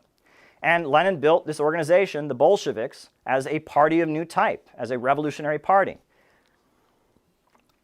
And the culmination of the crisis of Marxism was ultimately World War I. Before World War I, all the major socialist groups in Europe had agreed, and they promised they would never support a capitalist war. Never would they support a capitalist war. It would never happen. But then, when World War I started, they all sold out. The British socialists sold out, the German socialists sold out, the Mensheviks in Russia sold out. They all sold out and they supported the war. But the Bolsheviks didn't support the war. They refused to support the war. Like Eugene Debs in the United States, who went to prison, they didn't support World War I. And they said that they would never support workers being sent to kill other workers in a war for capitalist and imperialist profits. Right. Now, I wanted to just make one final point about the fall of the Roman Empire. Because when you ask people about why Rome fell, most people will give you an answer that involves barbarian invasions, right? Barbarian invasions. People say, well, Rome fell because of barbarian invasions. Well, what was that? At the time the Roman Empire was in decline, you had Germanic tribes mainly, Vandals, Ostrogoths, Visigoths, that were pushing back and repelling the Roman Empire. And Rome, even though it was a military society, became less and less capable of actually fighting them. It got to be so dysfunctional that even though Rome was a military society, it was incapable of having its own army. It got to the point that in the final years of the Roman Empire, there were Germanic tribes they hired and paid to fight other Germanic tribes that were opposing them. They were incapable of even getting their own army together. But if you look at the fall of the Roman Empire, and you look at this clash between these barbarian tribes and the Roman Empire, you can see this is a clash of two different civilizations with two different values, right? So your typical Roman was a hedonist. They lived for pleasure, their wild parties, and they also loved all the militarism and plundering and aggression that enabled a small group of people to live that luxurious lifestyle. The god that was worshipped by Romans was, one of the favored gods was Bacchus, ripped off from the Greek Dionysus, right? It was the god of pleasure and celebration. Bacchus was the beloved god of the Romans, but who was the god of these Germanic tribes that were fighting against the Romans? The god was Odin. And Odin is a very, very different god with very, very different values being put forward by these Germanic tribes. So Odin, he's the god of the Norsemen and of the Germanic tribes. He's got a long white beard, according to the legend. He comes around once a year to restore life to the earth around Yuletide or the winter solstice. And Odin is all about grit and sacrifice and struggle, right? Odin has a heaven called Valhalla, but you can only get into this heaven if you've died in battle. So as the old Norsemen were dying in their beds of sickness, they would take a knife and slice themselves open in the hopes that when they reached the halls of Valhalla, Odin would think that they had died on the battlefield and then would allow them into Valhalla. It was believed that Valhalla was always warm because it was lit by the eternal fire, and that was the source of Odin's strength, this eternal fire. And when he came to the earth once a year, it was to restore the life and bring some of that eternal fire and start the process that spring could come again, right? And I feel like, as much as very few people in this world are worshiping Odin these days, I understand some of the neo-Nazis out there still worship Odin, right? Some of them. But other than that, no one really believes in Odin. But I feel like Odinism is very well alive today. Right? So every year, they start the war on Christmas, right? Fox News starts telling us that, oh my gosh, there's some school somewhere where they have winter break instead of Christmas break. Or, oh my gosh, there's some public building that is not having a Christmas tree, right? It's a war on Christmas. Oh my God, once a year. And on top of that, what do they repeat during this war on Christmas? They say, oh my gosh, the USA is a Christian nation. The USA is a Christian nation. Well, it's funny. It's funny because I think in a lot of ways you could argue that the USA is a rather Odinist nation, right? I mean, we know that US culture is deeply influenced by Germans, right, and Germanic stuff, right? What's the most popular American food? Stereotypical. You got hamburgers, that's from Hamburg, Germany. You got hot dogs. What's a hot dog? It's a Frankfurter, right? The most common last name in the United States is Miller, also Mueller, right? I mean, there's a huge Germanic influence on US society. And I think a lot of the values that people associate with the United States, especially a lot of the things that those of us who believe in socialism oppose, are very Odinist, right? So U.S. society, what is it? It's pull yourself up by your bootstraps, right? Give it some good old-fashioned elbow grease, right? It's this idea that you can do anything if you just go out and work hard enough, right?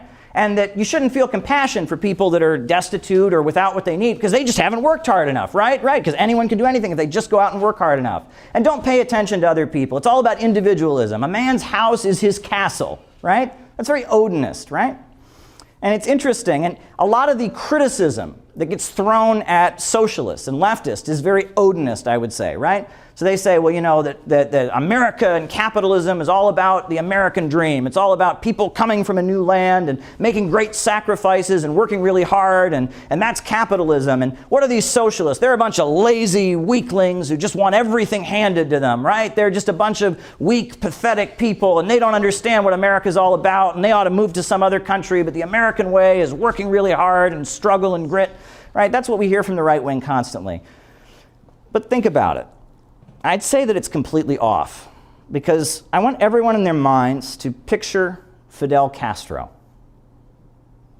Was Fidel Castro a weakling or a snowflake? No. What about Hugo Chavez, right? Picture Hugo Chavez, right? Just a pathetic, weakling, whining snowflake. Does anyone here know what Stalin literally means? Right? And I think if you look over the history of socialism around the world, you can see a lot of that struggle and grit and sacrifice. Talk about the 5-year plans, right? So in 1928, the Soviet Union announced to the world that they were going to have a 5-year economic plan, and they showed it to all kinds of advisors and different people. And the world said, this is impossible. No country can ever do this. No country could possibly carry out this 5-year plan. So the Soviet leaders came back and they said, well, what we're going to do is we're going to carry out this 5-year plan in 4 years. And they painted that slogan everywhere, 5-year plan in 4 years.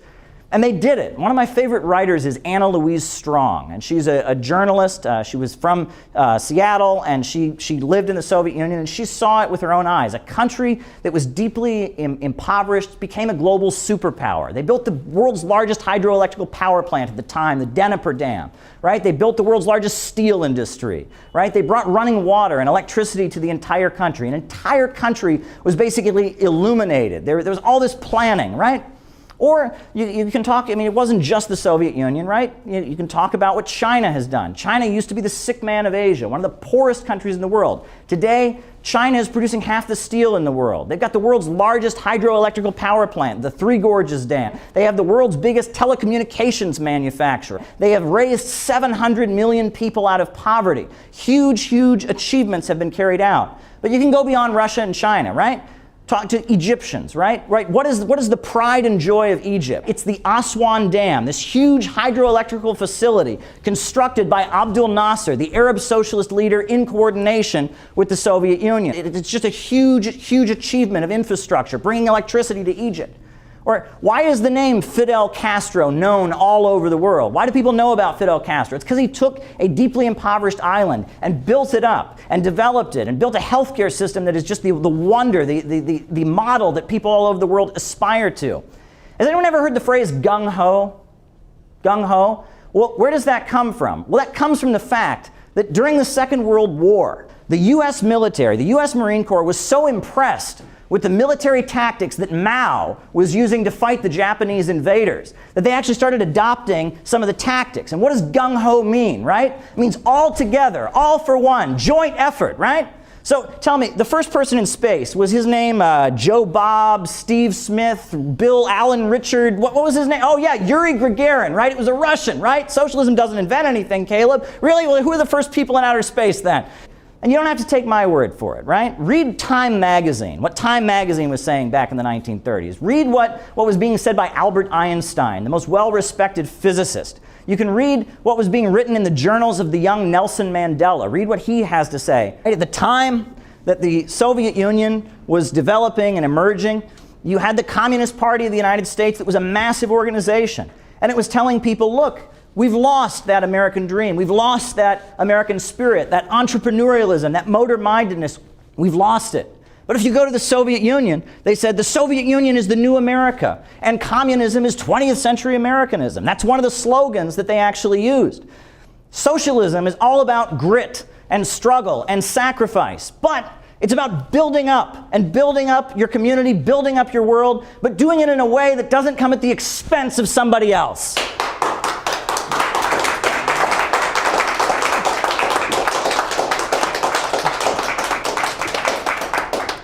You know, people say socialists want everyone to be poor. No, I would say it's the opposite. Socialists want everybody to be rich. They just don't want anyone to get rich by exploiting somebody else or by hurting and making somebody else poor. That's the idea. You know, and I want to say that socialism has actually played that role in my own life. You know, I remember when I was 15 years old, there was a day, and I'll remember it, it was very much one of the best days of my life. I didn't know it at the time. But I remember I was 15 years old, and I went to a Marxist bookstore, right? And I was there, and it was so exciting. I lived in this tiny little town in Ohio. I'd never met a Marxist, but I finally got to visit a Marxist bookstore. So I'm at this Marxist bookstore. Remember, one of these old, 1960s baby boomer radicals takes a stack of newspapers, right? He says, all right, we're going to go out and sell the paper. And I thought, oh boy, what? And like, no, we're going to go out and sell the paper. And I'm thinking, like, so you want me to walk up to people I don't know, try to convince them of communist ideas, and convince them so much that they'll pay actual cash money for a communist publication? Is this a joke? Like, no, we're going to do this, right? So I walk out there, and I'm just like, oh my goodness, right? Believe it or not, I was rather shy at one point in my life. And, I'm walking out there, and it's, all right, go walk up to that guy, try to sell him a paper. Oh my God, no, just go ahead. I'm walking up to, hi, I've got a newspaper here about communism. You want to buy the, but then I did it again. And then I did it again. And I did it again, and I realized that I was pretty good at selling newspapers, right? That communism kind of lit my own internal fire or eternal fire within me, right? And that's very, very beautiful, I feel like. One thing that they'll always tell you, right? It's one of these witticisms we hear is people say, don't be a fanatic, right? Don't be a fanatic. We don't need fanatics, right? We need people that are moderate in all things. Fanaticism is something you should avoid. Well, imagine that right now you had just had a heart attack and you're being rushed to the hospital, right? So you're in that ambulance, you're on your way to the hospital. Tell me, is anybody in that situation going to say, now, Now, be sure that the doctor you take me to is a moderate guy. Now, don't give me somebody who's got straight A's in medical school and make sure he's a moderate guy who likes to drink beer and just chill. I mean, we don't want an extreme doctor who's just obsessed with things. We want a chill, moderate guy. Oh no. If you're on the way to the hospital and your life is in danger, you want to be treated by a fanatical doctor, right? Right? And I would say that the crisis that we're in here in the United States requires fanatical solutions. So, if you've taken anything from what I have to say here tonight, take the following, right? That no society that exists in opposition to historical progress can continue to function, that it'll eventually fall apart. And that authority and leadership are part of the human experience, and that contradiction kind of defines us as human beings. And that the day you stop being a fanatic is the day that you spiritually die, right? That's what I have to say tonight. I'm very excited about Students and Youth for a New America. I know there's a lot of great people here tonight, and there's going to be lots more watching this on the internet. Something exciting is going to happen, because the only way we can get out of the crisis that we're in is for young people to start engaging in community service and feeding other Americans, caring for other Americans, while pointing toward the way out of this disastrous system of capitalism. There is no other way. Thank you.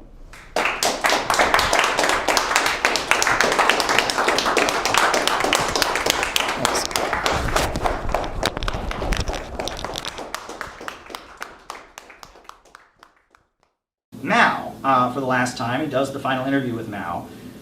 When he gets there, though, they take him around, and they take him to one of the universities where they're having struggle sessions at the university. And he sees young people get up and confess thought crime, basically, in front of groups of people. I had a counter-revolutionary thought the other night. I was thinking bad things about Mao. I'm so sorry. And Edgar Snow is kind of disturbed by this. This has taken on a character that he doesn't like. And Zhou Enlai, who is the person who arranged for him to interview Mao, he meets with Zhou Enlai.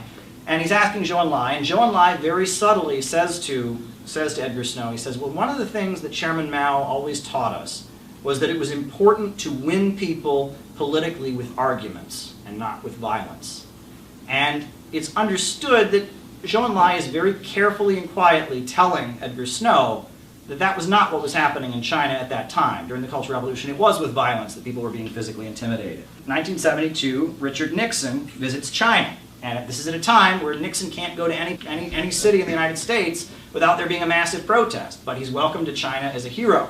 And China takes its foreign policy to another level. Not only are the Soviet Union social imperialists, the Soviet Union are the main danger to the people of the world, right? And that they are more dangerous than the US imperialists. That becomes the foreign policy. And at the time, Nixon is meeting with Mao, and there's talk of US-China relations expanding. And Nixon is following the strategy of Henry Kissinger. Henry Kissinger is, a Rockefeller creation largely. He's a strategist. And he's basically arguing he sees the divide between China and the Soviet Union, and he's saying, well, we can use China as an ally against the Soviet Union. And he's trying to carry this policy out. But it's very controversial. Even among Republicans, Nixon is widely denounced for having relations with China. And in fact, the John Birch Society starts distributing bumper stickers everywhere with a picture of a syringe. And it says, cut off China, and repeating this lie that somehow China is responsible for the global heroin trade, right? And, China is very sympathetic to Nixon. They see him as a guy who understands and wants to open relations with them. However, the U.S. Marxist movement hates Richard Nixon and thinks Richard Nixon is a fascist. And, the Revolutionary Communist Party, or I guess their predecessor, the Revolutionary Union, they're supposed to be the China-aligned party, but they formed something called the Workers' Committee to Throw the Bum Out, and are having national protests calling for Richard Nixon's ouster. Now, some of the other groups were closer to what China was saying, but it seemed to be contradictory. While China was seeing Nixon as their potential ally, someone who would open trade with them and get them out of the mess, the U.S. Marxist groups see Nixon as he must go, he must be driven out. It's kind of a contradiction. China announces the three worlds theory. And it's this belief that there are two imperialist countries, the USA and the Soviet Union. There's the second world, which is Western Europe, and then there's the third world, and that China is going to lead the third world in industrializing. And another incident happens in 1974. It's called the Glass Snail Incident. And it's a group of Chinese engineers from the 4th Ministry of Machine Building. They come to the United States, and they tour a factory where they're making color televisions. And at the time, you have to remember, there was an embargo against any technology going to Eastern European socialist countries. And so these color televisions are being made in the United States, and none of the countries in Eastern Europe have them. And so these engineers come up with the idea that China will, set up a joint venture with the American company that makes color televisions. They'll make color televisions in China, and China can sell them across Eastern Europe. And this is a way China can make money, because American companies can't sell color TVs to Eastern Europe. People in Eastern Europe would like to watch color TV. It's this idea. And so, to seal the deal, the American company gives all the Chinese engineers a glass snail. It's just kind of a gift, right? And so they come back and they've announced, we've got this deal that China is going to start making color TVs. So Mao's wife, who's one of the Gang of Four, hears about this. Furious. She goes and visits the factory, has a press conference at the factory denouncing this and saying that the glass snail is an insult, that this is an insult, this is a mockery of China, and that China would never want to make a Western decadent item like a color television. It was disgusting to even suggest it, and basically destroys the whole deal. And so China doesn't start making color TVs.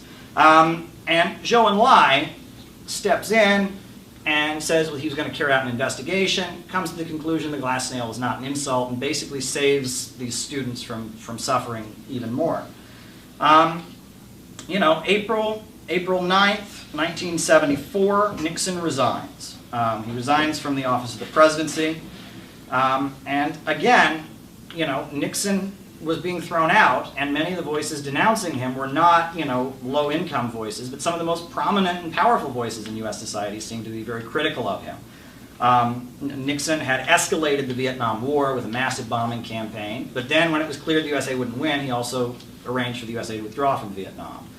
Nixon had also, at one point, even advocated a universal basic income for American citizens, and he had told the FBI to take the gloves off and go after the civil rights movement very viciously and destroy the Black Panther Party. And Nixon was kind of a Bonapartist. He was a representative of the ruling class, of his own faction in the ruling class that was violently asserting its will over others in order to end the political crisis. There was this political crisis in the United States of urban rebellions among the African-American community, of campus anti-war protests, and Nixon was becoming kind of an authoritarian strongman who was trying to resolve the crisis. And he was driven out of office in 1974. And China was not happy that Nixon was driven out. They felt like Nixon being driven out made it harder for them. And 1976, you have the bicentennial celebrations in the United States, the 200-year anniversary of the Declaration of Independence. So the Revolutionary Communist Party has a slogan: we've carried the rich for 200 years, now let's dump them off our backs. And they have a rally in Philadelphia to counter the celebrations. And it's quite massive. It's probably the biggest thing that organization's ever done. I mean, it's 5,000 people attend, great slogan, and there's a famous photograph that comes from that march of a group of Vietnam veterans. They're marching behind a banner that says, "We won't fight another rich man's war." And at that point, a lot of members of the Vietnam Veterans Against the War were members of the Revolutionary Communist Party. And interestingly, who started Vietnam Veterans Against the War was John Kerry, actually. And he left it after a year, but after John Kerry was out of it, it became very close to the Revolutionary Union and the Revolutionary Communist Party. I think that's a fascinating anecdote. But also there's another march, in addition to the RCP's We've Carried the Rich for 200 Years, the October League and some other groups, they have a march called Bicentennial Without Colonies, and the Black Panthers are there and others are there, and it's kind of a rally against American imperialism on the anniversary. And you can see that even though the new communist movement is kind of on the margins of U.S. society, they have an impact. For example, there's a movie from this time called Car Wash. I don't know if people have seen it. Yeah. And in that movie, though, it's about a group of friends who work at a car wash, young African Americans, and the guy who owns the car wash, his son, shows up one day with the little red book and wearing a T-shirt with Mao's face and is trying to organize the students or the workers at the car wash to be communists. And if you ever watched the movie Network, which is about the 1970s, you can kind of see that this was something that was in the culture. The knowledge of the new communist movement was very, very widespread. So January 8th of 1976, Zhou Enlai died.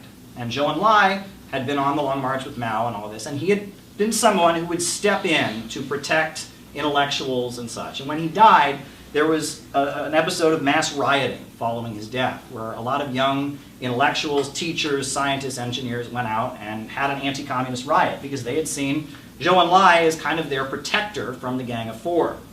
1976, September 9th, Mao dies, right? 1970, after that, Deng Xiaoping takes power and announces that the Cultural Revolution is over, and he arrests the Gang of Four for counter-revolutionary crimes. And 1978 marks the beginning of the reform and opening up, in which he starts creating free market zones. He famously proclaims, "Poverty is not socialism, but to be rich is glorious." And it's also important to note that in 1978 you have the Kampuchea War, and that's, the USA has withdrawn from Vietnam, right? And in Cambodia, the Communist Party is divided between supporters of Pol Pot, who doesn't believe in industrialization and saying agrarian socialism, and supporters of mainline Marxist-Leninist communism. Pol Pot supporters are slaughtering the mainstream communists, so Vietnam invades Cambodia to try and protect their allies in Cambodia. At that point, then China invades Vietnam to protect Cambodia from Vietnam, and you have a situation where communists are killing other communists, right? I mean, it's the Vietnamese communists are fighting the Chinese communists, and the Cambodian communists are killing other Cambodian communists. It's now been well documented that the USA was covertly funding Pol Pot, and that all kinds of weapons and financial support was going to Pol Pot as he was killing the communist wing of his own party. And this culmination where you have a war between with China invading Vietnam and a lot of death. And it's interesting because one of the defenses of the Vietnam War that you'll get from right-wingers is they will constantly say, well, look, after the USA pulled out of Vietnam, it was a bloodbath. Oh, the communists killed far more people. Well, that was because of covert US efforts to manipulate communists against each other. And that was the reality. And that, yes, the military-industrial complex and the mass bombing hadn't worked. So Henry Kissinger and Zbigniew Brzezinski had developed soft power strategies of manipulating communists against each other and covertly funding that. 1978 is also the year where the Italian Communist Party and the Spanish Communist Party and the French Communist Party have a convention and denounce the Soviet Union. And Zbigniew Brzezinski proclaims that these are Euro-communists, and the United States likes Euro-communists. It just doesn't like the Soviet and Chinese communists. And what's interesting about that is that there was probably covert efforts by US intelligence to make that happen. And it's actually Zbigniew Brzezinski himself who coins the term Euro-communists.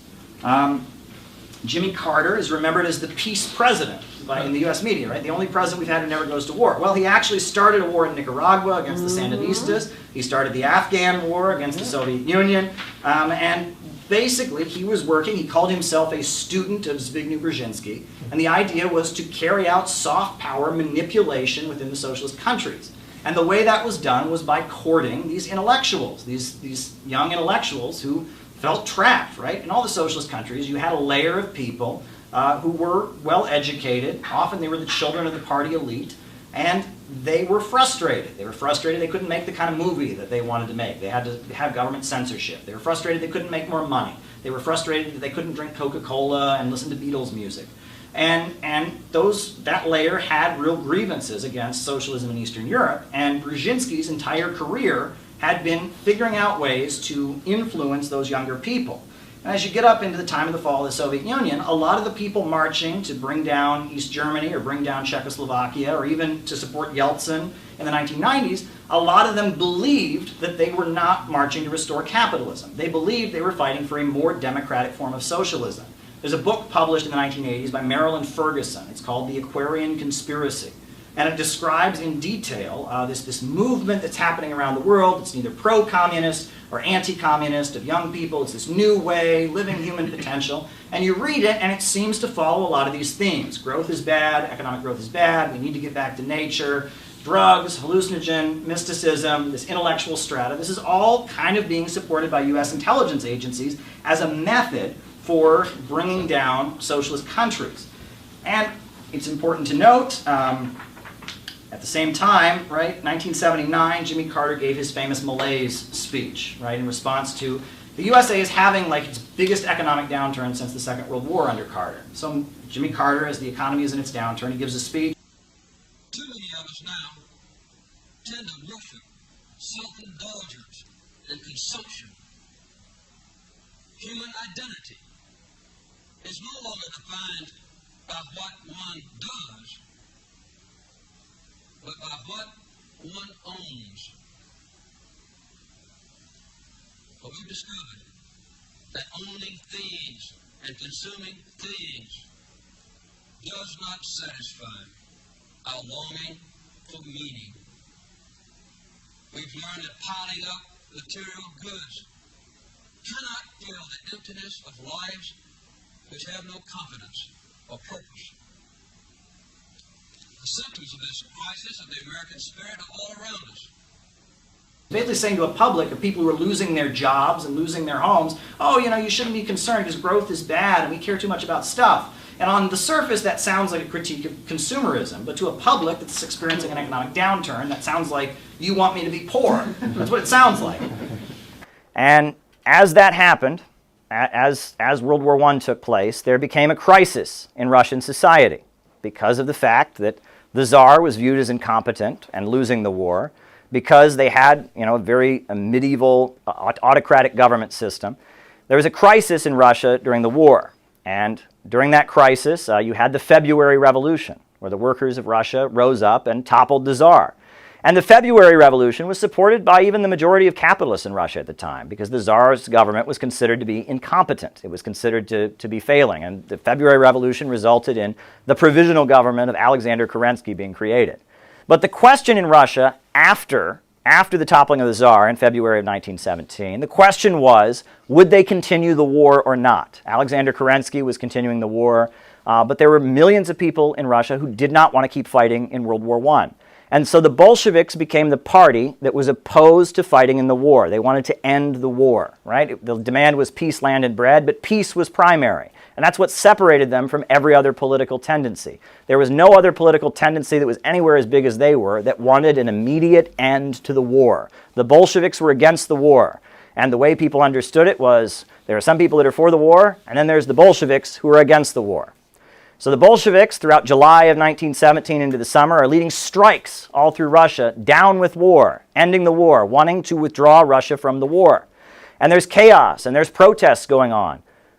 So a leader of the military named Kornilov decides that he is going to become the military dictator, and he's going to crush the strikes and protests. So Kornilov takes his army from the front of World War I and starts marching it back towards St. Petersburg, where he's going to become the dictator, and he's going to crush all the unrest taking place in Russia.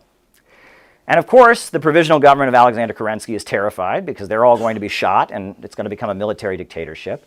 And the Bolsheviks have this huge organization. So the Bolsheviks organize the defense of St. Petersburg from the Kornilov reactions. As Kornilov's army is marching towards St. Petersburg, the Bolsheviks are building barricades. And the provisional government starts opening up the armories and giving guns and weapons to the Bolsheviks. And pretty soon the Bolsheviks' army is bigger than the actual Russian Revolutionary Army. And they're fortifying the city to fight off the Kornilov reaction. And then, as word of how well fortified St. Petersburg is and how ready they are to defend the city from Kornilov's attack, Kornilov's soldiers start deserting, and they start turning around. And pretty soon, Kornilov's army is not coming anymore. And the Kornilov reaction is defeated in September. And so at that point, the Bolsheviks say, you know, we've got this whole apparatus of workers' councils and Soviets. We're going to declare the Soviets to be the new government. We're going to create a Soviet government. So in October of 1917, that is the first socialist state that was created. That's how the Russian Revolution happened. So, at the beginning of the Cold War, the Communist Party of the United States, William Z. Foster, they all came out with a statement about what they were for. And if you asked them what they were for, yeah, they were for socialism down the road. But they understood that the road to socialism in America was the construction of an anti-monopoly government. A government combining the forces that were against the big monopolies. A government that represented the working class and the labor unions. A government that represented the small farmers. A government that represented the small business owners. A government that even represented members of the capitalist class that were anti-war and against the big monopolies in their drive. And the Communist Party, they said, we want to build an anti-monopoly government and an anti-war government. A government that does not want to engage in war. And if you're a serious Marxist, you understand that that is your responsibility. Your responsibility isn't to just scream into the void and be angry. Your responsibility is to try and build an anti-monopoly government, an anti-monopoly coalition. And if you take your job seriously, that is what you should be doing. Now, I want a couple volunteers to come up and unfold something I've got here. Yeah, unfold that, yeah. All right, so now we know what this is. This is the Chinese flag. But it has a particular meaning, and this is what we need to remember. These 4 stars, they represent what was called the block of 4 great classes, the block of 4 classes. And it was the peasants, it was the workers, it was the middle peasants, those are like small farmers, people who owned their own land, and it was the national capitalists. And the Communist Party unified all of them. And that's what this big star here, that stands for the Communist Party. And the Trotskyites and the ultra-left elements, they looked at the Chinese Revolution when they were victorious in 1949, and they said, well, that's not real communism. That's not real Marxism. Marxism is a dictatorship of the proletariat, and you're talking about a block of 4 classes. That's not real. That doesn't count. But the Chinese communists, they had a response. And what was their response? And they said, well, China, the majority of our population are peasants, and the main contradiction is imperialism. So we have created a block of 4 classes. But it is real socialism because it is led by the Communist Party. And they said the Communist Party has a proletarian ideology. Proletarian ideology. You guys can sit down now.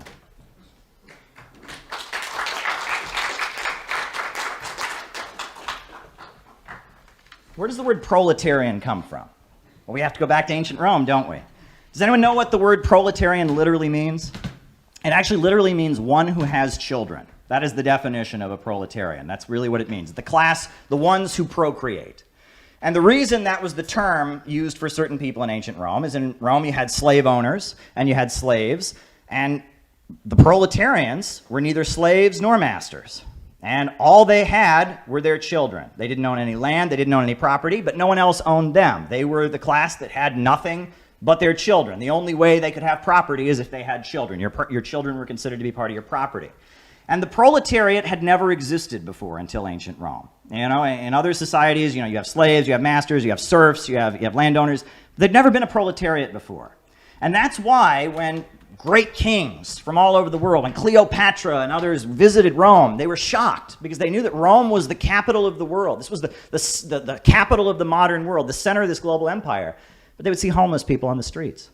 They would say, how can this be?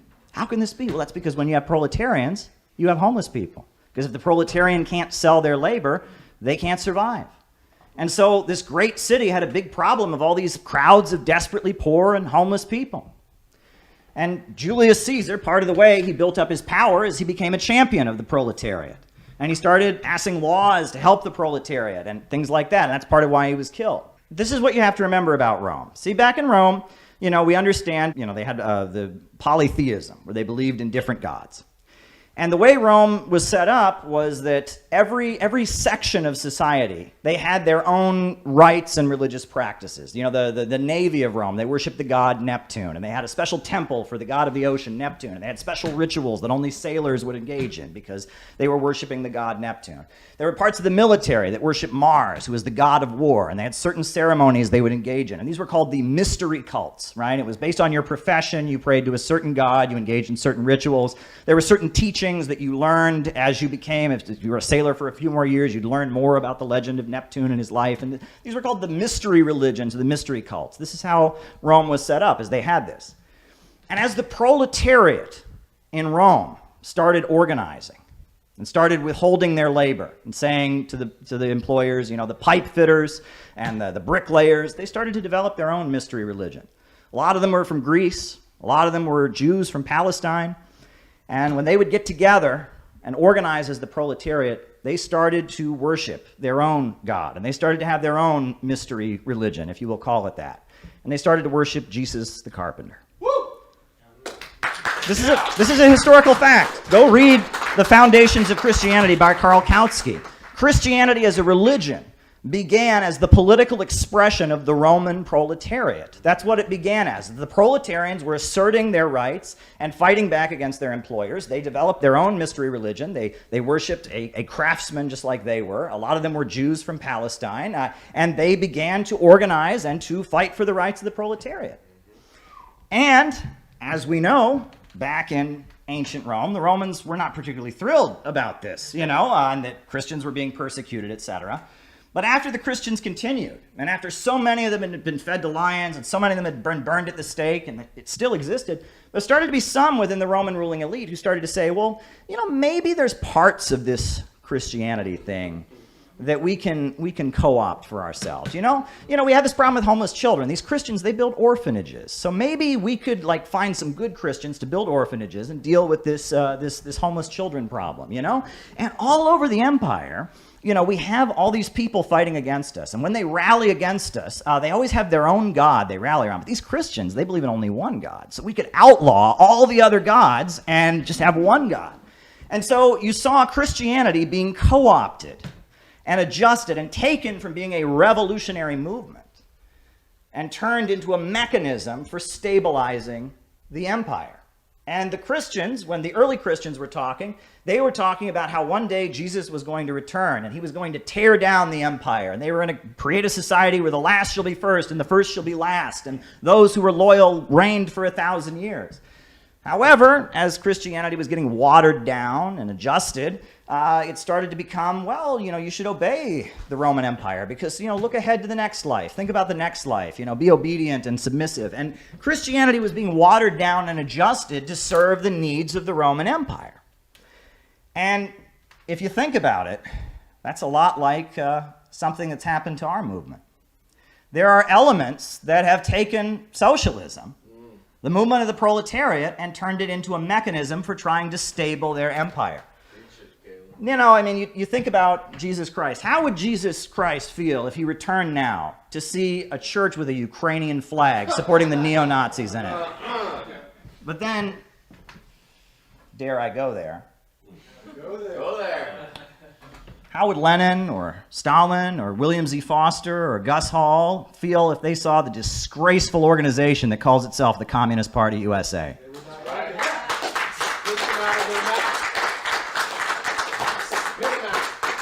So much evil is being done in the name of our movement right now. What began as a movement to liberate the proletariat and destroy empires has been hijacked as a mechanism for trying to stabilize their empire. And people say, well, Caleb, don't be sectarian, don't be divisive, don't talk about this. We have a responsibility to talk about this. We have absolutely a responsibility to talk about this. If you want to read some angry writing, go and read the writings of Vladimir Lenin when World War I was breaking out. Because World War I would not have happened if it weren't for socialists who sold out and let it happen. And if the socialist movement had stuck to its principles and said, we'll never send workers to kill other workers, World War I wouldn't have happened. But they sold out, they abandoned their principles, and 20 million workers were sent to their deaths. And if you read Lenin's writings, this is what he says. Neither we nor anyone else can calculate precisely what portion of the proletariat is following or will follow the social chauvists and opportunists. This will be revealed only by the struggle, and it will be definitely decided only by the socialist revolution. And it is therefore our duty, if we wish to remain socialists, to go down lower and deeper to the real masses. Amen. This is the whole meaning and the whole purport of the struggle against opportunism. By exposing the fact that the opportunists and social chauvinists are in reality betraying and selling out the interests of the masses, that they are defending the temporary privileges of a minority of workers, that they are vehicles for bourgeois ideas and influences, that they are really allies and agents of the bourgeoisie, we teach the masses to appreciate their true political interests and to fight for socialism and for the revolution, all through the long and painful vicissitudes of imperialist war and imperialist armistices. The only Marxist line in the world labor movement is to explain to the masses the inevitability and the necessity of breaking with opportunism, and to educate them for revolution by waging a relentless struggle against opportunism, to utilize the experience of war to expose the utter vileness of national labor politics. So when we have a situation like this, where the imperialists are stirring us up for war against Russia, and we see organization after organization and entity after entity that speaks in the name of socialism supporting that, it is our duty to go lower and deeper to the real masses to expose the opportunists. That is what our job is. And it's not our job to try and please them. And it's not our job to try and go to them and accommodate them and be part of them. It is our job to go lower and deeper to the real masses to expose the opportunists. That is our job. We should be knocking on doors in Pennsylvania and Ohio and Kentucky and Minneapolis and wherever to tell people about why to oppose the synthetic left. That's what our job should be. Out of the movement! Out of the movement! Out of the movement! Out of the movement! Out of the movement! I was on a show with libertarians, Pasta was here earlier, and, they were saying, well, Caleb, we see how corrupt the government of the United States is. Why would you want to expand the government? And I said, I want you to imagine we had a different kind of government. Instead of having a government that's weak and pathetic and rolled over and does whatever Jeff Bezos and Wall Street said, let's imagine for a moment that we had a government that kicked Jeff Bezos' ass. Let's imagine a government that fought against the rich and powerful and was strong enough to rejuvenate this country and rebuild it, and was strong enough to say that Russia and China and Iran and Venezuela would be great friends in doing so. They want growth, we want growth, and let's kick the degrowthers out of Washington, D.C. Imagine we had a government like that.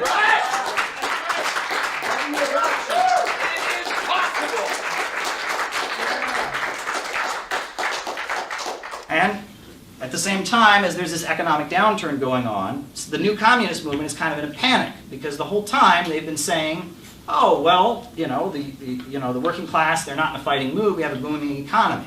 Well, 78, 79, the economy's in a downturn. So the new communist movement goes into kind of a fit of what you might call ultra-left adventurism. The Revolutionary Communist Party very much hates Deng Xiaoping, and so they have a rally at the White House, death to Deng Xiaoping.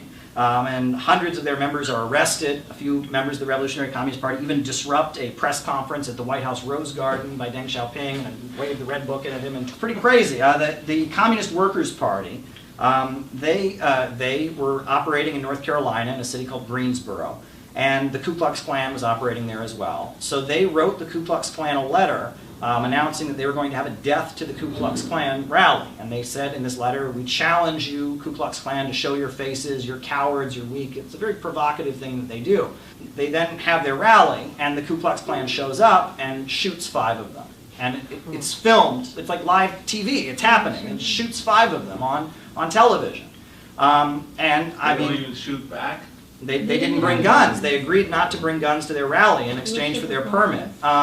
And it's a horrendous incident where 5 communists are murdered in broad daylight by the Ku Klux Klan. It's later revealed that some of the Klansmen that were part of the caravan were members of the Bureau of Alcohol and Firearms and Tobacco and the FBI. And it's an assassination. Now you can argue that maybe they were provocative in writing the Klan a letter, but they were murdered. I mean, they were killed. And the Klansmen are acquitted in court. And it's a horrendous incident. They're acquitted in court. They said, well, they felt threatened by the communists or something. And it's a horrendous incident, 1979.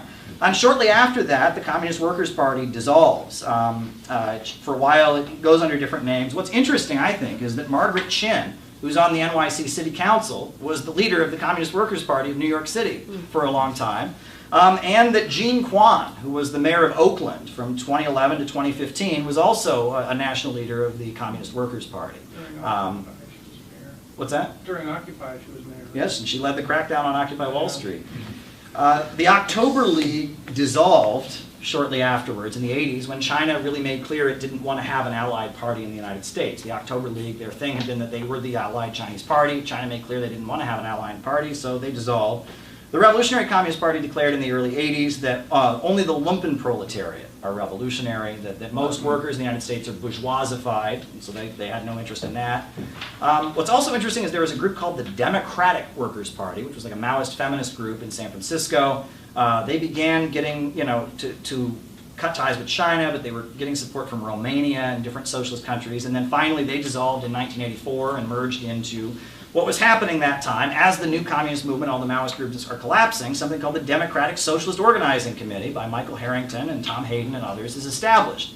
And the Democratic Socialist Organizing Committee is starting to say things like, like Leninism doesn't apply to U.S. conditions, and DSA is eventually formed in the mid-'80s. And a lot of the people who found DSA are former members of the new communist movement and Maoist groups who spent a decade in their factory trying to convince their co-workers to be communists, and their co-workers didn't want to hear it. And meanwhile, Deng Xiaoping is presiding over huge amounts of economic growth in China, and at the time he's doing it, he's using communist language to explain what he's doing. He says, The fact that China is poor, has weak economic foundations, and is backward in education, science, and culture means that we have to go through hard struggle. We want to make use of foreign funds and technology to actively expand our foreign trade, but we must rely primarily on our own efforts. We are opposed to those absurd, reactionary concepts of impoverished socialism, transition in poverty to a higher stage, and making a revolution in poverty, touted by Lin Biao and the Gang of Four. But we are also opposed to the idea of turning China into a welfare state, because that's impossible. We can only improve our standard of living gradually on the basis of expanded production. Again, a lot of the people that are big supporters of Deng Xiaoping are these intellectuals and students who rioted after the death of Zhou Enlai. And he says, our teachers and scientists are faced with many difficulties in the living conditions which currently need to be overcome. Many intellectuals who are very capable of earning well over 100 yen a month. Given slightly better conditions and living, given slightly better working and living conditions, they would be able to solve many more of the problems for the state and for the people and create immense wealth. And he later goes on to say, at present, some people, especially young people, are skeptical about the socialist system, alleging that socialism is not as good as capitalism. Such ideas need to be firmly corrected. The socialist system is one thing, and the specific way of building socialism is another. Counting from the October Revolution of 1917, the Soviet Union has been engaged in building socialism for 63 years, but still is in no position to boast about how to do it. It is true that we don't have enough experience either, and perhaps it is only now that we have begun in earnest to search for a better road. Nevertheless, the superiority of the socialist system has already been proved, even though it still needs to be displayed in more and better and more convincing ways. In the future, we must, and certainly will, have abundant facts with which to demonstrate that the socialist system is superior to the capitalist system. This superiority should manifest itself in many ways, but first and foremost, it must be revealed in the rate of economic growth and in economic efficiency.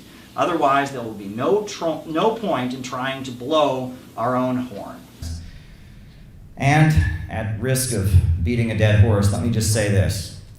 I've got a message to all the rad libs, CIA, fake socialists, Maoist ultra-leftists, grifters, movementists, cultists. I've got a message to the people who tried to get into this conference earlier today and disrupt, and we got them the hell out of here.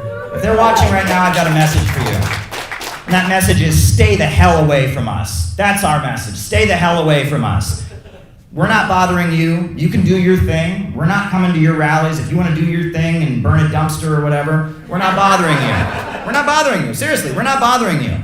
Mao Zedong said, you fight your way, I fight mine. You fight your way, I fight mine. We're doing our own thing here. This is how we want to organize because we're serious. And if you don't like it, that's fine. You don't have to participate. But you also don't have to bother us. And we will protect our meetings. We will protect ourselves. We protected our meeting here today, and I want to applaud our security team for the great work they did. The great work they did preventing the attack on this meeting that was coming. There was a huge amount of intimidation to try and keep us from having this meeting today, and it failed because we're not afraid, and we are here, and our message is not going to end. And we are going to do this in Chicago, and we're going to do this in Seattle, and we are going to do this in every corner of this country because people need to hear this message, and they need it desperately. Now, when I think about the kids in the back of that car, where the mother's putting in $10 or $12 worth of gas, we have to remember that that's who we're fighting for. We're fighting for the millions, not for the millionaires. We're fighting for the Americans who have been left behind. And I want to say another thing. I'm speaking to Joe Biden right now. Watch yourself and your moves very carefully.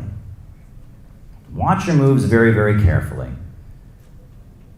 Because what you're doing with Russia right now, flirting with World War III, getting us into a very dangerous situation, it could have some very, very, very serious results. Because I think that there are a lot of people in the US military, like my friend Christine. And I think that there are probably a lot more Edward Snowdens in the NSA than we realize. And I think there are probably a lot more Chelsea Mannings in the U.S. Army. And furthermore, I think there's a lot more people in the Pentagon who think like Tulsi Gabbard. And you better be very careful, Joe Biden. You better be very, very, very careful. Because if you tell working people from Ohio and Pennsylvania and Alabama and Texas to go fight to prop up some fake democracy in Ukraine, they might do the opposite. They might turn around and fight for a real democracy right here in Washington, D.C. That's what they might want to do. You watch yourself, Joe Biden. You watch yourself, Joe Biden.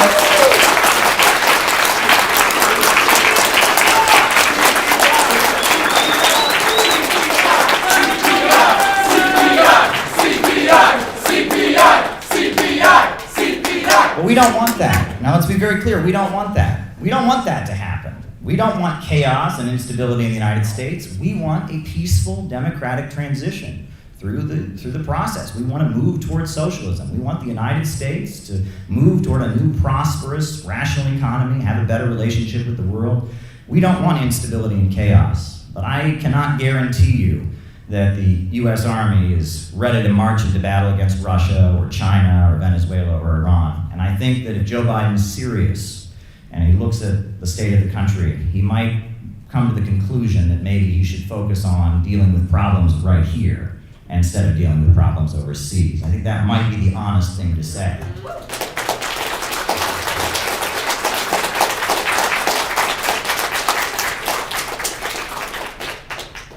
Joe Biden should be very, very careful about whether or not he wants to try and bring on the apocalypse. Because, I've read the Bible. I know what comes after the apocalypse. I just want to read this particular piece, Revelations 22, the very, very last book of the Bible. It writes, "In the midst of the street and on either side of the river was there the tree of life, which bare 12 manner of fruits, and yielded her fruit every month. And the leaves of the tree were for the healing of nations. And there shall be no more curse." Imagine the healing of nations. Imagine getting over this ugly curse that is hung over U.S. society. Imagine moving toward a country where people are coming together and building up their communities. Imagine what Texas is going to look like after our first 5-year economic plan.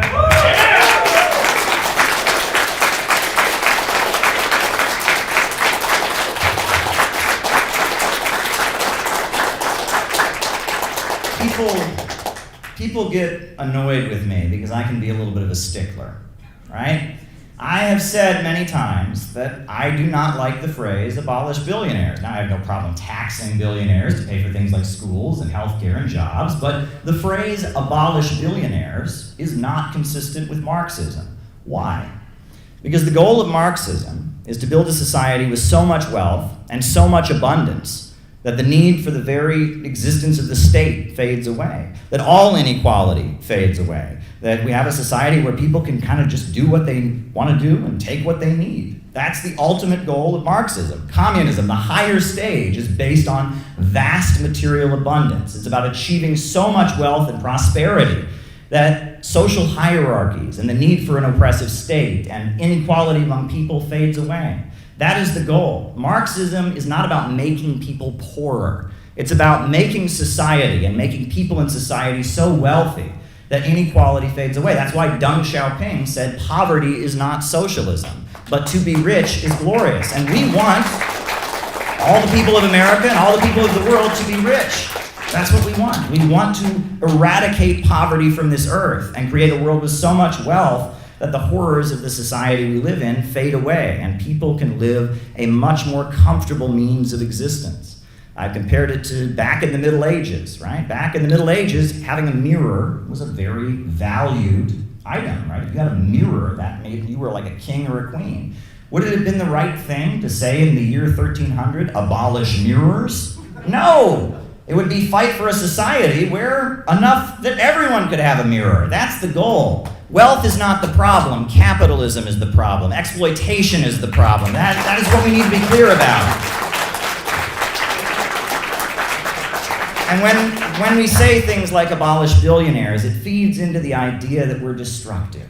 It feeds into the idea that we just want to tear things down. Somebody has more than us, and we're mad about it, and we want to punish them, and we want to tear them down to the level that we're at. And that is not an attitude that is going to save the United States from capitalism. That is an attitude of wallowing in misery and self-pity. It's an attitude that's cultivated by social media quite a bit, but it's not consistent with what we're about. And you know, I'm quite patriotic, and I'm glad to say I'm patriotic. That doesn't mean, you know, we endorse the chauvinistic jingoism of this society. It doesn't mean that we go around tearing down other countries. It doesn't mean we buy into the lies to support these wars, but we love the country. We want a better America for working people, and that's only possible through socialism. But there are some things about US society that we might want to change. Some things. I've often talked, if you haven't heard me talk about it before, about the Washington Monument. What does the Washington Monument look like? We all know what it looks like. And I was thinking about that one time, and it occurred to me, you know, not only does it look like that, but I was reading a history book, and I found out that George Washington was sterile. Did you know this? All of his children were adopted. And that was because he had measles when he was a child. And that Washington Monument looks a lot like something that he could not do. Did you know this? He could not actually do what that statue looks like. And it occurred to me that maybe the idea for the Washington Monument was, you know, George Washington was sitting around a bar or a pub with his friends, and he said, you know, his friends said, George, you've got it all. You know, you're the first president, you're the richest man in the 13 colonies. But there's one thing that we can all do that you cannot do. And when you die, we are going to build a statue to the one thing that you cannot do that we can all do. And that's where I think the Washington Monument came from. But another interesting anecdote is, you know, the tune. The Star Spangled Banner was not the original national anthem. I thought that was great, that opening ceremony, by the way. I want to thank everyone who participated. We rehearsed that a lot. I'm sure it'll go viral and we'll all get canceled 100 times for it, but it needed to be done. It really needed to be done. It was a big deal to do that here in the center of the empire. But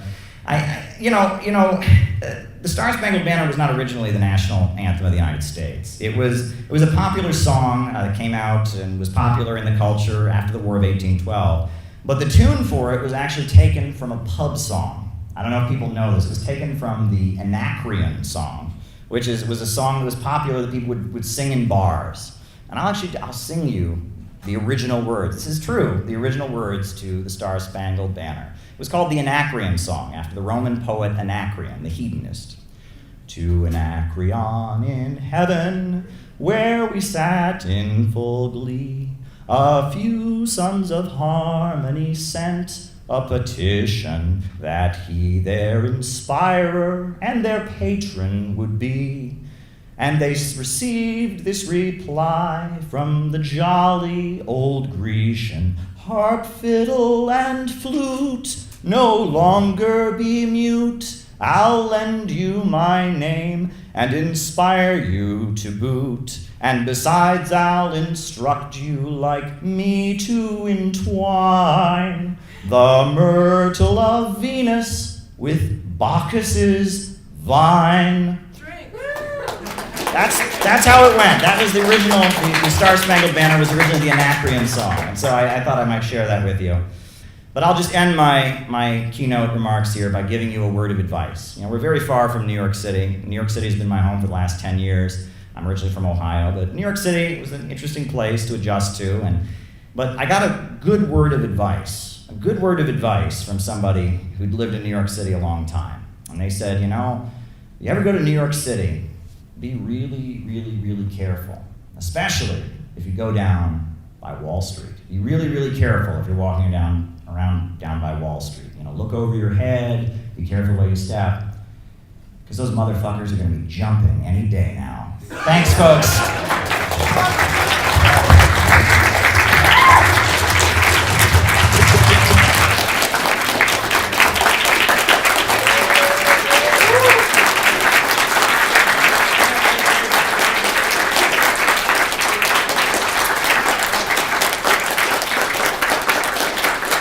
And let me also add that Che Guevara, he very famously said that true revolutionaries are motivated by great feelings of love. And that's a cliche, it gets thrown out by socialists a lot, but it's really important for us to understand it now, because you can't organize people if you hate them. You can't organize people if you look down on them. You can't organize people if you think you're better than them.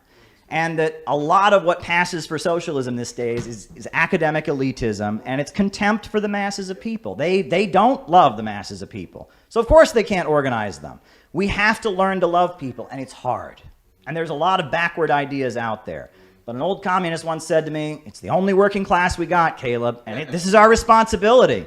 This is our responsibility. We have to do the hard work, and the hard work is not staying safe in our movement safe spaces and accommodating them and compromising our principles in order to appease them. The hard work is going out of the movement to the masses. That's right. You know, AOC, good night. I wanted to like AOC. You know, I'm photographed with AOC. Before she was AOC even, when she had just announced her campaign, I went to a reception and I wanted to like AOC. That's the wrong attitude to have, that we should want to just call out anybody, right? If there's this young woman and she's running for Congress and she believes in socialism, we should have wanted to like her, but you can't like her now because she's pro-imperialist. I mean, and she's made that abundantly clear. But we should try, right? We should have the attitude that anyone who comes along in the power structure could be an ally, and we should try to maintain alliances if possible. It's not possible with AOC. You know, I looked at that tweet she made at the Super Bowl. Did people see this? Yeah, so at the Super Bowl, there was a Christian group, and they made an ad. And the ad, it was, you know, it showed Jesus bringing people together, saying, love your enemies. It showed, like, children hugging each other and stuff like that. And it was, you know, it was promoting Jesus. She tweets out, I doubt Jesus would spend $1 million to make fascism look better. Wow. Well, that's reprehensible. No, I mean, you know, it'd be one thing if this was an ad opposing abortion or if this was an ad opposing gay marriage. This was just an ad promoting Christian love and brotherhood, and she calls it fascist. That's bigotry, you know? And if there was an ad for Islam and she responded that way, people would call it out. If there was an ad for Judaism and she responded that way, people would call it out. We ought to call that out. And we ought to say to our Christian brothers in the working class, AOC is pushing bigotry against you, and that's not okay. And you know, Ilhan Omar, you know, another member of our great squad, she posted, it was something about January 6th. And she said, well, people aren't rallying behind Trump because of their economic suffering, she said. She said, it's not because of economic hardships or injustice. She said, they're just losing their privilege. And I look at that ad and I think, you know, I'm a socialist because I believe everyone has the right to a job, has the right to housing, has the right to education. And when people are losing their jobs and homes, and when communities are falling apart, it's not someone losing their privilege. It's a violation of their rights. And this is an opportunity for solidarity.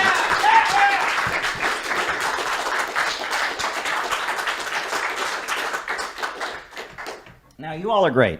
I've been talking to you all, and we've had some great speeches here, and, you know, I really want to spend my time in this room, but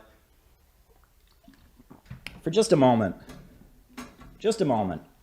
I want to speak to the isolated, lonely, negative, millennial or Zoomer communist who's watching this at home on YouTube, and I'm going to speak directly to them in the camera. You're watching this, and you're feeling a lot of negativity. And you're watching this, and you're frustrated, and you're angry. And your politics are motivated by anger and frustration. They're frustrated by isolation. And that's understandable in a society like the one we live in, where death is all around you. Death is everywhere in this society. People are dying of opioids. People are killing themselves. We've got the danger of a new world war hanging over our horizon. Death is everywhere. There's a huge effort from social media, from mainstream media, to try and get you to die. For just a moment, I want you to look inside of yourself and listen to the part of yourself that wants to live. That's right! CPI! CPI! CPI! CPI! CPI! CPI! If you're going to choose life, you're going to need brothers. You're going to need sisters. You're going to need comrades. You're going to need to learn to rely on people. You're going to need to learn to get along with people. You're going to need to learn to deal with people sometimes letting you down or doing things that disappoint you. But if you're going to live, you can't do it alone. You need a community. You need people to struggle with. And my whole adult life has been spent in communist organizations, And I can't imagine what life would be without this. But a lot of people say to me, Caleb, you got this great job as a reporter, just, make a YouTube video every so often. No. When it comes to politics for me, it is all about building an organization. It is all about building a community. That's why we're here. And we're here, and there's many people right now all over this country who are longing for something to believe in. And the ruling class is telling them that there is no truth. There is no God, there is no truth, there's nothing worth fighting for, there's nothing worth dying for. Just roll over and be degrown so we can save our system. And we are here to say we will resist. And we are going to build a solid block, and we are going to come together, and it's going to be difficult, and we're going to get on each other's nerves, and we're going to make mistakes, but it must be done. There is no alternative. We must build our organization.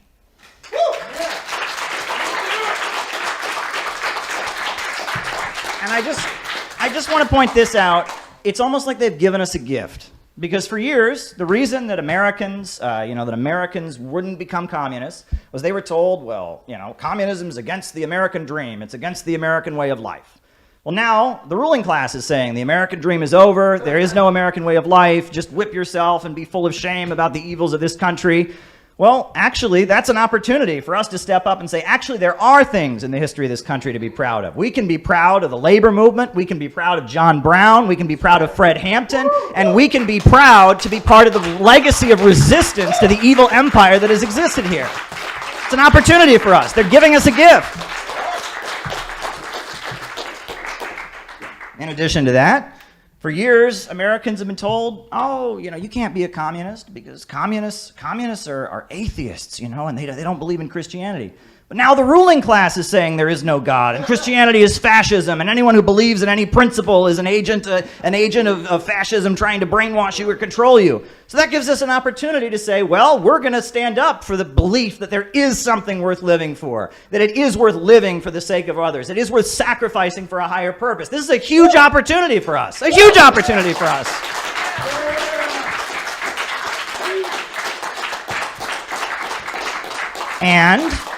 And for a long time, they've told us, oh, you can't be a communist. You can't be a communist because in America, anyone can work hard. Anyone can go out and achieve their dreams and be rich. And communism's against that.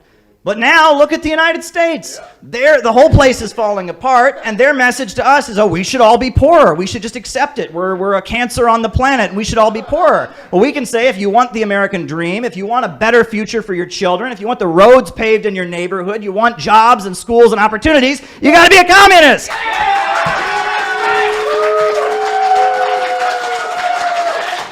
They're giving us a huge gift. Everything Americans believe in, they are handing to us on a silver platter. We just have to take it. And they are really scared of anybody taking it. They're terrified of this. Since 2008, they've been warning about the dangers of populism. Populism is the most dangerous thing ever because they know it's only a matter of time before we band together and start fighting to defend our schools and jobs and communities and coming together and realizing we have a common interest, rejecting their low-wage police state and building a new America, and doing so in solidarity with Russia and China and Venezuela and all the countries they've told us to hate. They hate us and they hate those countries, so I think we can bond together against our common enemy, don't you?